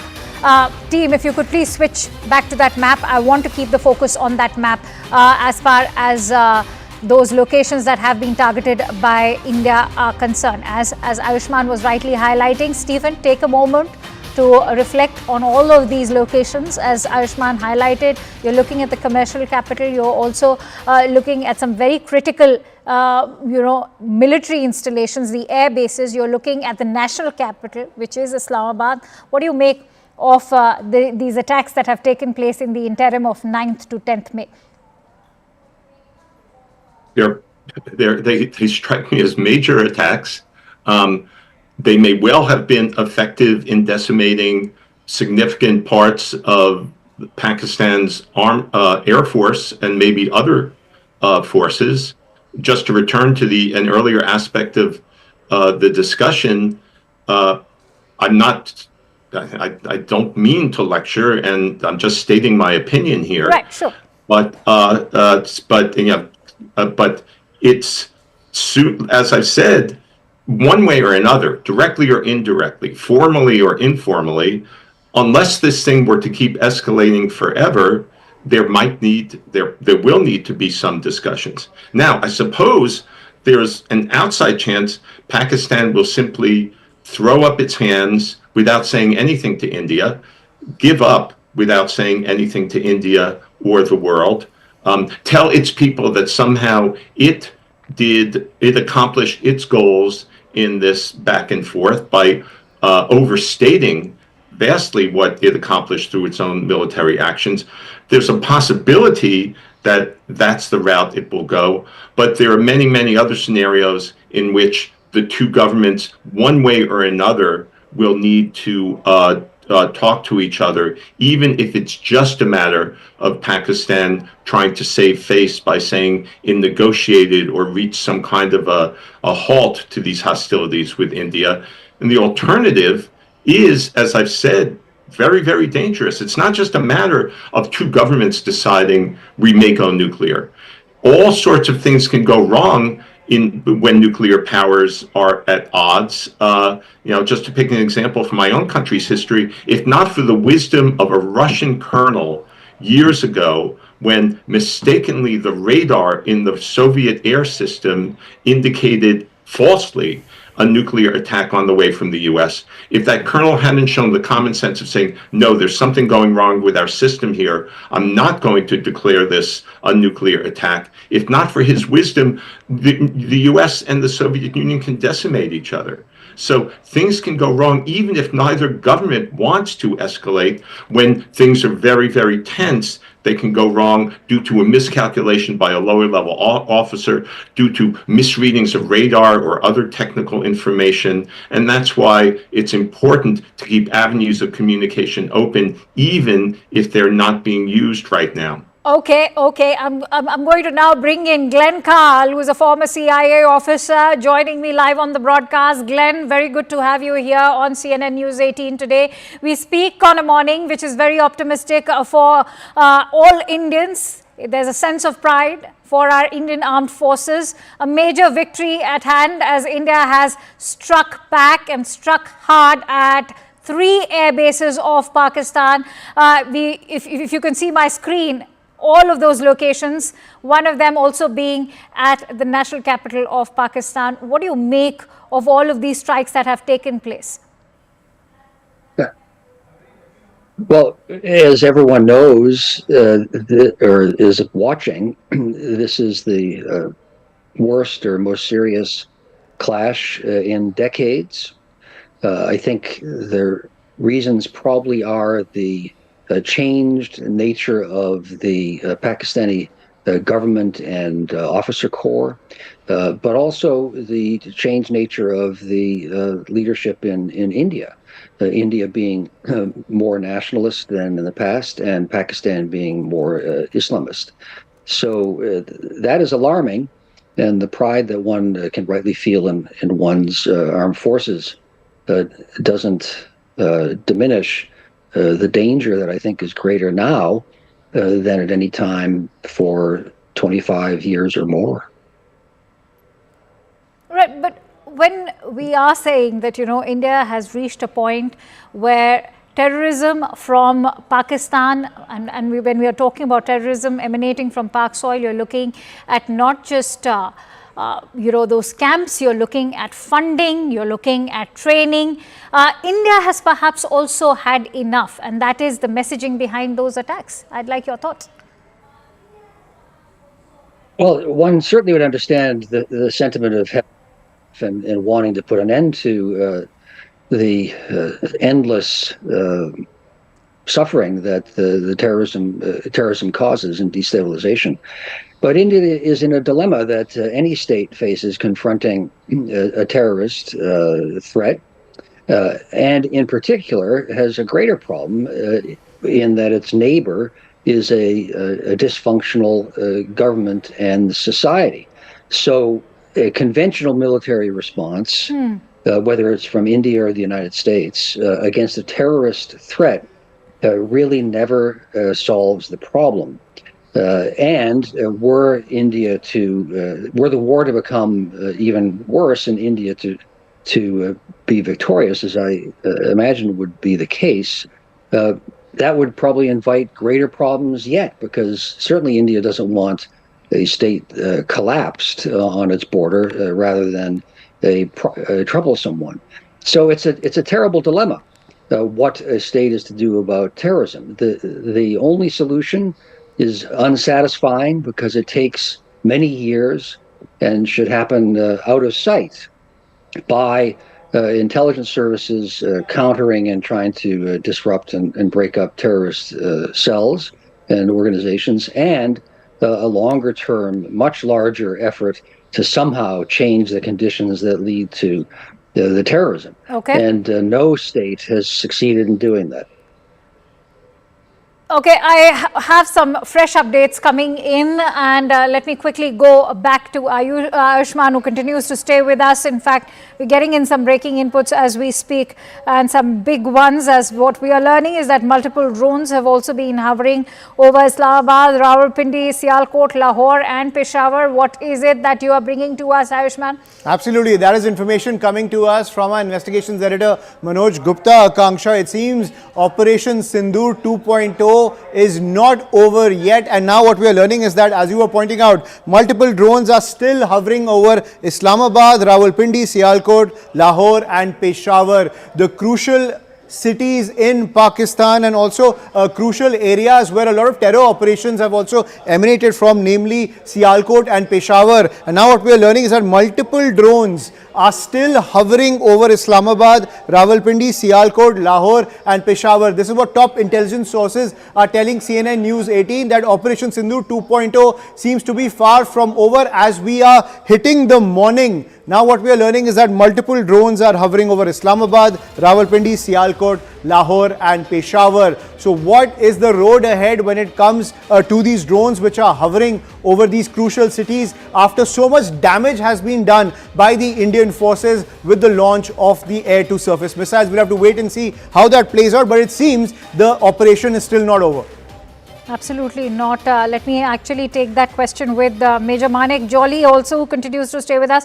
Major Manik Jolly, it seems like this is going to be a long night for Pakistan. Yeah, it does seem like that, because I was just reading, there's a platform called Bolan News, and they're saying just 20 minutes back, another suspected Indian missile strike has been reported near Kahuta, a high security area close to Rawalpindi. So this was famous because AQ Khan Research Labs, which were critical for the R&D, they are in this area. So what is happening is, I think what we are getting reports right now is the air bases, but there's quite a possibility that Indian missiles have been targeting other locations also, and it didn't happen in one phase, because missile attacks can be actually phased. So maybe we are looking at second, third phase also. So we don't know how long the night is going to be, and so it's going to be a tough night for Pakistan, that's for sure. All right. And in fact, that also means that we are going to be on high alert. What will this, Major Manik, mean for us Indians in the border states, especially if we were to look at Jammu, Punjab, and of course, even Rajasthan? Well, definitely high alert, because as the things start to scale up, the kind of operations that countries carry out at successive stages of warfare, they tend to define how serious a country is, how much are they getting for, sucked up into the war. Till now, like Pakistan was doing drone warfare, probing and sending small drones, these Turkish drones, and trying to hit installation, trying to cause some damage. They fired some missiles. But given the kind of retaliation India has given, and a strong one, and most importantly, a justified one, Pakistan has a tendency to take stupid decisions. Like somebody mentioned in debate today, and you were also saying, we gave them enough chance to not escalate this. We had hit their terror camps, they should have just left it at that. So now also they have the capability of not taking it up, and they have the choice to do that.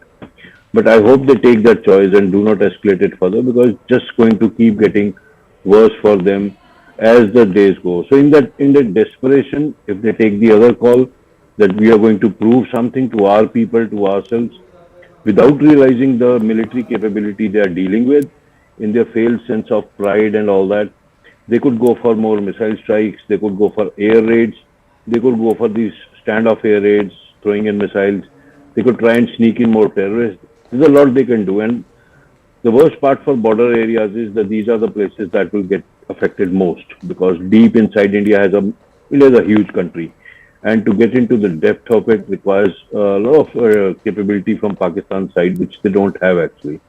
So people have to follow. I think the best thing they can do is follow government instructions. If you are asked for a blackout, right, do that, stay inside, and just follow whatever advice comes to you officially. Oh, absolutely. I want to bring in Stephen on that note. Stephen, we also speak on a day when the IMF has decided to go ahead with that additional funding of over $1 billion for Pakistan. So when one is to weigh in on the role that the international community can play, especially the role that these global lending institutions like the International Monetary Fund could have played, one has been also probing the history of Pakistan's reliance on the IMF. What do you make of how Pakistan continues unabated to divert that funding clearly into terror training? Well, I don't know if they're directing that funding, if they're targeting that funding for terror training. I think that seems to me to be a few steps too far in terms of where No, the but money India is has going. presented evidence. India has presented evidence. The fact that the military is playing a very significant role when it comes to crucial economic calls for the country, that is something that India has also presented in its statement at the IMF today. And clearly, a debt-ridden country can't be, harboring terrorism to this extent if their economy is in tatters. So there's certainly some amount of funding which is coming to sponsor that kind of terrorism, right? Well, I'm certainly not, please understand, I'm certainly not defending any support for terrorism, but nor am I actually a huge fan of the IMF, but the IMF provides support to all sorts of countries, loans to all sorts of countries that commit human rights abuses, that tolerate terrorism, that may even back terrorism, that do all sorts of dastardly things that allow or perpetuate the mistreatment of women, all sorts that commit crimes against other countries. So I'm not justifying any of that, but I don't think Pakistan is alone by any means in terms of receiving IMF support under these circumstances. And I think even if the IMF were to have snapped its fingers and said, we're not going through with this loan, Pakistan's stance towards terrorism would have remained the same. I don't think it hinges on IMF support for other parts of its apparatus. If I may, just one other aspect of what you asked I wanted to address echoes Glenn's point to some extent, in that you are dealing with a very dysfunctional polity in terms of Pakistan, in terms of the military really substantially controlling the government, setting policy, at the same time that it's in some ways ripping off the country through its own businesses, diversion of resources, and the like. And that adds another twist to all this, another complication that makes it even harder to address how dysfunctional the Pakistan government is, not just to the detriment of India in terms of possible support for terrorism or likely support for terrorism, but even more so to the detriment of its own people and the suffering that they've undergone and the lack of relative economic progress that country has experienced over the decades. Well, absolutely. And those decades have borne testimony to how it is impossible for any civilian government to function as long as the upper hand remains with the army and the deep state. I'm going to request you, Stephen and Glenn, to continue staying with us. Major Manik also stays with us, but in fact getting in some more breaking inputs coming in. Now what we are learning from government sources is that after India struck Pakistan, all major cities in India have now been put on high alert, and this is a decision on expected lines. Ayushman Jamwal joins me live from the newsroom with those breaking inputs. Ayushman, Kamshar, that's the latest update that is coming in. Remember, India has now set the doctrine of custom match attacks to give a befitting reply to Pakistan. So in the avenue of the fact that Pakistan could launch another counter-strike, all major Indian cities are currently on high alert. The entire defense infrastructure is on high alert. Also, the air defense systems have been activated across the border to ensure that any misadventure from Pakistan is met with a swift response. So because India, by targeting 3 Pakistani air bases, by hitting the heart of Pakistan, Islamabad, Lahore, Rawalpindi, now in the fear of a counter-attack, India is ready to face anything that Pakistan throws at it, and all major cities are currently on high alert with the entire defense apparatus now activated. I want to bring in Major Manoj on that. Major Manoj, what is your response now to the fear of escalation? Everybody is talking about it. We heard Glenn, we heard Stephen, and that's perhaps a valid concern now. But I guess India is prepared. Yeah, we are prepared, obviously, and we are very, this is on expected lines, as you said. I just want to take a moment to reply to what Mr. Stephen said, especially on the fact he has a certain stand on the whole thing. But what I wanted to comment on what he's saying, that irrespective of we give them IMF funding or not, like IMF gives them funding or not, Pakistan's stand on terrorism is not going to change.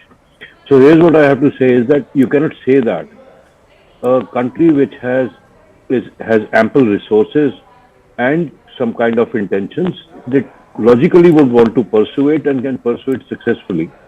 Secondly, you have never denied them funding to know that will they actually stop terrorism if we stop giving them money?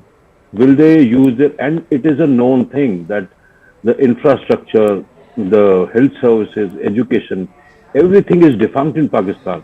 The generals are exceptionally corrupt. The politicians take all the money. They all settle abroad in US, UK, Europe, Canada, and all that. You know that they take the money, but just because they've been doing the bidding for US since 80s, since the time Russian came in, you have refused to comment on the terror. You knew the terror factories are there. You knew where the training camps were established. You knew when Al Qaeda was formed. So you cannot say that if we don't give them money, they might not change. You never gave this possibility a chance to even experiment with that thought. Today, when you know that India is in such a critical state with Pakistan, and this is now a time to maybe corner them. Fine, I don't say militarily or just kill them all. But the point is, there could have been a spot where the world could have cornered them. That when will you stop? America found Osama bin Laden hiding in Pakistan after 10 years of carrying out joint operations. What more proofs do you need that they don't care what you think because they know they'll get your money? So you should have given, the IMF should have given this a chance this time, that we could have cornered them, that we will not support you till the time you mend your ways. But you lost the chance again this time, and it will continue to be the same story that everybody thinks, oh, they are going to be like this, we give them money or not, so let's give them some more. That's not I don't think that's the right way to go. Anyway, coming on the, what originally Akanksha asked, that the high alert in all the cities is as expected on the lines, because the thing is, one, war is a brutal business. While we are celebrating all our successes, there is a possibility an odd missile might make it through and land on our cities also. Pakistan has been hitting our civil areas by drone and artillery since past almost a week now. So everybody has to be ready for that contingency. It's good to shout that go war, fight, kill everybody, but I mean, there's a possibility that we also might get hurt at some stage. Hence, it's a good decision for government to issue this alert right now. Okay. And along with it, the civil administration comes into action and they will issue necessary directions to everyone. Okay, stay with me. Going to request all of you gentlemen to continue staying with me. Also joined in by Sushant Sareen, who's a senior fellow at the ORF. Sushant, what a morning to wake up to. India's made some massive strategic victories today when it came to, in fact, reducing those 3 air bases to rubble. And we've not just targeted Pakistan's commercial capital, we're looking at the national capital as well. I'd like your thoughts. Akanksha, you are being very presumptive that you thought people went off to sleep last night. I tried to, but within half an hour, I was so restless that I got up, and then I would imagine that you should have joined in much earlier then. I'm going to hold this against you. Yeah, but the thing is that I just came to the thought that if Kargil was the first television war in India, this conflict is the first. I can't call it a war as yet, but this is the first Twitter or X war in this part of the world. But look, something was being expected because yesterday, when the Pakistanis had attacked, and they've been attacking us, this is the third night that they attacked us. On the second night after they attacked us, we had the press conference yesterday by the Foreign Secretary, and I would have thought that the Foreign Secretary had given them an off-ramp because he spoke in very measured tones, as he normally does, but he said that the Pakistanis had carried out these attacks, and the Indians, we retaliated in 4 places. He didn't say what the scale of retaliation was, but the way he said it, it was that, okay, fine, we've done it. We're not making a big song and dance about it. We're not gloating about it. We're not making a big deal out of it. And this can become an off-ramp for both sides. And that is the impression I got when I was in the evening when I was on your channel, this is exactly what my impression was, and I think Major Jolly was there at that time, if I'm mistaken not.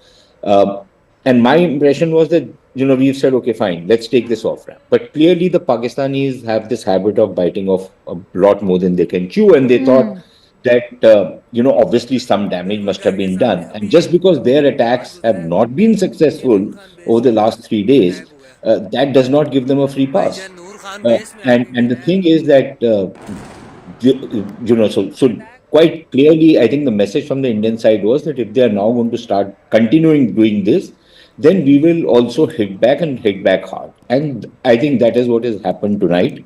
A lot of these rumors were actually doing the rounds yesterday, but apparently it's happened today.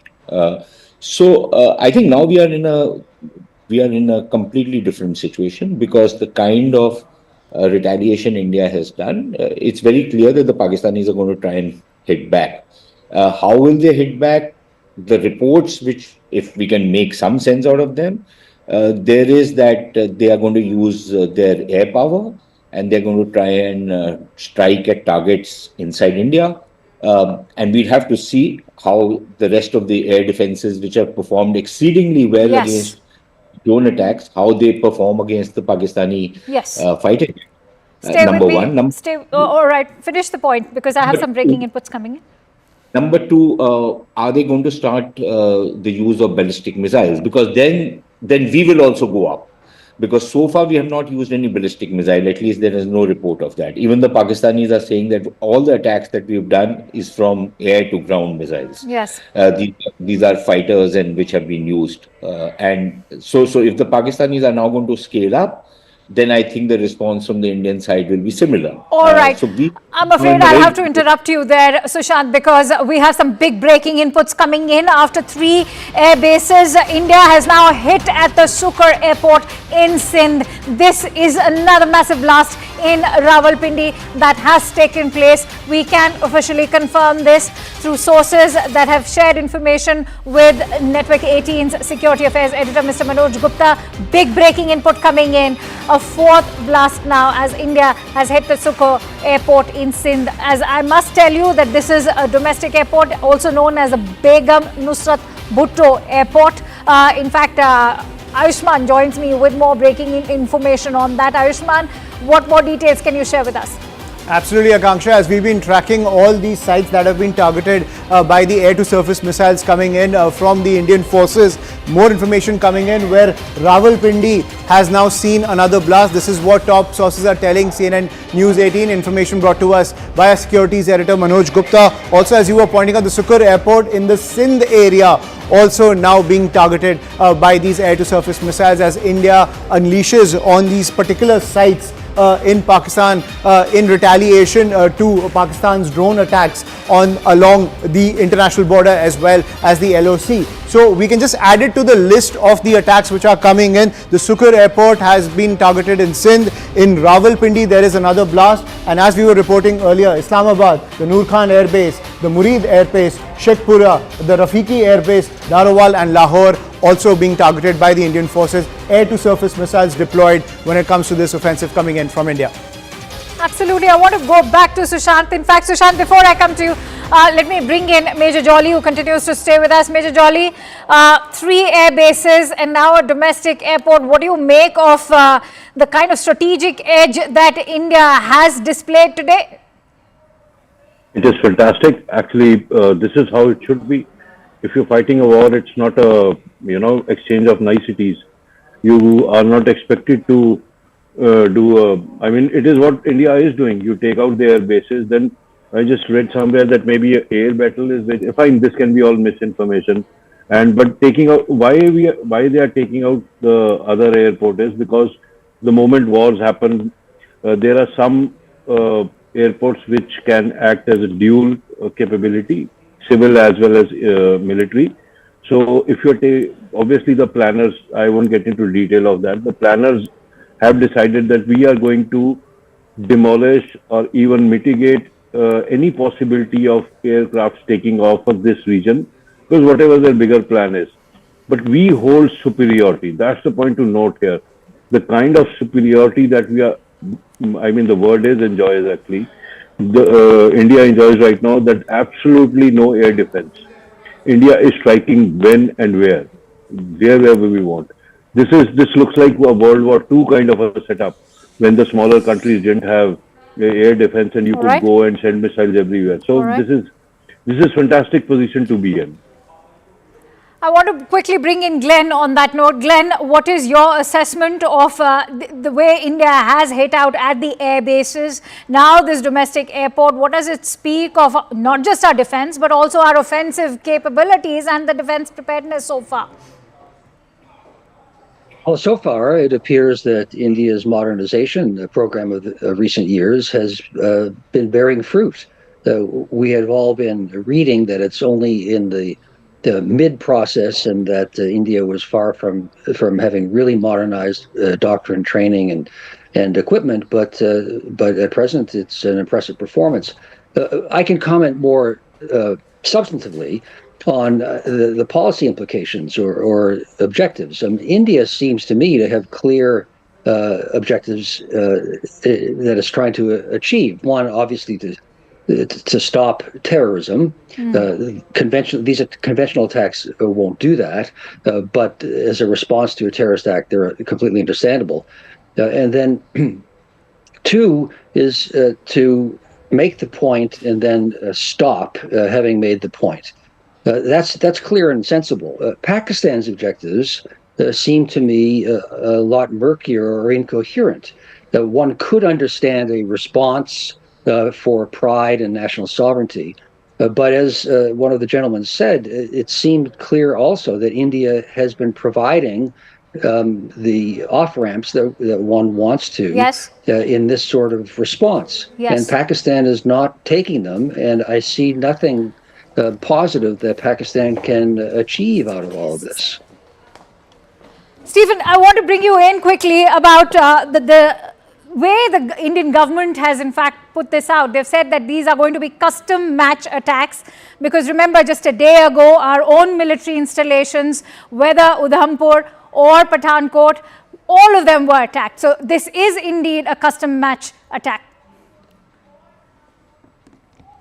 Well, you may see it that way. I may see it that way. Pakistan probably doesn't and see it that way, or even if it does, I get back to the notion of the leadership there saving face, that being their possible imperative here in what generally is, I agree with Glenn, kind of a chaotic handling of this whole confrontation.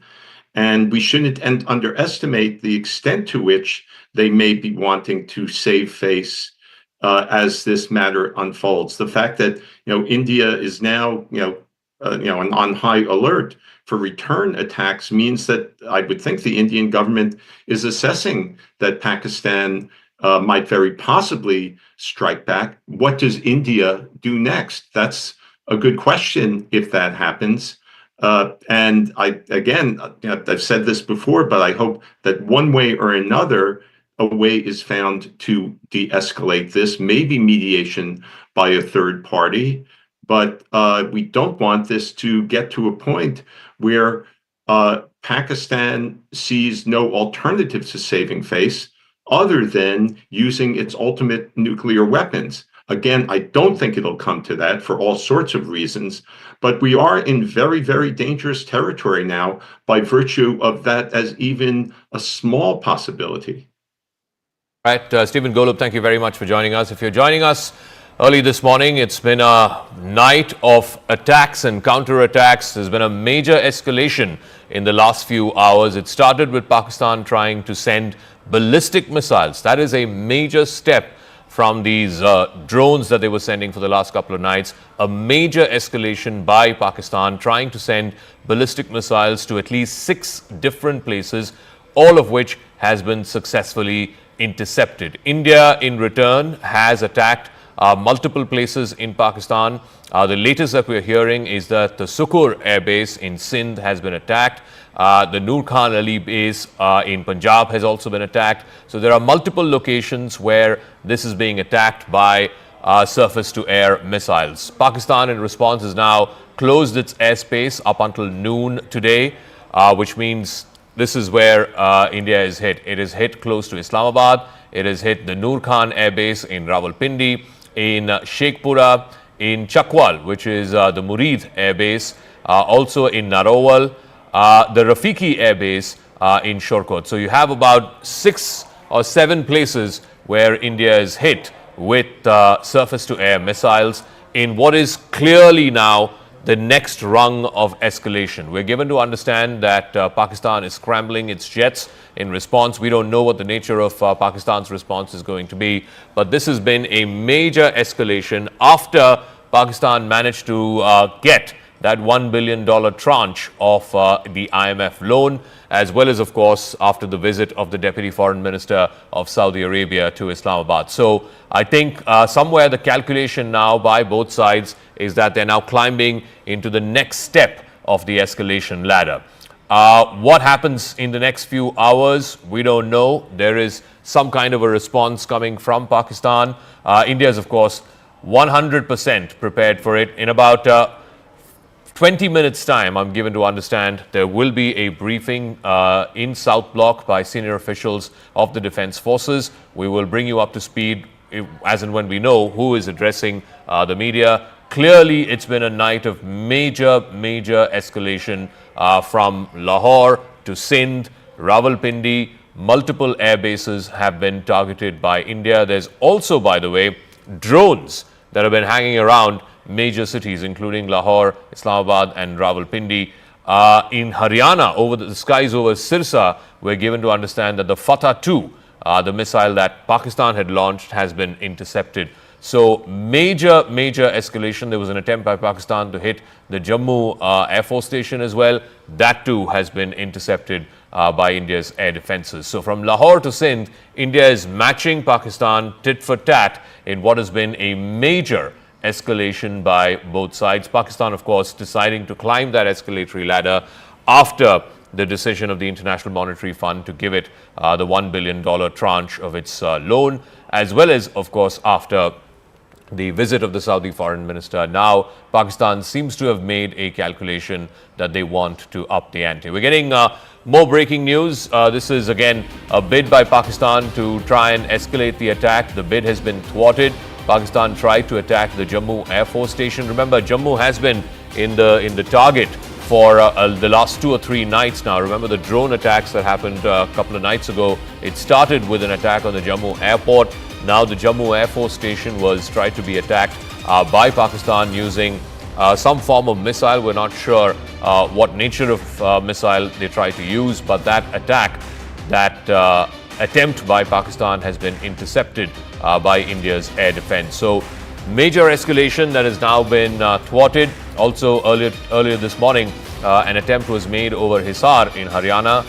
That too has been thwarted by the Indian Defence Forces. Let me try and see if we can go across to Akash first, our defence reporter.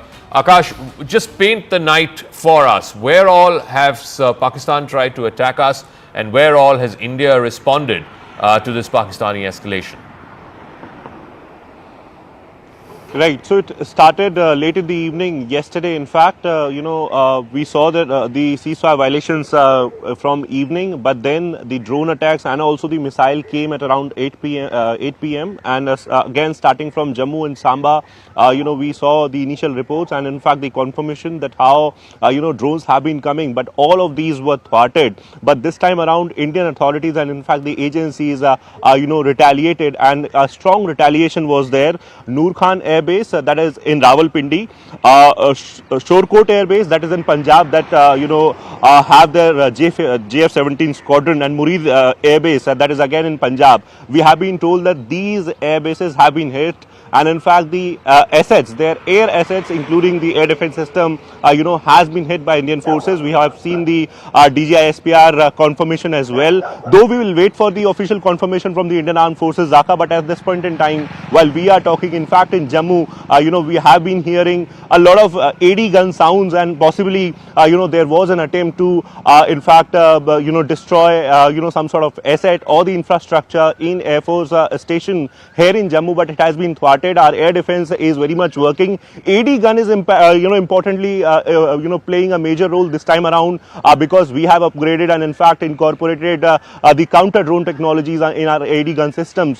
So at this point in time, while it is about Jammu, it's the early morning hours, and in fact just a while back we were hearing the air sirens, in fact Zaka, but we have been told that the attempt has been thwarted. In fact a missile was launched towards Delhi as well. This is what we are learning. In fact, Manoj Gupta is bringing us this input where a missile was launched towards Delhi, but it has been intercepted in Sirsa, and in fact the attempt to attack Delhi has been thwarted, Zaka. All right, so that was the Fatah-2 missile that Pakistan tried to launch to Delhi. It's been intercepted in the skies over Sirsa. Let's try and bring you up to speed with the counter-offensive that India has launched. It's been a very hot night between India and Pakistan. India has launched multiple missile as well as drone strikes starting from Islamabad in the north, Noor Khan Air Base in Rawalpindi. It's one of the largest air bases of the Pakistan Air Force.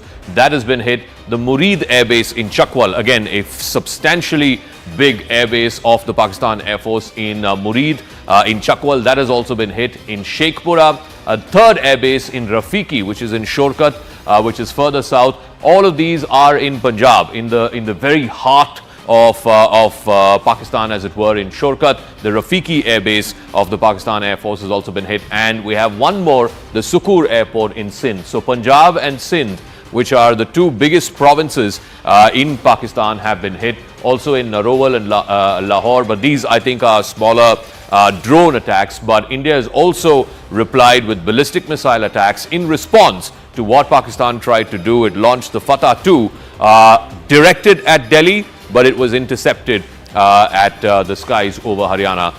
Let's try and go across to more reporters. Aishman is also joining us from our newsroom. So Aishman, can you bring us up to speed with the places where Pakistan tried to attack overnight and India's air defense systems have intercepted and brought down these Pakistani missiles? Absolutely, Zaka. We've been tracking through the night the attacks that have been coming in from the Pakistani forces. We saw how they lit up the entire border area all the way from the north in Kupwara, in Uri, where the ceasefire violations were taking place. Then we saw the drone strikes which were taking place in the Jammu area, all the way down to Bhuj. There were several attacks coming in from the Pakistan side, several drone strikes which were coming in from the Pakistan side, which were intercepted by India's advanced air defense system. And that is the latest update that we are getting from our investigations editor Manoj Gupta, who's also looking at every aspect of the escalating tensions between India and Pakistan, where the Fateh-2 missile that has been launched by Pakistan towards Delhi was intercepted at Sirsa. So India's air defense systems continue to be robust,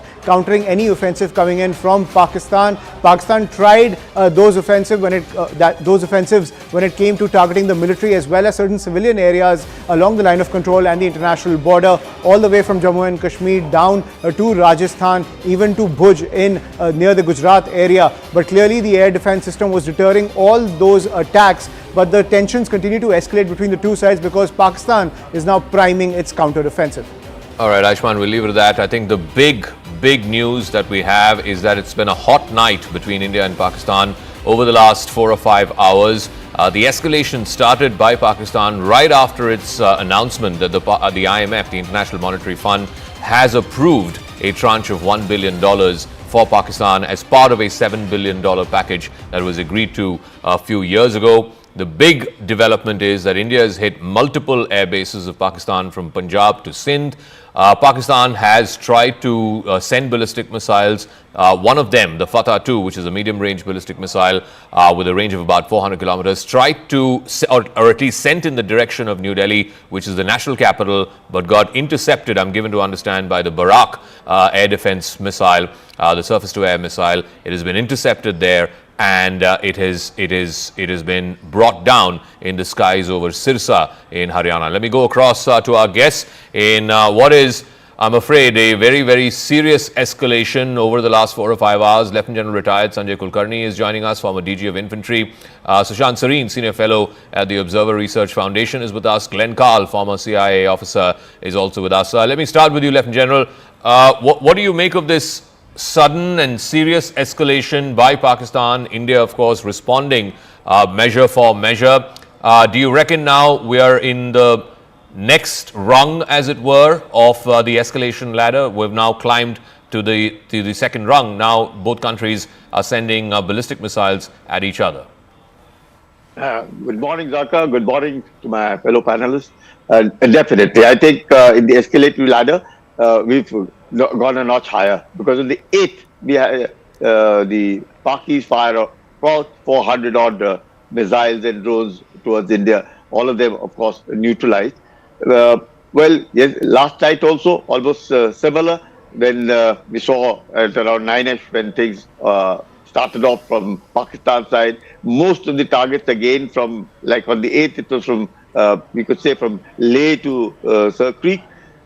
Yesterday night, it was almost closer to that. Most of our airfields and some of the towns in and around the airfields were having, they were trying to strike them. Jammu primarily was one.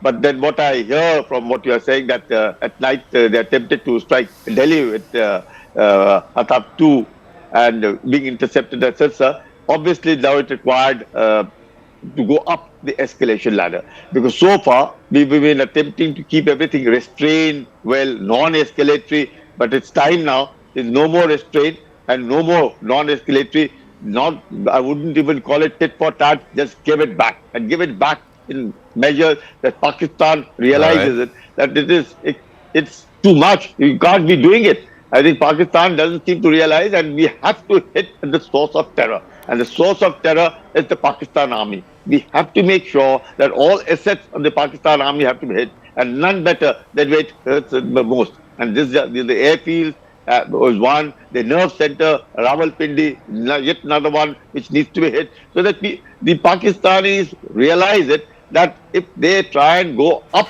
the escalatory ladder, because we attempted to hit the locations of the terrorists. There was 9 locations for those 25 minutes and 24 missiles, and that was, we thought the Operation Sindoor was all over. But unlike that, when they struck India, it was they struck India. And therefore, when they struck India, now they get it back. Even for the first 2 nights, I thought we were quite patient. We ought not to have been so patient. But notwithstanding that, since it's all over, we tried to show our patience. But now, obviously, the patience run out, and Pakistan needs to be paid back, not in the same coin, much higher. And now the time has come. So there are at least 3 Pakistani Air Force air bases that India has hit, including the Noor Khan Air Base, one of the biggest in Pakistan. Sushant Sareen, what do you make of what's been going on over these last 4-5 hours?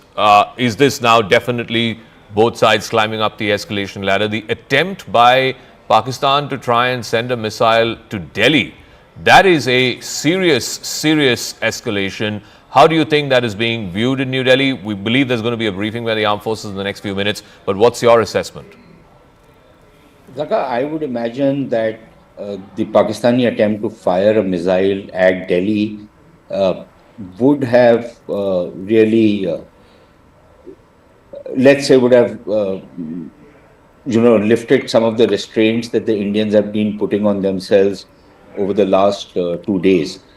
For 2 nights, we've been having these kind of attacks taking place, and the Indian response has been very, very carefully calibrated. So if the Pakistanis were sending in drones and some light missiles, the Indians were responding similarly. The only difference between the 2 sides was that the Indian retaliation to Pakistani attacks was a little more successful than what the Pakistanis were attempting to do. The same thing happened last night. And then tonight, I think the Pakistanis really tried to up the ante. First, they tried to attack Jammu and another 26 places, and then they launched these missiles at Delhi. And I imagine that preposterous and ridiculous statement of their DG ISPR, who's the son of an internationally designated terrorist, incidentally. His father is an internationally proscribed UN designated terrorist, right? For his association with Osama bin Laden.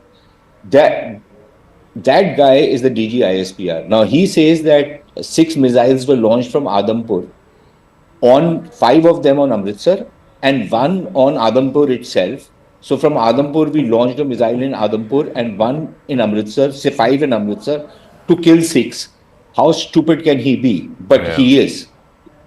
So clearly, I think from the Indian point of view, there has been this messaging going across that, listen, we are giving you off ramps, take them. If you're not going to take them, then we are going to hit you back. Now, I would say that we haven't really gone up the escalation ladder. Because look at it this way, the Pakistanis have been trying to hit our air bases. They've been trying to hit Pathankot, they've been trying to hit Avantipura, they've been trying to hit Amritsar, they've tried to hit a number of other Adampur and other air bases, right? So it's not that they've not tried to hit our air bases, just they've not been successful. So what have we done?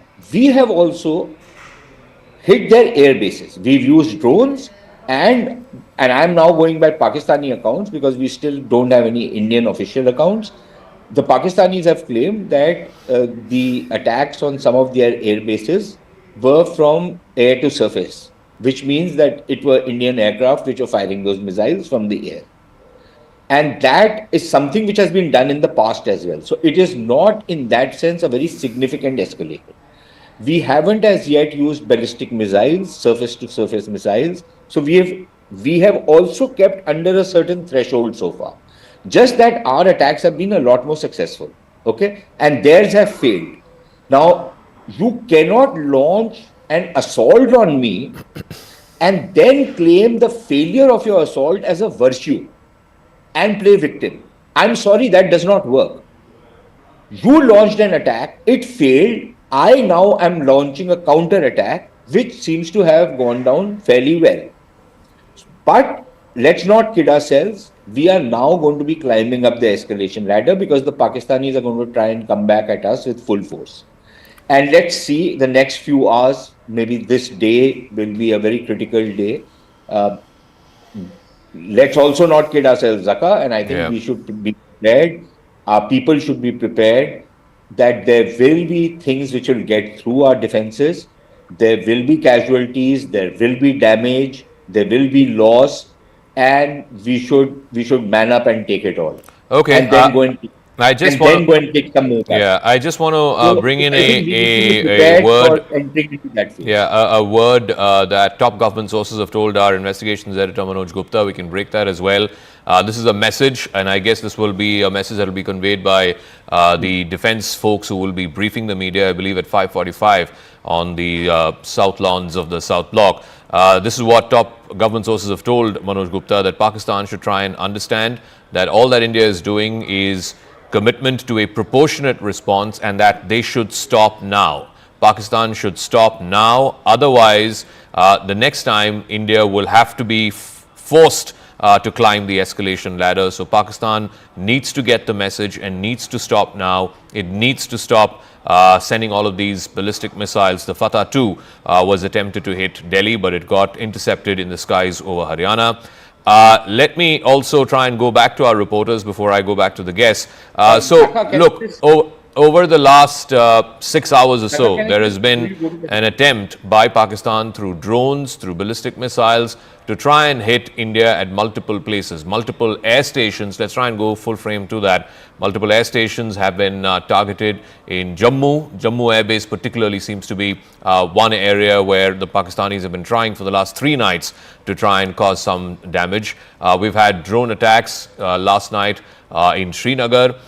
We've also had an attempt to try and take down the Avantipura Air Base, also in Amritsar, the air base there, as well as, of course, the air base that we have in Haryana. But in response, India has attacked at least 3 air bases. 2 of them are major air bases for Pakistan. The Noor Khan Air Base in Rawalpindi, one of the biggest that Pakistan has. The Murid Air Base in Chakwal, which is also nearby. Both of these, of course, are right in the heart of Punjab.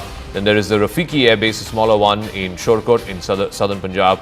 And then the Sukur Airport, which is used both for civilian and defense purposes in Sindh. So both in Punjab and in Sindh, there have been major attacks by the Indian armed forces.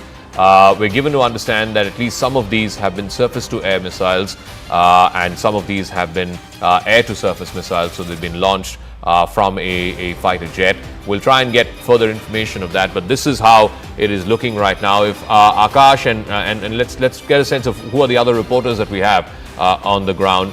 We'll go across to Akash in just a moment, but it has been a night of heavy exchange of fire, drones and missiles between India and Pakistan. Pakistan climbing up the escalation ladder in a dramatic sort of upping of the ante, as it were, soon after the announcement by the International Monetary Fund of a tranche of $1 billion to Pakistan as part of an agreed upon package of $7 billion over a period of 3 or 4 years. Now Pakistan tried to send a ballistic missile towards India, intercepted in the skies over Sirsa in Haryana. It was directed at Delhi. Imagine if that missile had been successful and there was damage here in Delhi. That would have been a serious escalation of the situation between India and Pakistan, as it were. It seems to be that the Pakistani military leadership is being given a very solid and definitive message by the Indian military leadership. Back off now. Do not escalate. There you go. I want to once again bring you up to speed. So the smaller blasts that you're seeing on the map, Islamabad, Narowal, Lahore, these are all drone attacks that India has managed to pierce the Pakistani air defense and hit some of these places, including Sheikhpura, etc. But the airbase attacks that have been hit, those are missiles. Those are medium-range missiles that India has used. Like I said, in response, matching Pakistani aggression, Pakistan trying even with their ballistic missiles to pierce India's air defenses and hit some key defense installations as well as civilian installations here in India. This is India's response, and India is also sending out a message to Pakistan: please refrain from climbing further up the escalation ladder. All right, let's try and play out some of those visuals. I believe we have visuals from the Noor Khan base that was struck by India's missiles. Let's try and play out that video, and I'll come back to our guests and our reporters. और ये नूर Khan base के ऊपर attack हुआ है भाईजान नूर Khan base में आके गिरा है ये अटैक हुआ है नूर खान बेस पे बिल्कुल घर के सामने अभी एक जहाज गुजरा है और ये नूर खान बेस के ऊपर अटैक हुआ है भाईजान नूर खान बेस में आके गिरा है ये अटैक हुआ है नूर खान बेस पे बिल्कुल घर के सामने अभी एक जहाज गुजरा है और ये नूर खान बेस के ऊपर अटैक हुआ है भाईजान नूर खान बेस में आके गिरा है ये अटैक हुआ है नूर खान बेस पे. Right, let me go across to Akash. Akash, just bring our viewers up to speed if they're just tuning in at 5:45 this morning. It's been a very, very hot night between India and Pakistan. Multiple locations in Pakistan have been hit, including at least 3 air bases. Pakistan has tried to dramatically escalate, go up the escalation ladder. Pakistan has tried to hit, among other places, even the national capital by launching a ballistic missile. It has been intercepted successfully by India's air defenses. It's been a night where they have tried drones as well as missiles. What are top defense sources telling you, Akash? What is going on in these last 4 or 5 hours? Right, Zaka, first of all, in some time from now, we are going to have a press conference from the armed forces where we will be getting some sort of details of the sort of developments that have happened throughout the night. But at this point in time, in fact, in Jammu, we have been hearing multiple sounds, Zaka. We have been told that Air Force Station Jammu was on target. Initially, it was thwarted, but then, the sound is still on. We have been told that air defense guns are very much active. As far as, developments in the night are concerned, so we have been seeing major escalation from Pakistan, where after last evening, in fact day before yesterday and last evening too, they have tried drones and missiles through different in fact two different military stations here in India, military infrastructure.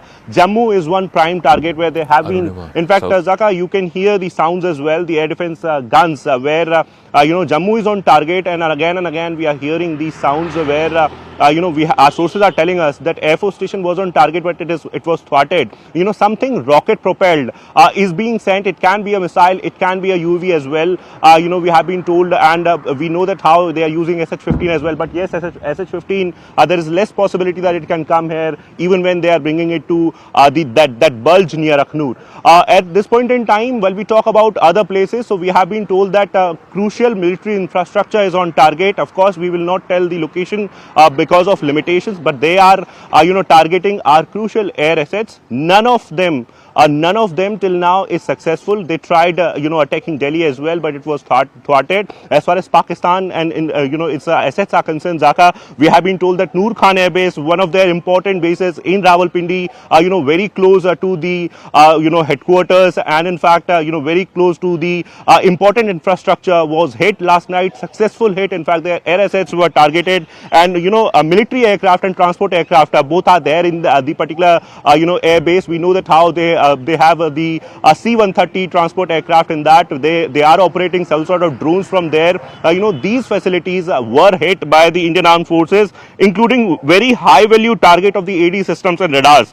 Shorkot Air Base, that is in Punjab, there we have a JF-17 of Pakistan. It was hit, and in fact Murid Air Base, very important Murid Air Base, they are operating their drones from Murid Air Base as well. It was hit. At this point in time, Zaka, they are trying multiple locations, not in Jammu and Kashmir, but in Haryana, in Punjab, in Rajasthan as well, and these attempts are being thwarted at this point in time. Air defense is very much active. We are still checking. We will be going with the reliable information only, and in some time from now, Zaka, armed forces are going to address the press conference, and meanwhile, we are hearing these constant sounds, possibly of the air defense guns, here in Jammu, because Jammu is on target, Zaka. All right. Akash, any idea who in the Indian Army or the Defence Forces are going to be briefing? So far in these last 3 days, we've had the Foreign Secretary and the two young officers, the women officers from the Indian Army and the Indian Air Force. But this seems to be somebody else. Any word you're picking up on who is going to be briefing, and why the need for this sudden early morning briefing? Because clearly things seem to have ratcheted up a couple of notches overnight in the last 4 or 5 hours. We are assuming that someone from the IDS would be briefing IDS Integrated Defence Staff. In fact, the coordinated command is there, and someone from IDS would be briefing, because these inputs will be of the Air Force, Indian Army, and the other forces as well. Also, we have been told that there can be a different level representation. Maybe someone from the MEA can also be a part. There is no clarity, but Zaka, as far as this briefing is concerned, so it was important, given the fact that there is a lot of narrative on social media where not just DG ISPR, addressing the press conference, is putting, several sort of information that is, not true from Indian side. We have their social media handles that are propagating some sort of narrative, and that's the reason why there was a need for this urgent press conference in the morning. Also because of the sort of operations that have happened throughout the night. We know that how Indian forces have retaliated to the aggression of Pakistan, where they have been trying to attack the military infrastructure here in India from last 2 days. Last night also, there were retaliation, there were operations, but India did not hit them. Akash, I believe the briefing has begun. My colleague Arunima is telling us that if we can get either her, if we can get a live feed or a phone or an audio feed of the briefing, let's try and go across to her. If somebody can just put her through on the phone. Let's try and make sense of the story for our viewers. The briefing has begun by the Indian Army officials. We're not sure if this is on camera, if this is on record, or this is an off-record briefing, but certainly senior officials of the Indian Army are briefing on the lawns of South Block, is what we're given to understand, to try and get a sense of what exactly is going on here. If we can please connect to Arunima. I've been asking for the last 5 minutes to our assignment desk. Please connect our reporters on the ground. Let's try and make sense of what the story is for our viewers who may be tuning in just now at 5:50 in the morning. It's been a very hot night between India and Pakistan. You can see those pictures. India has hit multiple locations in Pakistan, from Islamabad to Lahore to Rawalpindi. The Noor Khan Air Base in Rawalpindi, one of the biggest that Pakistan has been hit. Can we please put through some reporters to try and make sense of this story for our viewers? There is, of course, a briefing that is happening right now by top Indian Army officials in South Block, on the lawns of the South Block. They will be giving us an assessment of what is going on, what has been going on in these last 4 or 5 hours between India and Pakistan. So the attempt has now gone up a notch from drones. It is scaled up now to missiles. All right, let's go across to Anvit, who is on the phone line. Anvit, where are you and what are you hearing? Hi, Zaka. Morning. We are in Jaisalmer, and they are observing a complete blackout. They had been shut all lights and vehicular movement from 6 p.m. till 6 p.m. in the morning, and even now vehicular movement has been restricted. What we are reporting from where we are reporting is 70 to 80 kilometers from the border, because the last village, that is Ramgarh. Beyond that, army is not allowing any civilian movement or any media movement as well. So we are reporting from here, but last to last night, even from here, we could clearly see the flares in the skies, and we could clearly see the ammunition coming in from Pakistan. But last night had been relatively peaceful. No visuals in the sky. Skies had been clear since last night. But yes, police have been making patrols, heavy patrols. In fact, we had also been hearing sirens, because on the forward areas yesterday, also in Jaisalmer and in Barmer, the sirens were being played out, as some drone sightings were also done. Following that, sirens had been played out, but so far as the ammunition is concerned, nothing has landed into Jaisalmer in the city side. However, some developments were. We'll come back to you. Aman is also joining us. Aman, I believe there's a briefing by senior Indian Army officials that's going on in South Block. What are you hearing? Pakistan has shut off its airspace now for the next 6 hours till noon. I believe there's going to be a further escalation by Pakistan in the next few hours, but India has hit multiple air bases, from the Noor Khan Air Base to the Sukur airport in Rawalpindi. Multiple air bases have been targeted by surface-to-air missiles. Let us know what is going on. What are you hearing this Saturday morning? See, Zaka, what we are hearing from Indian government sources is that Pakistan has launched its counter-strike to Operation Sindoor. On May 7th, we saw India strike through Operation Sindoor, and the officials were saying last evening also that these drone attacks, which were launched by Pakistan over the last 2 days, were more of an intelligence gathering mechanism to assess our air defense capabilities. This seems to be the real attack coming from Pakistan. Of course, our air defense system is engaging all these offenses which are being launched by Pakistan. As you said, they have closed down their airspace for the next 5 to 6 hours. Seems that Pakistan is trying to now hit our air bases, and they are trying to launch missiles. That is what we are hearing. The Indian government briefing is about to start. It was to start at 5:45, but it has still not started in the lawns of South Block. Shortly, Indian officials will be briefing us on what exactly is happening. But it seems that this is Pakistan's response, and India is very, very clearly saying that this response is very, very escalatory in nature.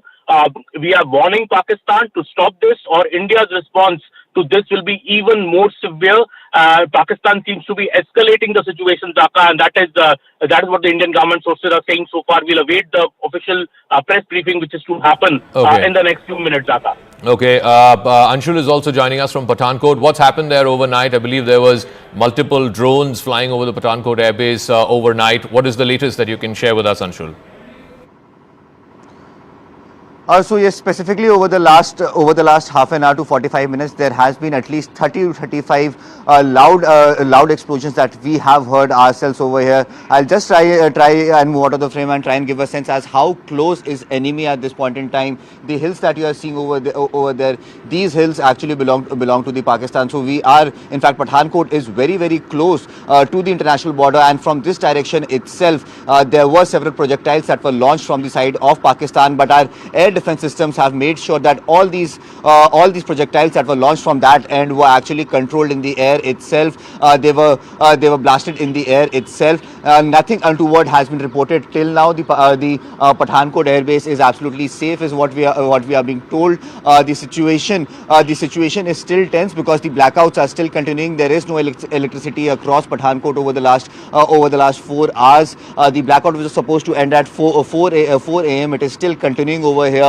There is constant announcements, and there is constant patrolling that is being done by the local police over here, trying to give out this message that people do not need to panic, do not need to step out their houses. They just need to follow the SOPs, and everything will be fine. But yes, India's air defense system proving yet again that these Pakistani missiles, these Pakistani drones. Akash is also there with us. Akash, I believe that off-cam briefing has been cancelled. Now we'll have a regular briefing at 10 a.m.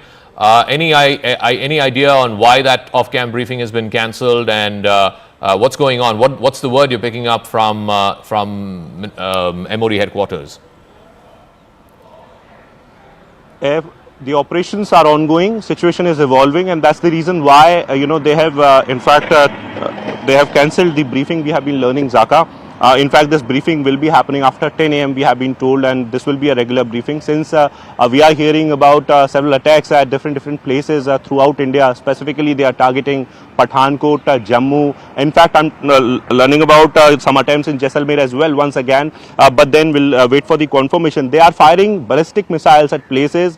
We have been told that there are places where they have been, firing ballistic missiles. Artillery is very much on, at the LC, and situation is evolving. That's the reason why MOD officials may have, cancelled the briefing. But we have been learning. In fact, Pallavi is talking about the briefing that is going to happen at 10 a.m. Zaka, this is the major escalation. We have been talking about it, how India retaliated, and then once again in the morning time, in the daytime now, the attack is on, which is in fact, going towards a major escalation, a war possibly. But then at this point in time, Indian armed forces are very much ready and capable, and they, we have been in fact told that air defense systems are very much active, and in Jammu, in fact, there are attempts at least there are 5 to 6 attempts in the last half an hour, we have been told, in Jammu, but all of these attempts are thwarted, and in fact, drone attack is there, missile attack is there, and rocket propulsion is something that officers are talking about, possibly a missile when we say rocket propulsion. But Jammu is not the only place. In Srinagar also we have heard a sound, and in fact apart from Jammu and Srinagar, we have been told that in Udhampur also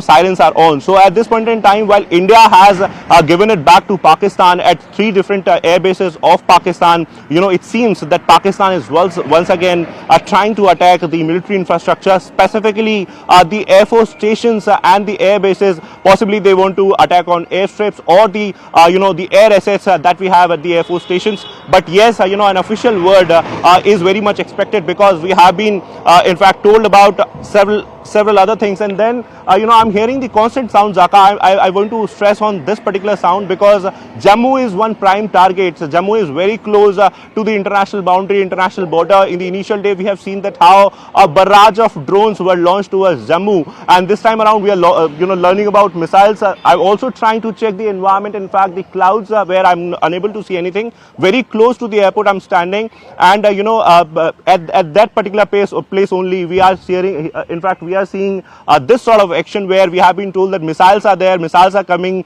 towards the Jammu Air Force station and the airport. Both are in close vicinity. Also, other than Jammu and Srinagar, we have been told that there is a target in Haryana. I'll of course not name the location, but there is a target in Haryana as well, which has been in fact thwarted. Missile was launched. We know that how a missile was launched towards Delhi as well, the national capital. They clearly want to escalate it further. It was categorically mentioned by the Indian Armed Forces that we don't want to escalate, and that's why we are not targeting a civilian population. But we have seen that how last night in Firozpur a civilian population was targeted. Several individuals were hit because of this sort of target where they just give me a moment. hit one civilian. The big story happening right now is there's an off-cam briefing by senior officials of the Indian Army. They're saying that there has been retaliatory action that's been carried out. The LOC has been hot for the last 4 or 5 hours. In fact, more than that, it's been hot since last night.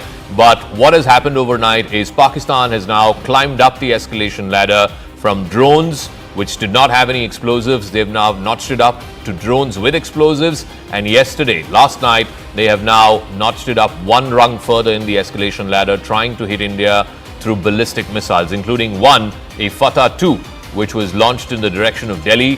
Thankfully, that's been intercepted in the skies over Sirsa. India has retaliated. India has responded to the Pakistani escalation. India has managed to hit at least 3 different air bases in Noor Khan, of course, which is one of the biggest air bases of the Pakistan Air Force.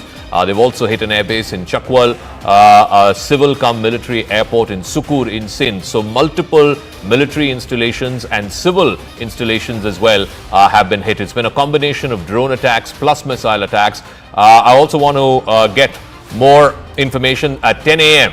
The Foreign Secretary will be briefing. Remember, the last 3 days, it's been the Foreign Secretary along with the 2 young women officers of the Indian Army and the Indian Air Force.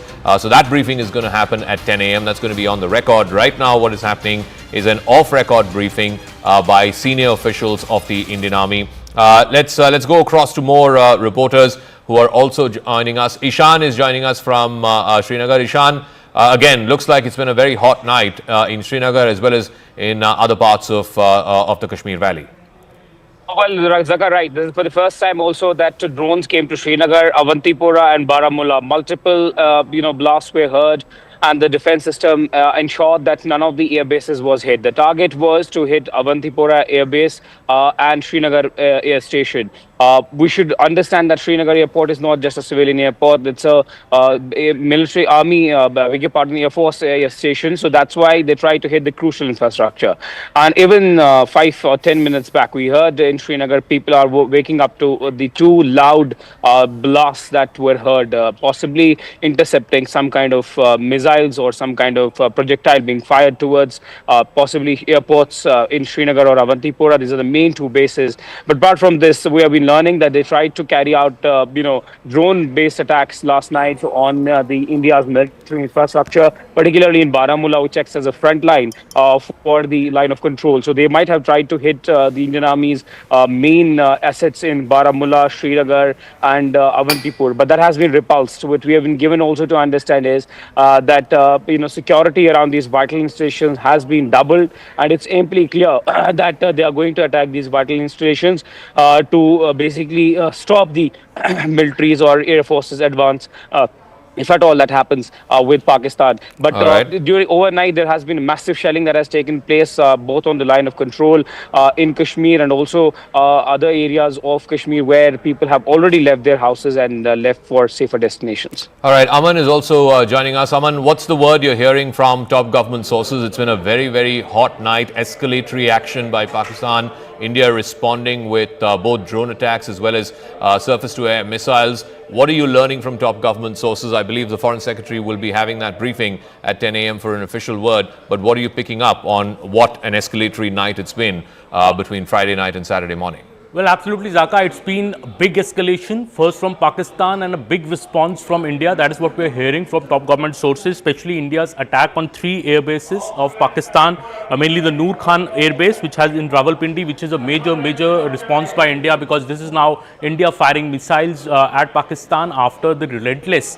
2 days. Pakistan has sent 300 to 400 drones the previous night, and yesterday also these drone attacks have been incessant on our forward, cities, and all major cities of India are now on high alert, because there is also news that Pakistan fired a missile towards India, which has been intercepted at Sirsa. So Pakistan is really escalating the situation. This seems to be their main attack in the last 2 days. Maybe, as Indian officials were saying at the briefing yesterday, that those attacks were mainly to gauge India's air defense system capability and gather intelligence. This seemed to be the main attack which has happened last night, and though it has been foiled to a larger extent, and we'll get details of that at 10 a.m. when the Foreign Secretary and the government brief us on what exactly has happened. But so far it seems Pakistan is escalating the situation. Indian government sources are saying that Pakistan should stop, because if it doesn't stop, the Indian response is going to be even more fierce. India is ready to go to any lengths to protect its assets, to protect its territory from such missile and drone attacks by Pakistan and by hitting Rawalpindi. India has shown the capability it has to hit in the heart of Pakistan. We have seen these visuals on the screen as well. Indian government sources are very clear that India is not going to step back if Pakistan is going to do such big retaliations that we have seen since last night, and big air bases of Pakistan being hit by India. We'll get more details. I think the official press briefing, Zaka, has also been put off for now, because the operation is ongoing. It's a very evolving situation, and the next 2 to 3 hours could be very crucial in determining which way this escalation is now going, Zaka. Arunima is also joining us from South Block. Arunima, I believe there's been some off-rec information that's been given to reporters. Who was briefing, and what have they said? What is the information that you have? Yeah, so this was supposed to be an official briefing, to respond to all that DGISPR has said. But what we were told that since air operations have begun again for the last 1 hour or so, air operations have begun again, even though on ground, this is what we learned, that on the LOC, the ground fire that we are hearing, that has become intermittent firing for now.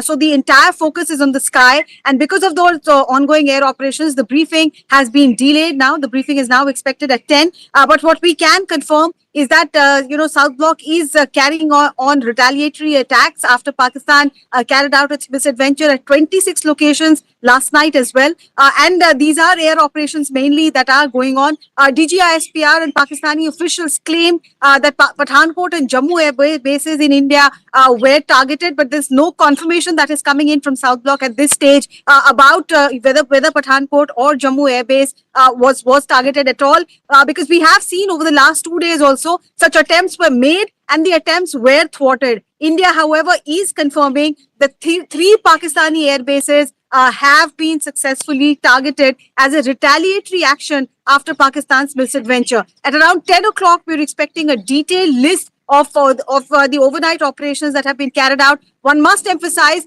that what we are being told is that the operation is still ongoing. As we are speaking, the air operations are still on. So here's what we know, that Pakistan in a dramatic manner tried to escalate the attack on India's military installations. I have a list of places that have been hit overnight, or at least the attempt was made by Pakistan to try and hit. It attempted to attack Udhampur, which is a large base that we have. Pathankot Air Base, one of the forward air bases of the Indian Air Force. The Jammu Air Force Station has also been one of the targets of the attack. Sirsa, where the skies above Sirsa is where the Fatah 2, the ballistic missile, was intercepted and brought down. That, we're given to understand, was headed in the direction of Delhi. So it's a major and dramatic escalation by Pakistan over the last 6 hours or so. I suspect it was after the announcement by the International Monetary Fund that they are releasing that tranche of $1 billion as part of that agreed package for $7 billion over a period of 3 or 4 years. Let me ask you, Arunima, so in response to this, it's clear that Pakistan has escalated and tried to attack India's Air Force and Army bases. India has responded too. Is there any word you're picking up officially from Defense Ministry officials or from senior army sources as to what are the places that India has hit in Pakistan in response to what Pakistan has tried to do? So before that, Zaka, since you mentioned that, from Sirsa, the target seemed to be Delhi. So what we heard from South Block is that Delhi is absolutely safe, that there was no attempt that was even close to the national capital. So that is one thing that South Block has made absolutely clear, that there's no problem for the national capital. However, on the Pakistani side, the report that we are getting is that Islamabad, Lahore and their air assets were targeted and successfully targeted is what we are being told. However, they're refraining from going ahead and giving an official word or official coordinates, because they do want the foreign secretary and the two officials who we have been hearing over the last 3 days between 10 and 10:30. That official briefing is expected, and they do want to give out the specific names and air bases at that press conference. But indications that yes, we have carried out retaliatory attacks in the Pakistani capital, in Rawalpindi and also in Lahore, and they're emphasizing that in spite of all the bombastic claims that are coming in from DGISPR, none of the Indian air bases have been breached. They're all safe, and the national capital, the misadventure that they wanted for the national capital, was stopped way ahead. So Indian air defense is still working, but once again to emphasize that the air operations are still on. All right, so here are the military installations that Pakistan has tried to attack over the last 6 hours.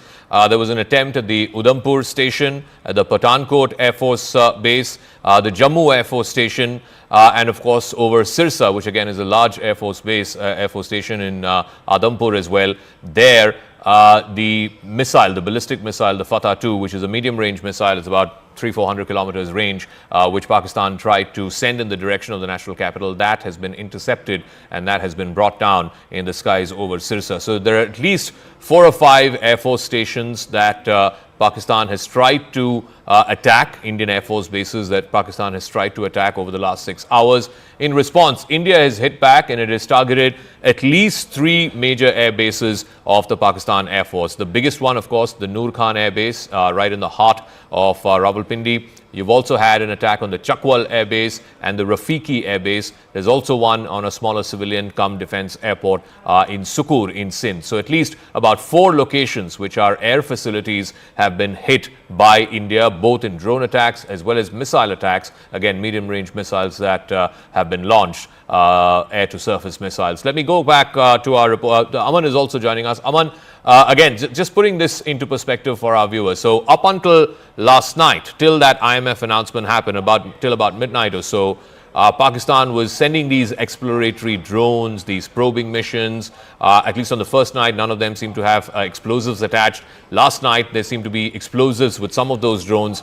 But post midnight or so, this dramatic escalation by the Pakistani Air Force to try and target specifically some forward Indian air bases, and now India in response hitting back and successfully targeting some Pakistani Air Force air bases. This is now a definitive climbing off the escalation ladder. Put it into perspective for our viewers. Well, absolutely, Zaka. What government sources just told me that, when we attacked Pakistan during Operation Sindoor, we did not target any military installation. These were all terror targets under Operation Sindoor. It is Pakistan which started off 2 days back, by first attacking our military installations, trying to send these drones, to attack the Jammu airport, the other Bhatinda air station, which was mentioned yesterday in the briefing as well, that Pakistan tried to target. It is Pakistan which started it. But yes, over the last 2 nights, what the drones which were sent by Pakistan were more, as you were correctly saying, not were armed, many were not armed. These was most of an intel exercise to assess the capability of our air defense systems, more like a recce missions, which government sources are saying the real attack was kept off till the IMF bailout happened. Soon after the IMF bailout has happened last night, Pakistan has actually launched its operation by trying to target our air bases, and that is why India has retaliated and done this big strike, especially at the Rawalpindi Air Force Base, because that is a major Air Force base of Pakistan. By attacking that, India has shown its capability that Pakistan should immediately de-escalate, because what Pakistan is doing is actually to escalate the situation by trying to target our Air Force bases, our military stations. India did not do that in Operation Sindoor. Our strike was only against the terrorist infrastructure. But Pakistan, by its response, especially today morning, and this news that a ballistic missile was fired towards Delhi is an open, I would say, Zaka, proclamation of war by Pakistan. And, India will respond in greater strength now. That is what sources are telling me, that India will not stop now unless Pakistan stops, because we are committed to defend our military installations, and this kind of an attack by Pakistan will be responded very, very strongly. And we'll hear that, Zaka, from the FS at 10 a.m. All right, so the Foreign Secretary briefing is going to be at 10 a.m. Likely that he will be flanked by both the Indian Air Force and Indian Army officers, the lady officers. Let's try and bring you up to speed with what India has done in response overnight. It has hit multiple air bases. The biggest one, of course, is the Noor Khan Air Base in Rawalpindi. Rawalpindi, of course, is where the general headquarters of the Pakistan Army is based. This is the heart of the Pakistani Fauj, and it has hit the biggest air base in Rawalpindi, the Noor Khan Air Base. It's also hit an air base in Chakwal, that's also in Punjab. There have been smaller drone attacks in the outskirts of Islamabad. We've had a couple of attacks in Narowal, in Lahore, in Sheikhpura, etc. There's also the Rafiki Air Base in Shorkat, which is in southern Punjab. This has also been hit. So 3 major air bases from Noor Khan and Murid Air Base in Chakwal. The one in Rawalpindi, the Shorkot Air Base, the Rafiki Air Base, and there is a smaller airport, the Sukur Airport in Sindh. So Punjab and Sindh, these are the 2 heartland provinces. They make up for the bulk of Pakistan. Both of those places have been hit.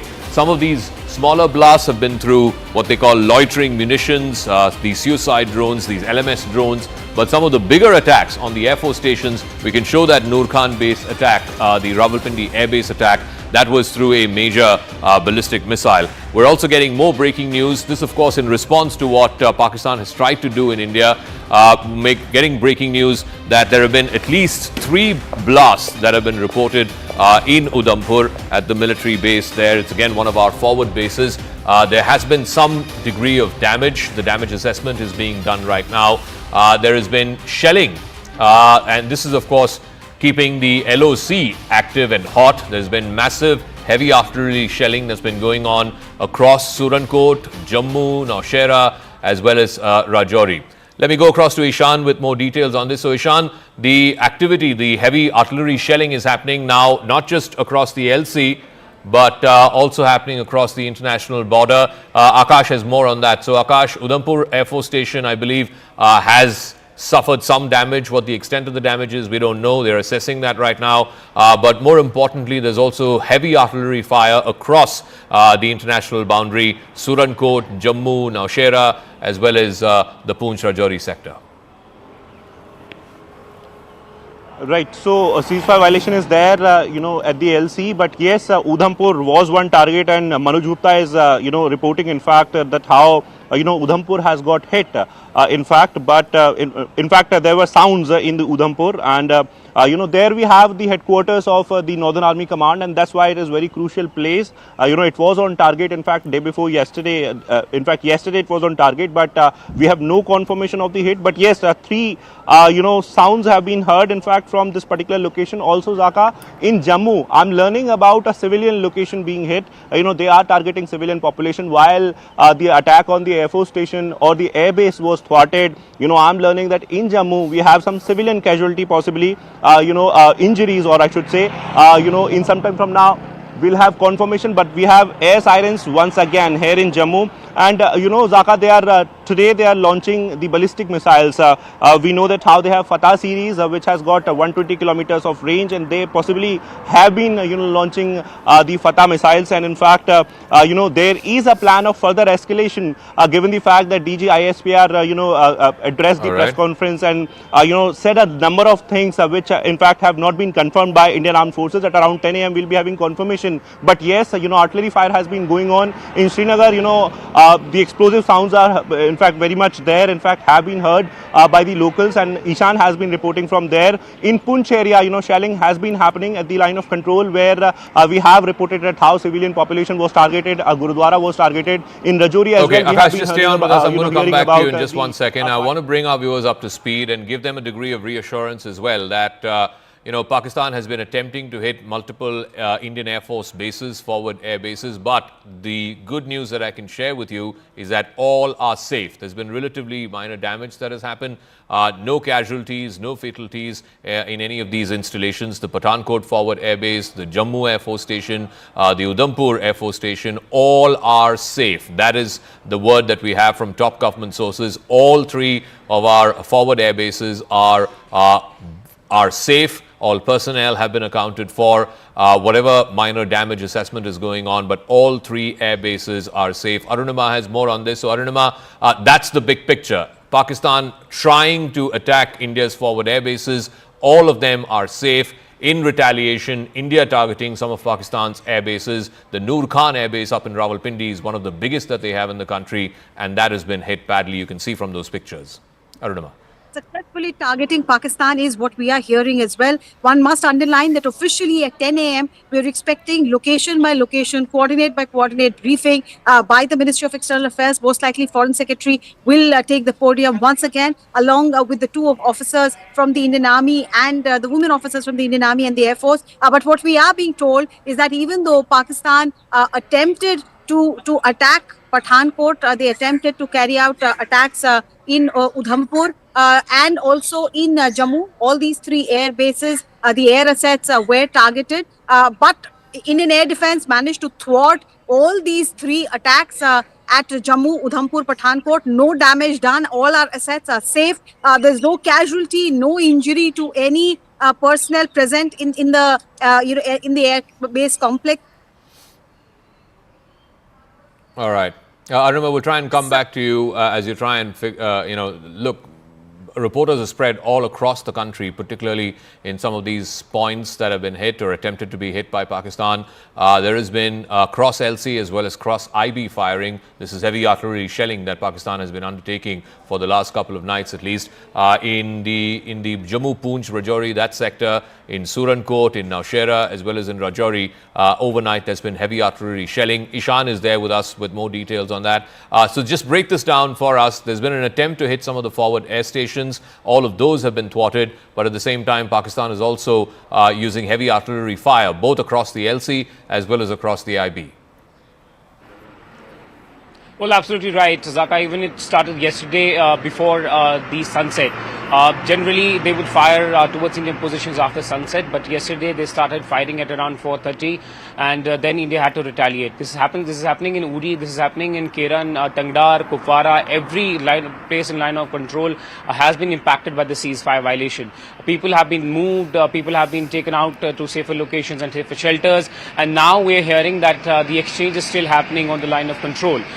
Look, what we have also heard is that there have been, at least 3 sounds that have been heard in Srinagar. Srinagar, which has woken up people. We're getting messages from people, but we should tell our viewers that there's no need to panic, because there's a lot of panic around after hearing those sounds around Srinagar and other parts as well, as a possibility that they might be also trying to hit India's important assets in Jammu and Kashmir. Yesterday they tried to attack through drones by sending drones to a couple of locations which are very important for the defense forces, but they were immediately the air defense system ensured that they are brought down. Sources told us at least 8 drones were seen around Srinagar, Baramulla and Avantipur, which hosts one of the big air bases of Indian Air Force in Udhampur. So they tried to attack the vital assets.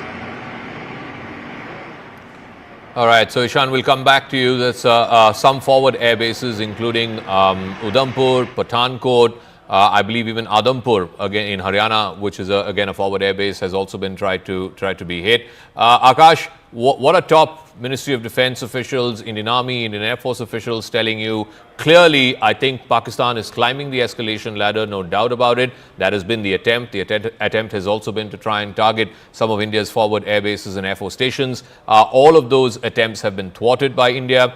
India, in response, of course, has successfully carried out major strikes from the Noor Khan Air Base to the Chakwal Air Base to the Rafiki Air Base. Tell us what you're picking up from top defense sources. Like I said, the attempts at the air force stations, the forward air force stations in Udhampur, in Pathankot, in Jammu and Sirsa, in all these 4 places have been thwarted by India's air defense systems. Right, you rightly pointed out the Air Force stations in Jammu and Pathankot specifically are safe, and in fact I am learning that there is in fact some sort of damage in some civilian infrastructure. We'll get it confirmed by the civilian authorities as well. But till now all attempts in fact have been thwarted, and Zaka armed forces in fact are very much capable and ready. This is what the defense sources are telling us. In fact, at around 10 a.m. we'll get the official word as to what they did last night, and also what is the sort of retaliation that they are planning now, given the fact that Pakistan is launching ballistic missiles and has shown that they want to escalate it further. Zaka, we have been seeing that how from last 48 hours, in fact in the last 72 hours, a number of things have happened. Specifically, we talk about the current times. Yesterday it was happening in the night hours, but today, in the early morning hours, we have been seeing these attacks specifically targeted towards Udhampur and Jammu, because in Udhampur we have one military base, and there we have constant sounds here. In fact, in Jammu, ballistic missile is what has been tried here in Jammu as well. It was tried for Delhi, it was tried for one location in Haryana, very crucial location in Haryana. I'm not putting out the details right now, but very crucial location is being targeted there in Haryana as well. It has been thwarted, all safe. In fact, as far as the assets are concerned, so all our air assets are safe. In fact, they have been trying, the core headquarters of Leh, I'm told, and in fact last night it was tried, but it was thwarted once again. Air defense is in play. In Udhampur, we are learning, several, sounds, in fact, but we have no confirmation on the sort of explosions that are being reported from that particular location. In Punjab also, they have been trying, they have been launching their ballistic missiles for Punjab. In fact, especially in Pathankot, also because of the sort of air defense we have in Pathankot, they might have some sort of input of the sort of platforms that we have in Pathankot, and that's the reason why Pathankot is being targeted, and is a very important Air Force establishment there that we have in Pathankot, and also in Srinagar, Zaka, launches are there. And we have been learning that since ceasefire violation is happening throughout the LC, so army is also retaliating to that. We are having ceasefire violation in Rajouri, Poonch, Mendhar, and in fact in Kathua also I'm learning that violation is there, but since we have the international border there, so we are waiting for the confirmation BSF, whether or not BSF is engaged in any sort of firing, because till now it is limited more on LC, line of control. In Uri and in other areas of the Kashmir, we have been learning about the ceasefire violation, but specifically in Poonch we have this heavy shelling going on. Okay, I want to bring our viewers up to speed on what Pakistan has attempted to do over the last 6 hours or so, and this is specifically right after the amp up of the IMF bailout announcement that happened. So here are some of our forward Air Force stations and air bases. Udhampur, of course, is the headquarters of the Indian Army's Northern Command. massive military station there. It's the headquarters, like I said. It is, of course, very critical for the entire Jammu region as well as the Poonch-Rajouri region. But Udhampur, there's been some attempt by Pakistan to try and cause damage at the Air Force station there, at the military base there, but that has been thwarted. Also at the Jammu Air Force Station, there has been an attempt by the Pakistanis to try and attack the Air Force Station. Again, I can report to you there is very little, minimal damage there. The Air Force Station is very much functional. Pathankot is one of our forward air bases, one of the largest in the country. It's on the outskirts of Pathankot city. It is literally on the border with Pakistan. Remember, in 2016, it was the Pathankot Air Force Station that was attacked in a terrorist attack. Of course, that after that attack, India tried to give access to an ISI team for a joint investigation. That investigation really did not go any further. This is a massive Air Force Station, one of the biggest, one of our forward air bases. And then, of course, there is the Sirsa Air Station as well, part of the Western Command of the Indian Air Force. So these four installations have been tried to be breached by Pakistan overnight. All of it has been unsuccessful. I can report to you that all of our forward air bases, Air Force stations and military bases are safe. If at all there is minimal damage, assessment of which is being done in Udhampur, which is of course the headquarters of Indian Army's Northern Command. I want to go across to Arunima. So Arunima, paint the picture for us at about 6:30 as our viewers are waking up to this Saturday morning. It seems very clear that Pakistan has attempted to go up the escalation ladder. They want to try and take this to the next level. They've been sending in missiles, they've been sending in drones that are fitted with explosives, trying to take out some of India's air bases. All of those attempts have been thwarted. India, in response, has taken out, I'm given to understand, at least 3 frontline air bases of the Pakistan Air Force. What is the big picture this Saturday morning? Yes, so the source-based information that we have, first thing first, Indians should just have trust in our defence forces. It's all good, it's all safe. Attempts that were made at Pathankot, Udhampur, Jammu, all attempts thwarted. There was an attempt at misadventure towards the national capital of Delhi as well, over Sirsa. I think even that has been, the Fateh missile has been intercepted. So that national capital is safe as well. But what is it that we have done in terms of retaliatory action in Pakistan? Some details just coming in. What we are being told by sources is that there was a calibrated and purposeful military target hit, and the adversary has got a bloody nose after those 26 locations in India that Pakistan targeted last night as well. The Noor Khan Air Base, it was hit. We have been reporting this since morning, Zaka. The strikes have happened near the vicinity of Joint Staff Headquarters at Chakala as well. So there is source-based confirmation coming to that. The jugular of Pakistan, the 14 Corps with 10 and 11 Division in Lahore, that has been targeted, and we are specifically being told that Lahore was struck because they were trying to strike Amritsar. Of course, our air defence took down the attempts against Amritsar as well, but in retaliation, Lahore was struck. Assets of the 15th Division at Sialkot has been activated, is also what our forces are learning, but they are fully prepared. But Siddhant is also here with me. If you can give me a moment, I want to get in his views. What has happened overnight, the ramifications of it as far as diplomatic quarters are concerned? Well, you know, Arunima, I look at it, in fact, Zaka was also pointing out, they were waiting for the IMF bailout, and there's no doubt about it. There were a lot of international pressure which India could manage to build, you know, on the committee which sanctions it. There is no vote provision there. In fact, India has abstained. IMF has taken note of India's abstention.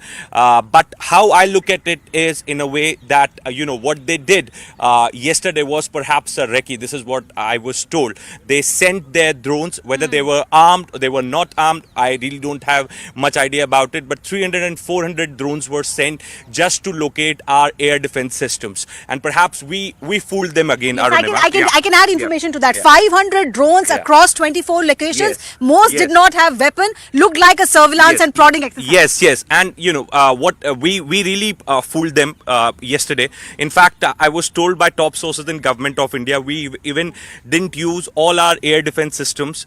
We shot them down with the aircraft guns. This is what I'm being told. And you know, that was a recce which they did yesterday. They created a lot of panic. They created a lot of noise around it. In fact, there was to camouflage their operation yesterday night. What they did was they did a press conference.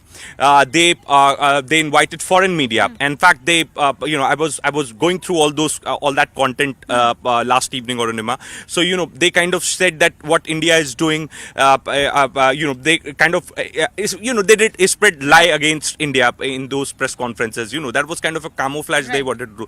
But the idea was to struck India today, Arunima, and you know, we thwarted all their attempts. Perhaps what Arunima is reporting for us is that all our bases are safe, and we have hit them harder this time around. Yes. So that I think the body language, Zaka, I once again want to point out to that Rajnath Singh picture that we got yesterday morning with the 3 service chiefs and the Chief of Defence Staff. The CDS was present, the Defence Secretary was present. That showed, you know, combat uniform, all 3 chiefs were in there, but the body language was confidence, they were smiling, and that is, I think, because they were prepared. They were quite aware of what Pakistan was up to, and they were prepared, and that preparation has held us in good stead early this morning. All right, so I can also report to you that there was some attempt to try and disrupt the civil as well as the technical airport in Jammu. Those attempts have been thwarted by the Indian air defense systems.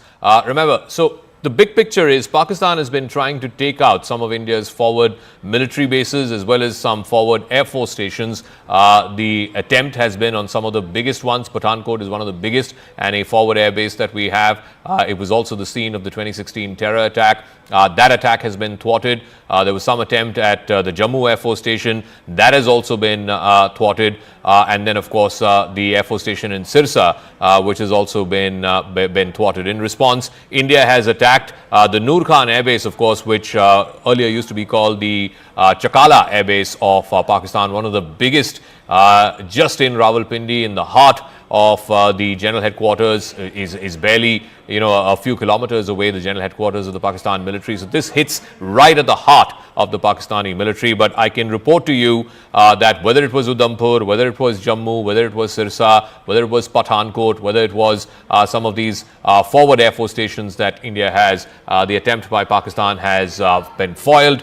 India has retaliated in good measure and targeted some very frontline air force stations of Pakistan.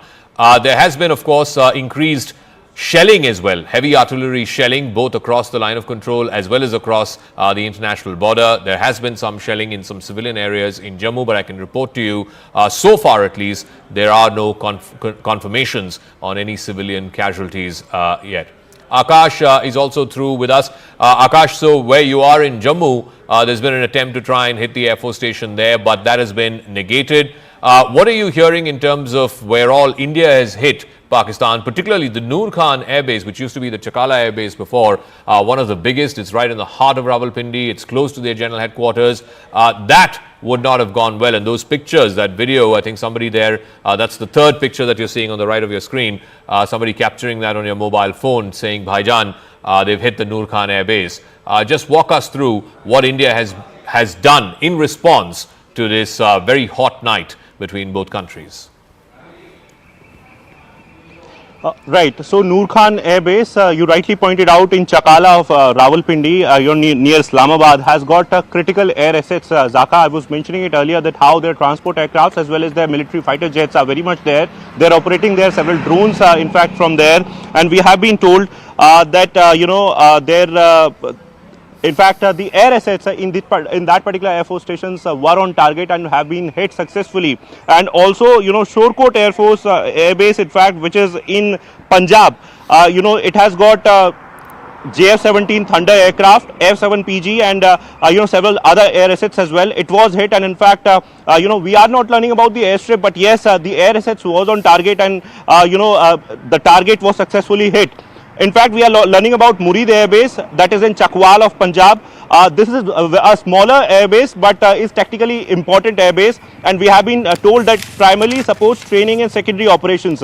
And the drone attack that was launched towards India was very much supported from this particular Air Force station, and we have been told that it has got fighter jets and possibly some drones as well, and it was successfully targeted by Indian forces, Indian Armed Forces. So these three Air Force stations we have got confirmation for several air assets, and in fact the infrastructure was on target and it was successfully hit by the Indian Armed Forces. Also in retaliation, now Pakistan is trying to make a dent, and in fact is trying to hit our Air Force stations, but they are not successful till now. And our air defense is very much working, 80 guns, and in fact the the systems that we have is very much working. It's the daytime now. We have been seeing the escalation particularly in the night time from last 24 to 48 hours, but will it continue in the daytime as well? What will be the next future course of action as far as India is Akash, concerned? I'm sorry to interrupt. The image that I'm showing on the left is also from Jammu. It's a civilian area. There is a temple called the Shambhu temple in Jammu. We're given to understand there's been a projectile that's hit. We don't know if it's a drone or a missile, but a projectile has hit just outside the temple. No casualties. That is the important thing. You can see the remnants of the wreckage there. This is mobile phone footage that's been shot by one of the individuals there. You can see the wreckage that's strewn all over the place. This is called the Shambhu temple in Jammu. Again, the good news is that there is no casualties there. There you can see the main gate, the pillars leading into the temple. So on the outside perimeter of the temple complex, there's been a projectile hit. Again, the good news being that there is no reports of any civilian casualties in the Shambhu temple attack. Aman is also joining us. Again, I want to go big picture for our viewers who are tuning in a little past 6:30 this morning, this Saturday morning. There has been a visible amping up by Pakistan. India has retaliated. Pakistan's attempts have been foiled. The attempt was to try and target some of our forward air bases in Pathankot, in Jammu, the military station in Udhampur, etc. But all of that has been foiled, Aman. In response, India is hit back with a combination of drones as well as missiles, and some of the Air Force station attacks in Pakistan have been very, very successful. What are you hearing from top government sources? The big picture that we're hearing is that the government is very, very clear that April 22nd was the original escalation by Pakistan. India responded to that escalation through Operation Sindoor, and our attack was on the on the terror infrastructure in Pakistan, the terror headquarters in Pakistan of Jaish, of the LET, of the Hizbul, and this was because Pakistan did not act against them, and over 100 terrorists were killed in the Indian strike. For India, the offensive had ended there. India did not want to take it further beyond there. India very clearly said we did not target any civilian population, neither any Pakistani military infrastructure in Operation Sindoor. The escalation the Indian government feels is now coming from Pakistan, first through these drone attacks for the last 2 nights, which now seem to be, Zaka, more of recce missions. These drone attacks seem to be more to assess our strength of our air defense systems, our alertness, where are our air defense systems located, maybe also to try and exhaust maybe some of our air defense systems before the actual attack comes. Indian government is also now seemingly very clear that Pakistan decided to wait for the IMF bailout before launching its big strike, because it did not want its IMF bailout to be jeopardized in any manner. And this shows that soon after the IMF bailout, Pakistan cleared its airspace today morning and has launched an attack through ballistic missiles, not only at our forward Air Force bases in Pathankot and the Udhampur, it has also tried to attack our major cities. So this is a major escalation by Pakistan. That is what India is saying. India never targeted earlier Pakistan's military infrastructure, but because Pakistan has now upped in a way the game, India is not shying back, and this attack on the airbase in Rawalpindi by India is to show how deep India can hit. And I think India is still trying to tell Pakistan to get the message to de-escalate, but if Pakistan does not de-escalate from here, Zaka, Indian government sources are telling me that we will also not stop now, and Pakistan will be taught a lesson. All right, so our reporters are spread across the length and breadth. Ishan is joining us from Srinagar. Akash is joining us from Jammu. In Delhi, we have Arunima and Siddhant joining us from South Block. There's going to be a briefing by the Foreign Secretary at 10 a.m.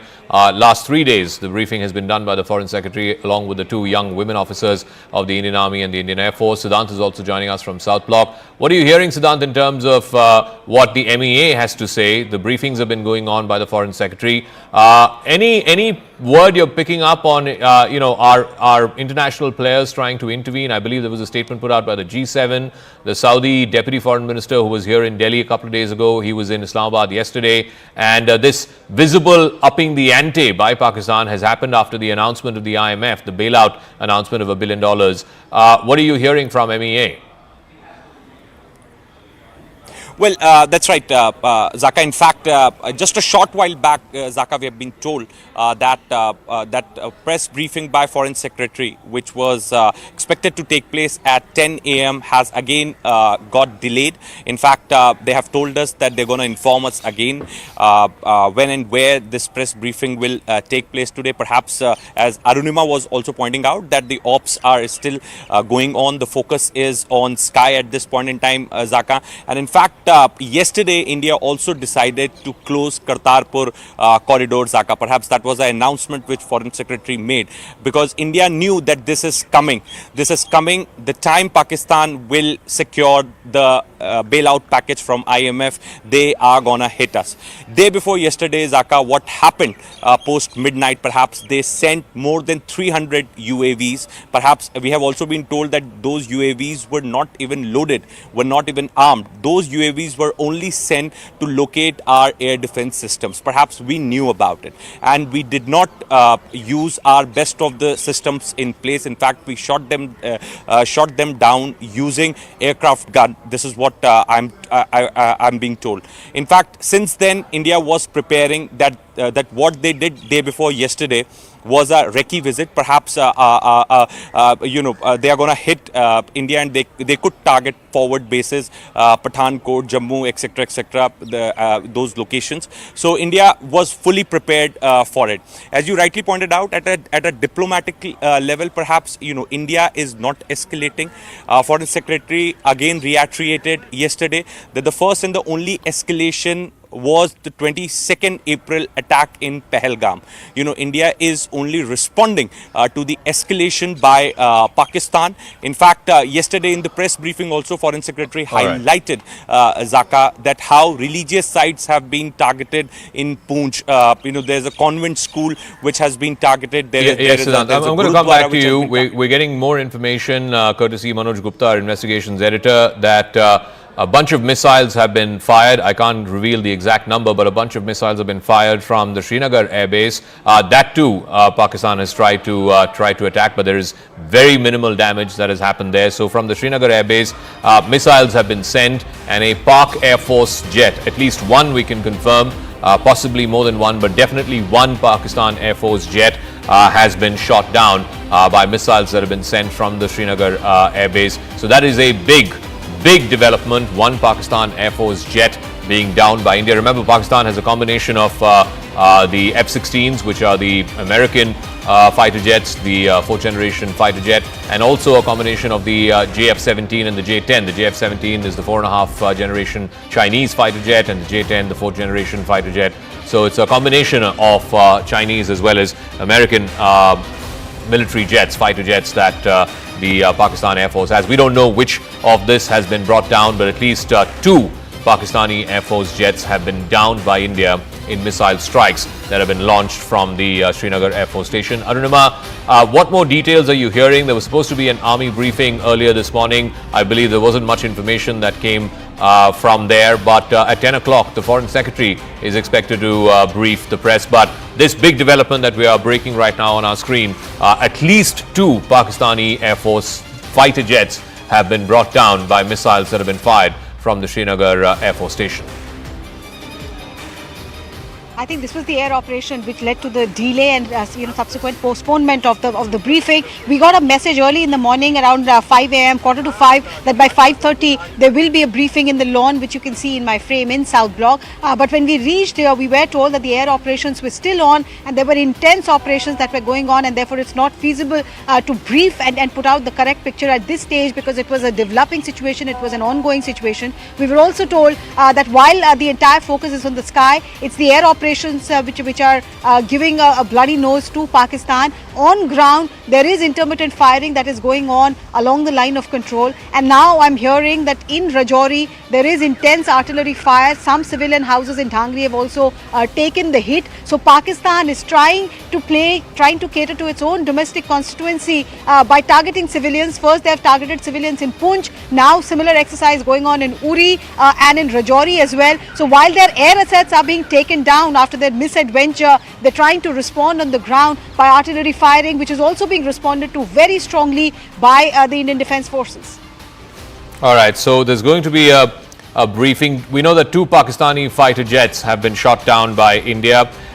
What these jets are, I think we should hold back on that, at least the make of these jets, what these jets are.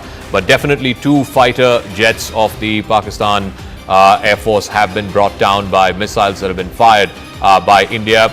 All right, we're going ahead and saying that these are Pakistani F-16s. I want to be very, very responsible, very measured and restrained in our reporting that India has shot down 2 Pakistan Air Force jets. Despite all of this fog of war and all of this confusion that happened a couple of nights ago, we can now report to you early Saturday morning there has been a dramatic escalation, clearly an attempt by Pakistan to climb up the escalation ladder. They have gone up a couple of notches, a couple of rungs in that escalation ladder. India has responded measure for measure. Pakistani Air Force jets, 2 F-16s, have been shot down by missiles that have been launched from the Srinagar Air Force Station. Akash, what are you hearing from your top defense sources? PAF aircraft down. I have no independent confirmation on that. Manoj Gupta is bringing us this input where, he has been reporting that how 2 F-16s, have been in fact brought down by the Indian Air Force. So we'll wait for the official confirmation as well. But this is big, Zaka. This is big. We have seen that how, F-16 was very much there, a part of the sort of, activities that happened in 2019 when the dogfight actually happened between MiG-21 and F-16. And even at that time, we know the whole episode of Wing Commander Abhinandan, but this time around, we are learning that, we have shot down these F-16s. I'll check for with the Air Force as well for the independent confirmation. But Manoj Gupta has been reporting that how 2 F-16s, in fact, have been downed by, the Indian Air Force. In fact, we have got several sort of videos, that are, in fact, somewhere confirming, the debris and, in fact, some sort of smoke, coming from a distant place. Ishan has been reporting this. But it is big, Zaka, given the fact that Pakistan Air Force, consider, itself as a superior force. They have always challenged, Indian armed forces and, in fact, Indian Air Force specifically for the dogfight because they think that their machines are superior, their training is superior. And this is one development where, it is a slap on their face where, they have been trying the military establishment, military infrastructure in different places. Here in India, none of them is successful. But this time around, we are learning that in Srinagar, at least 2 F-16 aircraft have been downed by the Indian Air Force, Zaka. So 2 Pakistan Air Force jets have been downed by the missiles that have been hit by the missiles from the Srinagar Air Force Station. So bringing you up to speed, the big picture that Pakistan has escalated over the last 6 or 7 hours post midnight after the announcement by the International Monetary Fund that they were releasing the tranche of $1 billion, part of the $7 billion package that Pakistan has managed to procure from the IMF, emergency bailout money. Right after that, and right after the Deputy Foreign Minister of Saudi Arabia left last night, there's been a dramatic escalation by Pakistan. Multiple attempts at forward air bases, at Air Force stations from Jammu to Pathankot, which is one of the biggest Air Force stations in northern India. In fact, it is bang on the border with Pakistan. It was also the scene of the terrorist attack that happened in 2016. We're also learning that the Sirsa Air Force Station was also one of the targets of attack. But all of that, the Udhampur military station, all of that has been thwarted by India's air defense systems. And now in retaliation, India is hit and brought down 2 Pakistan Air Force jets. They've been brought down over Srinagar, is what we're given to understand. These are deferred visuals we're getting from Udhampur, and the visuals that you're seeing on the left side is India attacking the Noor Khan Air Base, which used to be called the Chaklala Air Base earlier, hosts a big military college as well. It's very close to the general headquarters, the heart of the Pakistani military. There's been a massive attack there on the Noor Khan Air Base by India in retaliation to what Pakistan tried to do overnight. Let me go back to Aman, Arunima, reporters. Aman, again, as we await the Foreign Secretary's briefing in about 3 hours' time, what's the word that you're getting in from our top defense sources? India, of course, wanting to be absolutely certain that we are the responsive authority here. We're responding to the escalation by Pakistan. It is Pakistan that is choosing to climb the escalation ladder. Zaka, and what government sources are also saying that we were prepared for this. We knew that a major attack by Pakistan will happen. We were very, very clear that the drone attacks which were happening, on Friday night, we also saw these big drone attacks. This was mainly, Friday morning, was mainly to assess our air defense preparedness. Pakistan was waiting for the IMF bailout.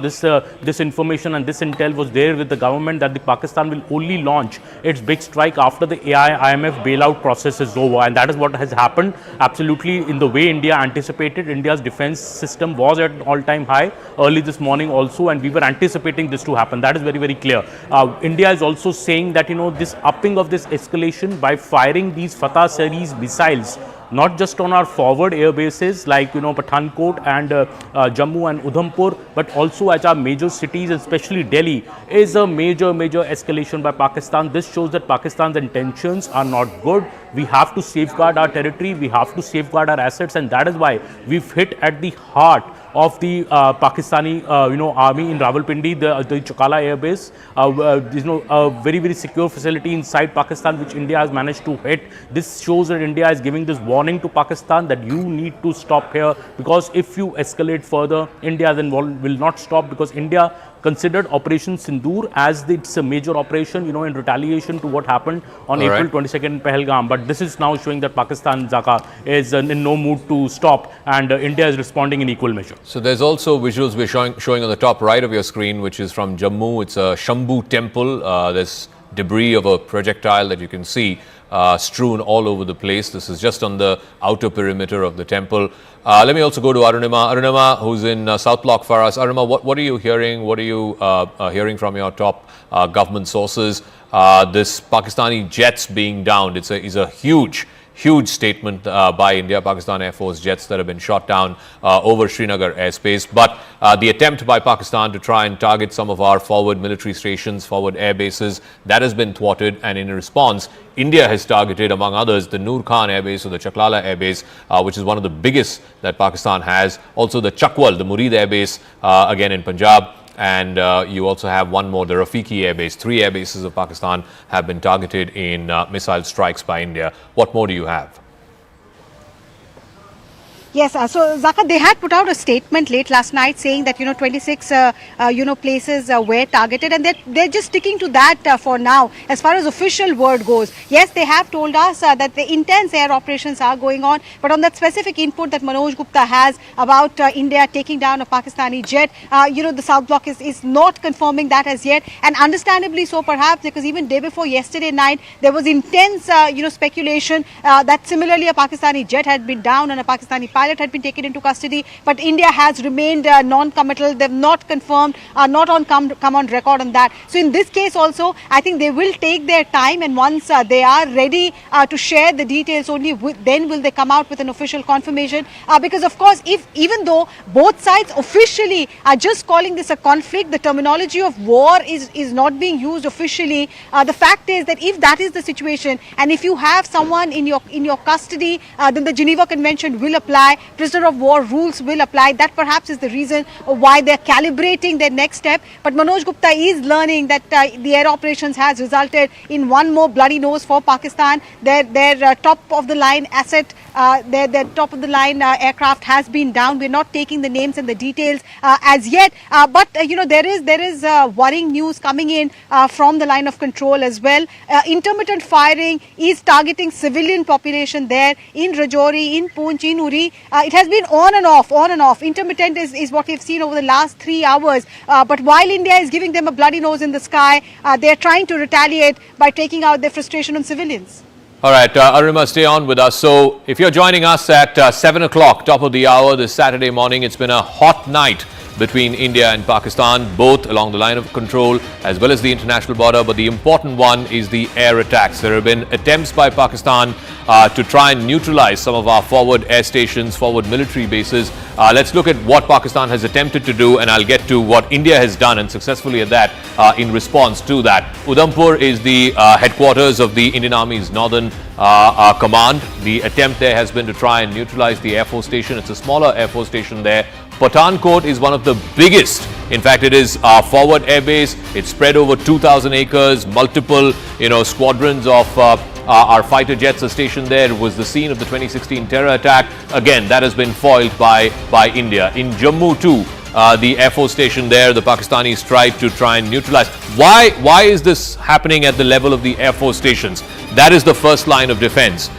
When countries go into conflict, when states go into conflict, the first attempt is to try and neutralize the ability of the enemy to scramble his jets. That's what Pakistan attempted to do. Sirsa too, again part of the Western Command. It's one of our big Air Force bases, stationed to squadrons of the fighter jets. This is what Pakistan was attempting to do. In response, what has India done? India too has targeted Pakistan's forward air bases. Let's get out that second map. What India has done in response to what Pakistan tried to do. And you look at this map, what stands out are the air stations that India has attempted to take out. And you can see those pictures as well from the Noor Khan Air Base in Rawalpindi. This is one of the biggest air bases that Pakistan has. It played a role in the 1965 and 1971 wars as well. This was earlier called the Chaklala Air Base. It is right in the heart of Rawalpindi. The general headquarters, Rawalpindi, is not too far from the air base. In fact, there is a famous Pakistan military college that's housed inside the Chaklala Air Base. It's now been renamed as the Noor Khan Air Base. You saw those pictures recorded by an individual, a civilian there, looking up at the big cloud of fire and smoke going up at the Noor Khan Air Base. Then further south, the Chakwal Air Base, it's called the Murid Air Base, again was active in the 65 and the 71 wars. The Chakwal Air Base too has been hit successfully by India. And then you have a smaller one in Shorkot, it's called the Rafiki Air Base. Again,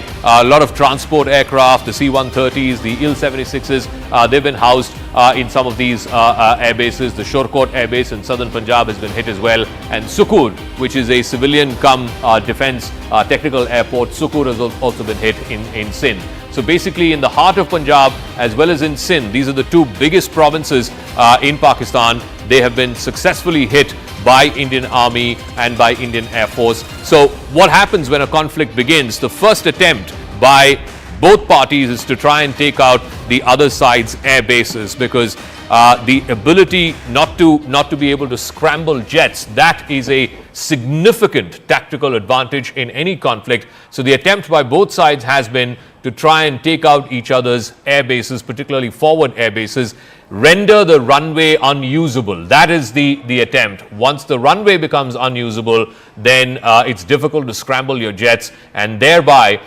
you are taking off a tactical advantage that the enemy has. That's what India has done last night to some of these forward air bases in Pakistan. Noor Khan, of course, this will have huge ramifications that are running through general headquarters, the military headquarters of Pakistan. Pakistan's attempts, whether it's in Udhampur, in Pathankot, in Jammu, in Sirsa, have been thwarted, and India in response has carried out significant damage to some of the air assets that Pakistan is hosting. Akash is there with us from Jammu. Ishan is there with us from Srinagar. Arunima in South Block. Siddhant is also joining us from South Block. Akash, first things first, the Jammu Air Force Station, Pakistan did try to take down the Jammu Air Force Station and render the runway unusable, but that has been thwarted by India. What are you hearing from what attempts have been made by Pakistan overnight and what India's response to that has been?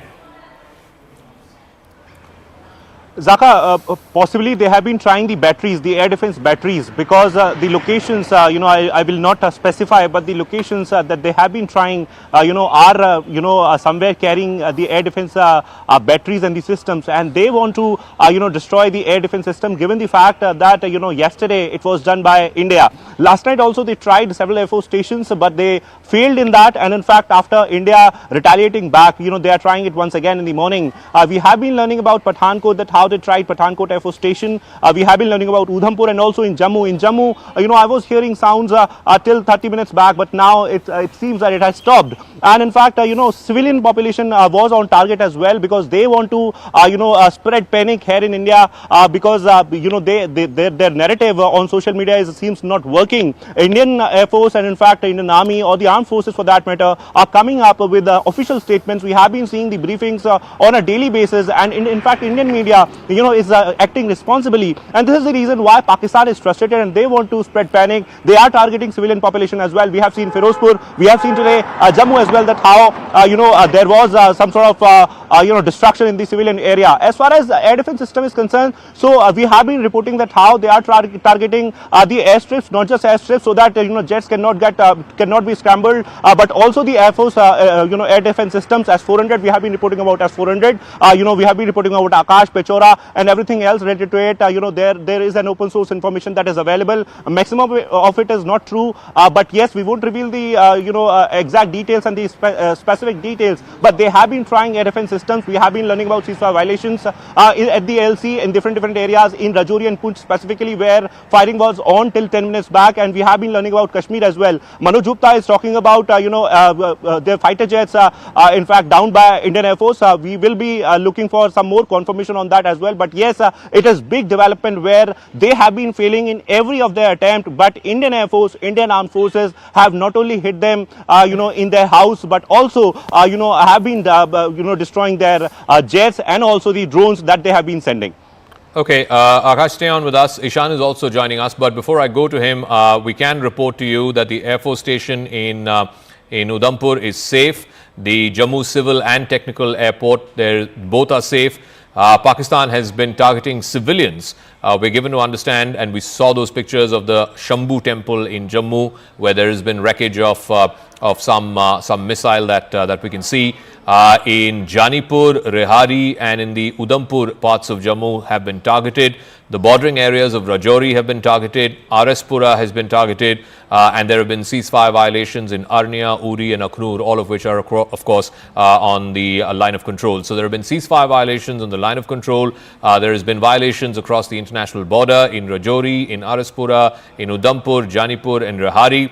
These are all in Jammu. So both on the IB as well as the LC, there have been heavy artillery shelling that Pakistan has tried to carry out. Also, that important word that we got overnight, Pakistan launched the Fatah-2 missile. It was headed in the direction of the national capital is what we are given to understand, but India's air defense systems thwarting that in the skies over Sirsa in Haryana, and that is a major escalation by Pakistan in response. India has hit back, and you can see the picture in the middle, which is the Noor Khan Air Base, one of the forward air bases of the Pakistan Air Force, one of the biggest, in fact, that they have, played an important role in both 65 and in 71. It used to be called the Chaklala Air Base before, houses the Pakistan Military College there as well. That has been now attacked in a significant way by the Indian Army and the Indian Air Force. Let's also go across, if we can, do we have Ishan? If we have Ishan, we can go to him. All right, Arunima, coming back to you again. So we have two sets of action that are happening. One, of course, the ceasefire violations and the heavy artillery shelling that are happening both at the LC and in the international border. And then you have this missile and drone activity that's happening courtesy the Indian Air Force, which is trying to take out some of Pakistan's forward air bases. Tell us what a night it's been between India and Pakistan in these last 6 or 7 hours.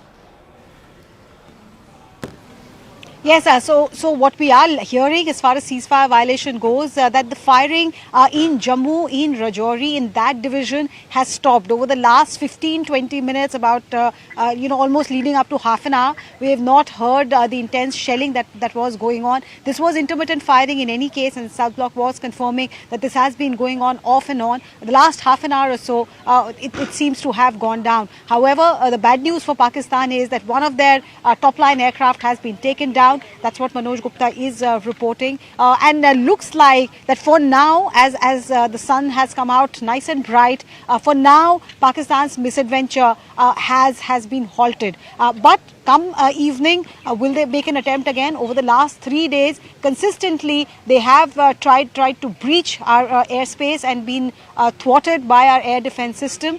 Even this morning, we got a confirmation from South Bloc, from the defense sources, that yes, the attempt was made at Udhampur, the attempt was made at Pathankot and at Jammu. In Jammu, they managed to strike civilian areas. A temple was a missile landed near a temple, and some houses were damaged. All right, Aruna, give me a moment. We're just showing pictures of wreckage from a drone. This is in Amritsar, in the outskirts of Amritsar, in the rural parts of Amritsar, I believe. You can see the wreckage of the drone there. Do we have audio on that clip? If we do, I think we should try and play up that audio. Clearly, you can see some of the wreckage, some of the damage from last night. All of that wreckage parts being sort of strewn around the place. These are from the rural fields of Amritsar. I believe some cops are taking this footage. Civilians there in the vicinity as well. These are on the fields. The fields, of course, have been ploughed for the sowing season. There you can see the remnants of the wreckage there of what looks like a drone. We don't know if this was an exploratory mission, a probing mission, or whether there was any kind of explosive that was attached with this drone. From this wreckage, it's difficult to identify what make it is or which country's drones these are. But India did call out yesterday in the press briefing Turkish drones that were made by Turkey and used by Pakistan to send on that exploratory mission that happened on the first night, the night of 7th and 8th of 8th and 9th of May, where you can see some of the cops there standing on the fields. This is what happened overnight in Amritsar. You can see those pictures of the remnants, the wreckage of a Pakistani drone there in the fields just in rural Amritsar. Let me also get in a word from Siddhant if he's there. Siddhant, so Foreign Secretary is going to brief in about 3 hours' time. Likely he will have the two women officers as well, Colonel Qureshi of the Indian Army and Wing Commander Singh of the Indian Air Force. What is the assessment that India is having right now in these last 6 hours or so? Because there's been a visible escalation and climbing of the escalation ladder by Pakistan overnight. Well, that's right, Zaka. In fact, we've been told that the press briefing of Foreign Secretary has got delayed. In fact, now this press briefing will take place later in the day when the armed forces will have full assessment of the situation. Zaka, talking about the developments which have taken place in last 24 to 48 hours, perhaps there were 300 to 400 drones which were sent to India. They were dropped into India from Leh to Sir Creek, and in fact these drones were largely unarmed. These drones were sent day before yesterday to locate our air defense systems, but we understood that why this is being done, and we had fired and brought all of them down, all of the drones down through our air through our air guns, and perhaps at that moment only India understood that Pakistan is planning something big. Then what they did, Zaka, they did series of press conferences, perhaps camouflaging their yesterday's to camouflage their yesterday's operation, because they also didn't want the entire IMF bailout to get jeopardized, and perhaps they did series of press conferences, raking up Samjhauta Express blast, raking up issues like 26/11, that how India did not send witnesses to Pakistan for the trial purposes, etc., etc. So those things were said in the press conference. But India knew that they are gonna, they are planning something. Okay, big. just give me one second, Siddhant. These are shots from Lahore. It seems like a posh area. You can see the wreckage of some destruction, some material that's been used. You can see a big sort of smoke and fire going up. We don't know if this is a missile or a drone. It doesn't look like a drone. It looks much more bigger in that sense. It looks more like a projectile of some form of missile that's been used. This is in Lahore. It looks like on the outskirts of a major road. Whether this is in a deeply populated part of the city or whether it's on the outskirts, we don't know again. But this is from Lahore, and you can see fire and smoke on the sidelines of a major road. Whether this is a highway or an arterial road, you can see civilians there trying to capture the images. It seems like fields that are just off the road. The fields seem to be on fire, and you can see the remnants of a projectile as well. It doesn't look like a drone. It looks much bigger in size. It looks like some kind of missile remnant that has fallen there in Lahore. So these are the images that we're getting in from Lahore of what India has done. It's one of the places that India had targeted in Lahore last night in response to what Pakistan has been doing, trying to take down some of the Air Force stations and the military stations as well.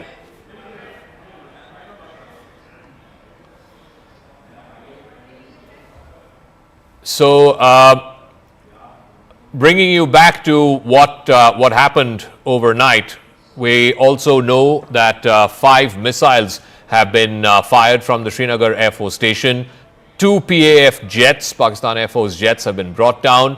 The image that you're seeing on the left-hand side of your screen is from a place called Lasjan. You can see the wreckage of what seems like a projectile. It seems like an explosive added ammunition, added a drone that's been taken down. Parts of some of the remnants of this wreckage you can see on the left side of your screen. I want to go across to Ishan. Ishan, what more details do you have? Well, what we know that some part of it has fallen into the residential compound of a house, and the mobilizing of troops has started around the location. There was definitely a dogfight that we're given to understand, and air-to-surface missiles were activated immediately after the activity was detected. What we have given to understand is that the Srinagar airport and every particular base is running on an high alert to ensure that none of the Pakistani aircraft enters the Indian airspace. And if there is any possibility, they are shot down immediately. And also what we know so far that the forces are trying to ensure that if at all there's a possibility of further escalation in Srinagar or areas surrounding it, particularly the defense establishment, that aggression is dealt with severely and ensured that they are able to hit back at those targets from where these missiles are coming. We don't want to give out any operation details, but for now, what we have been given to understand is that the debris has been found, and there's a possibility either a jet or some projectile which was fired has landed in a residential area near Srinagar. It's close by to the highway connecting Srinagar to rest of India, but a debris has definitely been found.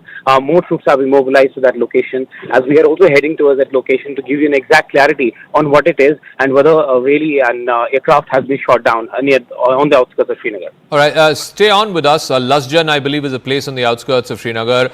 You can see wreckage. We are given to understand that this is wreckage from some kind of an aircraft. That's the word, the preliminary word that seems to be coming. You can see one of the motors that's strewn around. I believe parts of this wreckage have fallen into a residential compound of an individual who's living there in a place called Lasjan. What more can you tell us? Is there any word, Ishan, about what is this wreckage, what it likely brought down? I mean, is there any word? Some preliminary information seemingly suggesting that this is one of the Pakistan Air Force jets that was brought down, but it seems quite small. Some smaller parts seem to have fallen in this individual's residential compound. Well, yes, it can be anything. As of now, there are no confirmations about what it is, but there are reports that there was a dogfight which took place over Srinagar. There are further details that we don't want to speak about at the moment, but definitely sources indicating that there was a dogfight over Srinagar and possibility of aircrafts being shot down has not been eliminated. What will give further confirmation is that once they'll be able to find the wreckage, they'll be able to spot it, they'll be able to see it, and then only can we have confirmation that any fighter jets being brought down.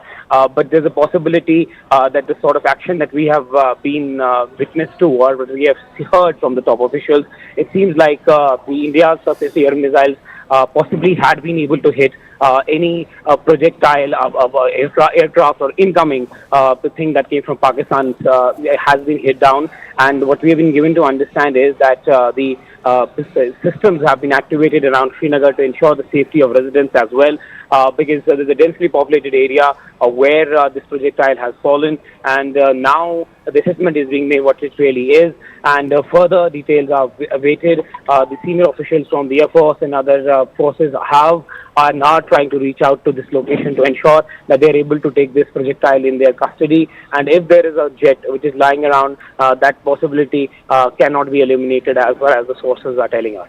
All right, we're also getting word from Akash, if he's there, as we look at the wreckage of this, likely from a downed fighter is what we are told, a Pakistani Air Force fighter jet. This is in the Lasjan area in the outskirts of Srinagar, as Ishan is trying to make his way there. Akash, I believe your sources are saying that there was a dogfight as well? Yes, Zaka. In fact, I have been learning that there was a dogfight, possibly after which, we have downed these Pakistani jets. Now, we are not sure if, because of the dogfight, it came down, or because of the air defense systems, it came out. But yes, wreckage is there, and in fact, we have been seeing the parts. You rightly pointed out, it seems like some motor or some other part of the aircraft. We are still not sure as to which aircraft it was. Reports are suggesting that it can be one F-16, but we'll wait for the official confirmation for that. But yes, sources, in the armed forces are somewhere confirming that a dogfight indeed happened between the Pakistani and Indian jets, and it was an intense fight. Operations are still on. I won't reveal much of it, but yes, activities have been happening. They have been trying missiles since morning, but till now, we haven't seen any sort of major damage as far as military infrastructure is concerned. Yes, Air Force is very much involved in the operations. Air Defense is very much there in the operations. Whether or not a dogfight is still happening, or it has happened, in the past 1 hour, 2 hours, we are not sure about it. But yes, dogfight happened at one point in time, and possibly after which, we have brought down these two Pakistani jets, in the Kashmir and in fact in the nearby areas. We'll get more details, Zaka. All right, Ishan is also headed out to this Lasjan area. How far is it out from downtown Srinagar? And do we know any further information about where this has landed, Ishan, and whose house this is? These are, so I want to be very clear, and we should be very clear with our viewers. This image is from Lahore. This is the likely remnants of a projectile or a missile that India has hit Lahore with. You can see some of the fields just off the main road up in fire. You can see some civilians trying to take pictures of what is happening. So this is Lahore. I want to be very, very clear. We should tab that with where the location is of these pictures. And the other image that we were showing, the daytime image, this is overnight. The daytime image that we were showing is from an area called Lasjan, which is on the outskirts of Srinagar, where you can see some of the wreckage of what is believed to be a Pakistan Air Force jet.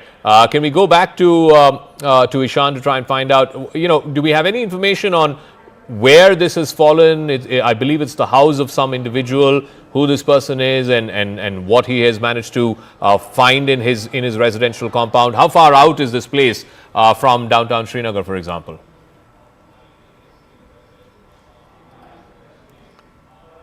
All right, we've lost Ishan. We'll try and go back to him. So, two separate images. The one on your left is the one from Lahore overnight, shot by some Pakistani civilians. You can see a bunch of them that are gathered just off a main road. It looks like a highway of some sort, but just off a main road.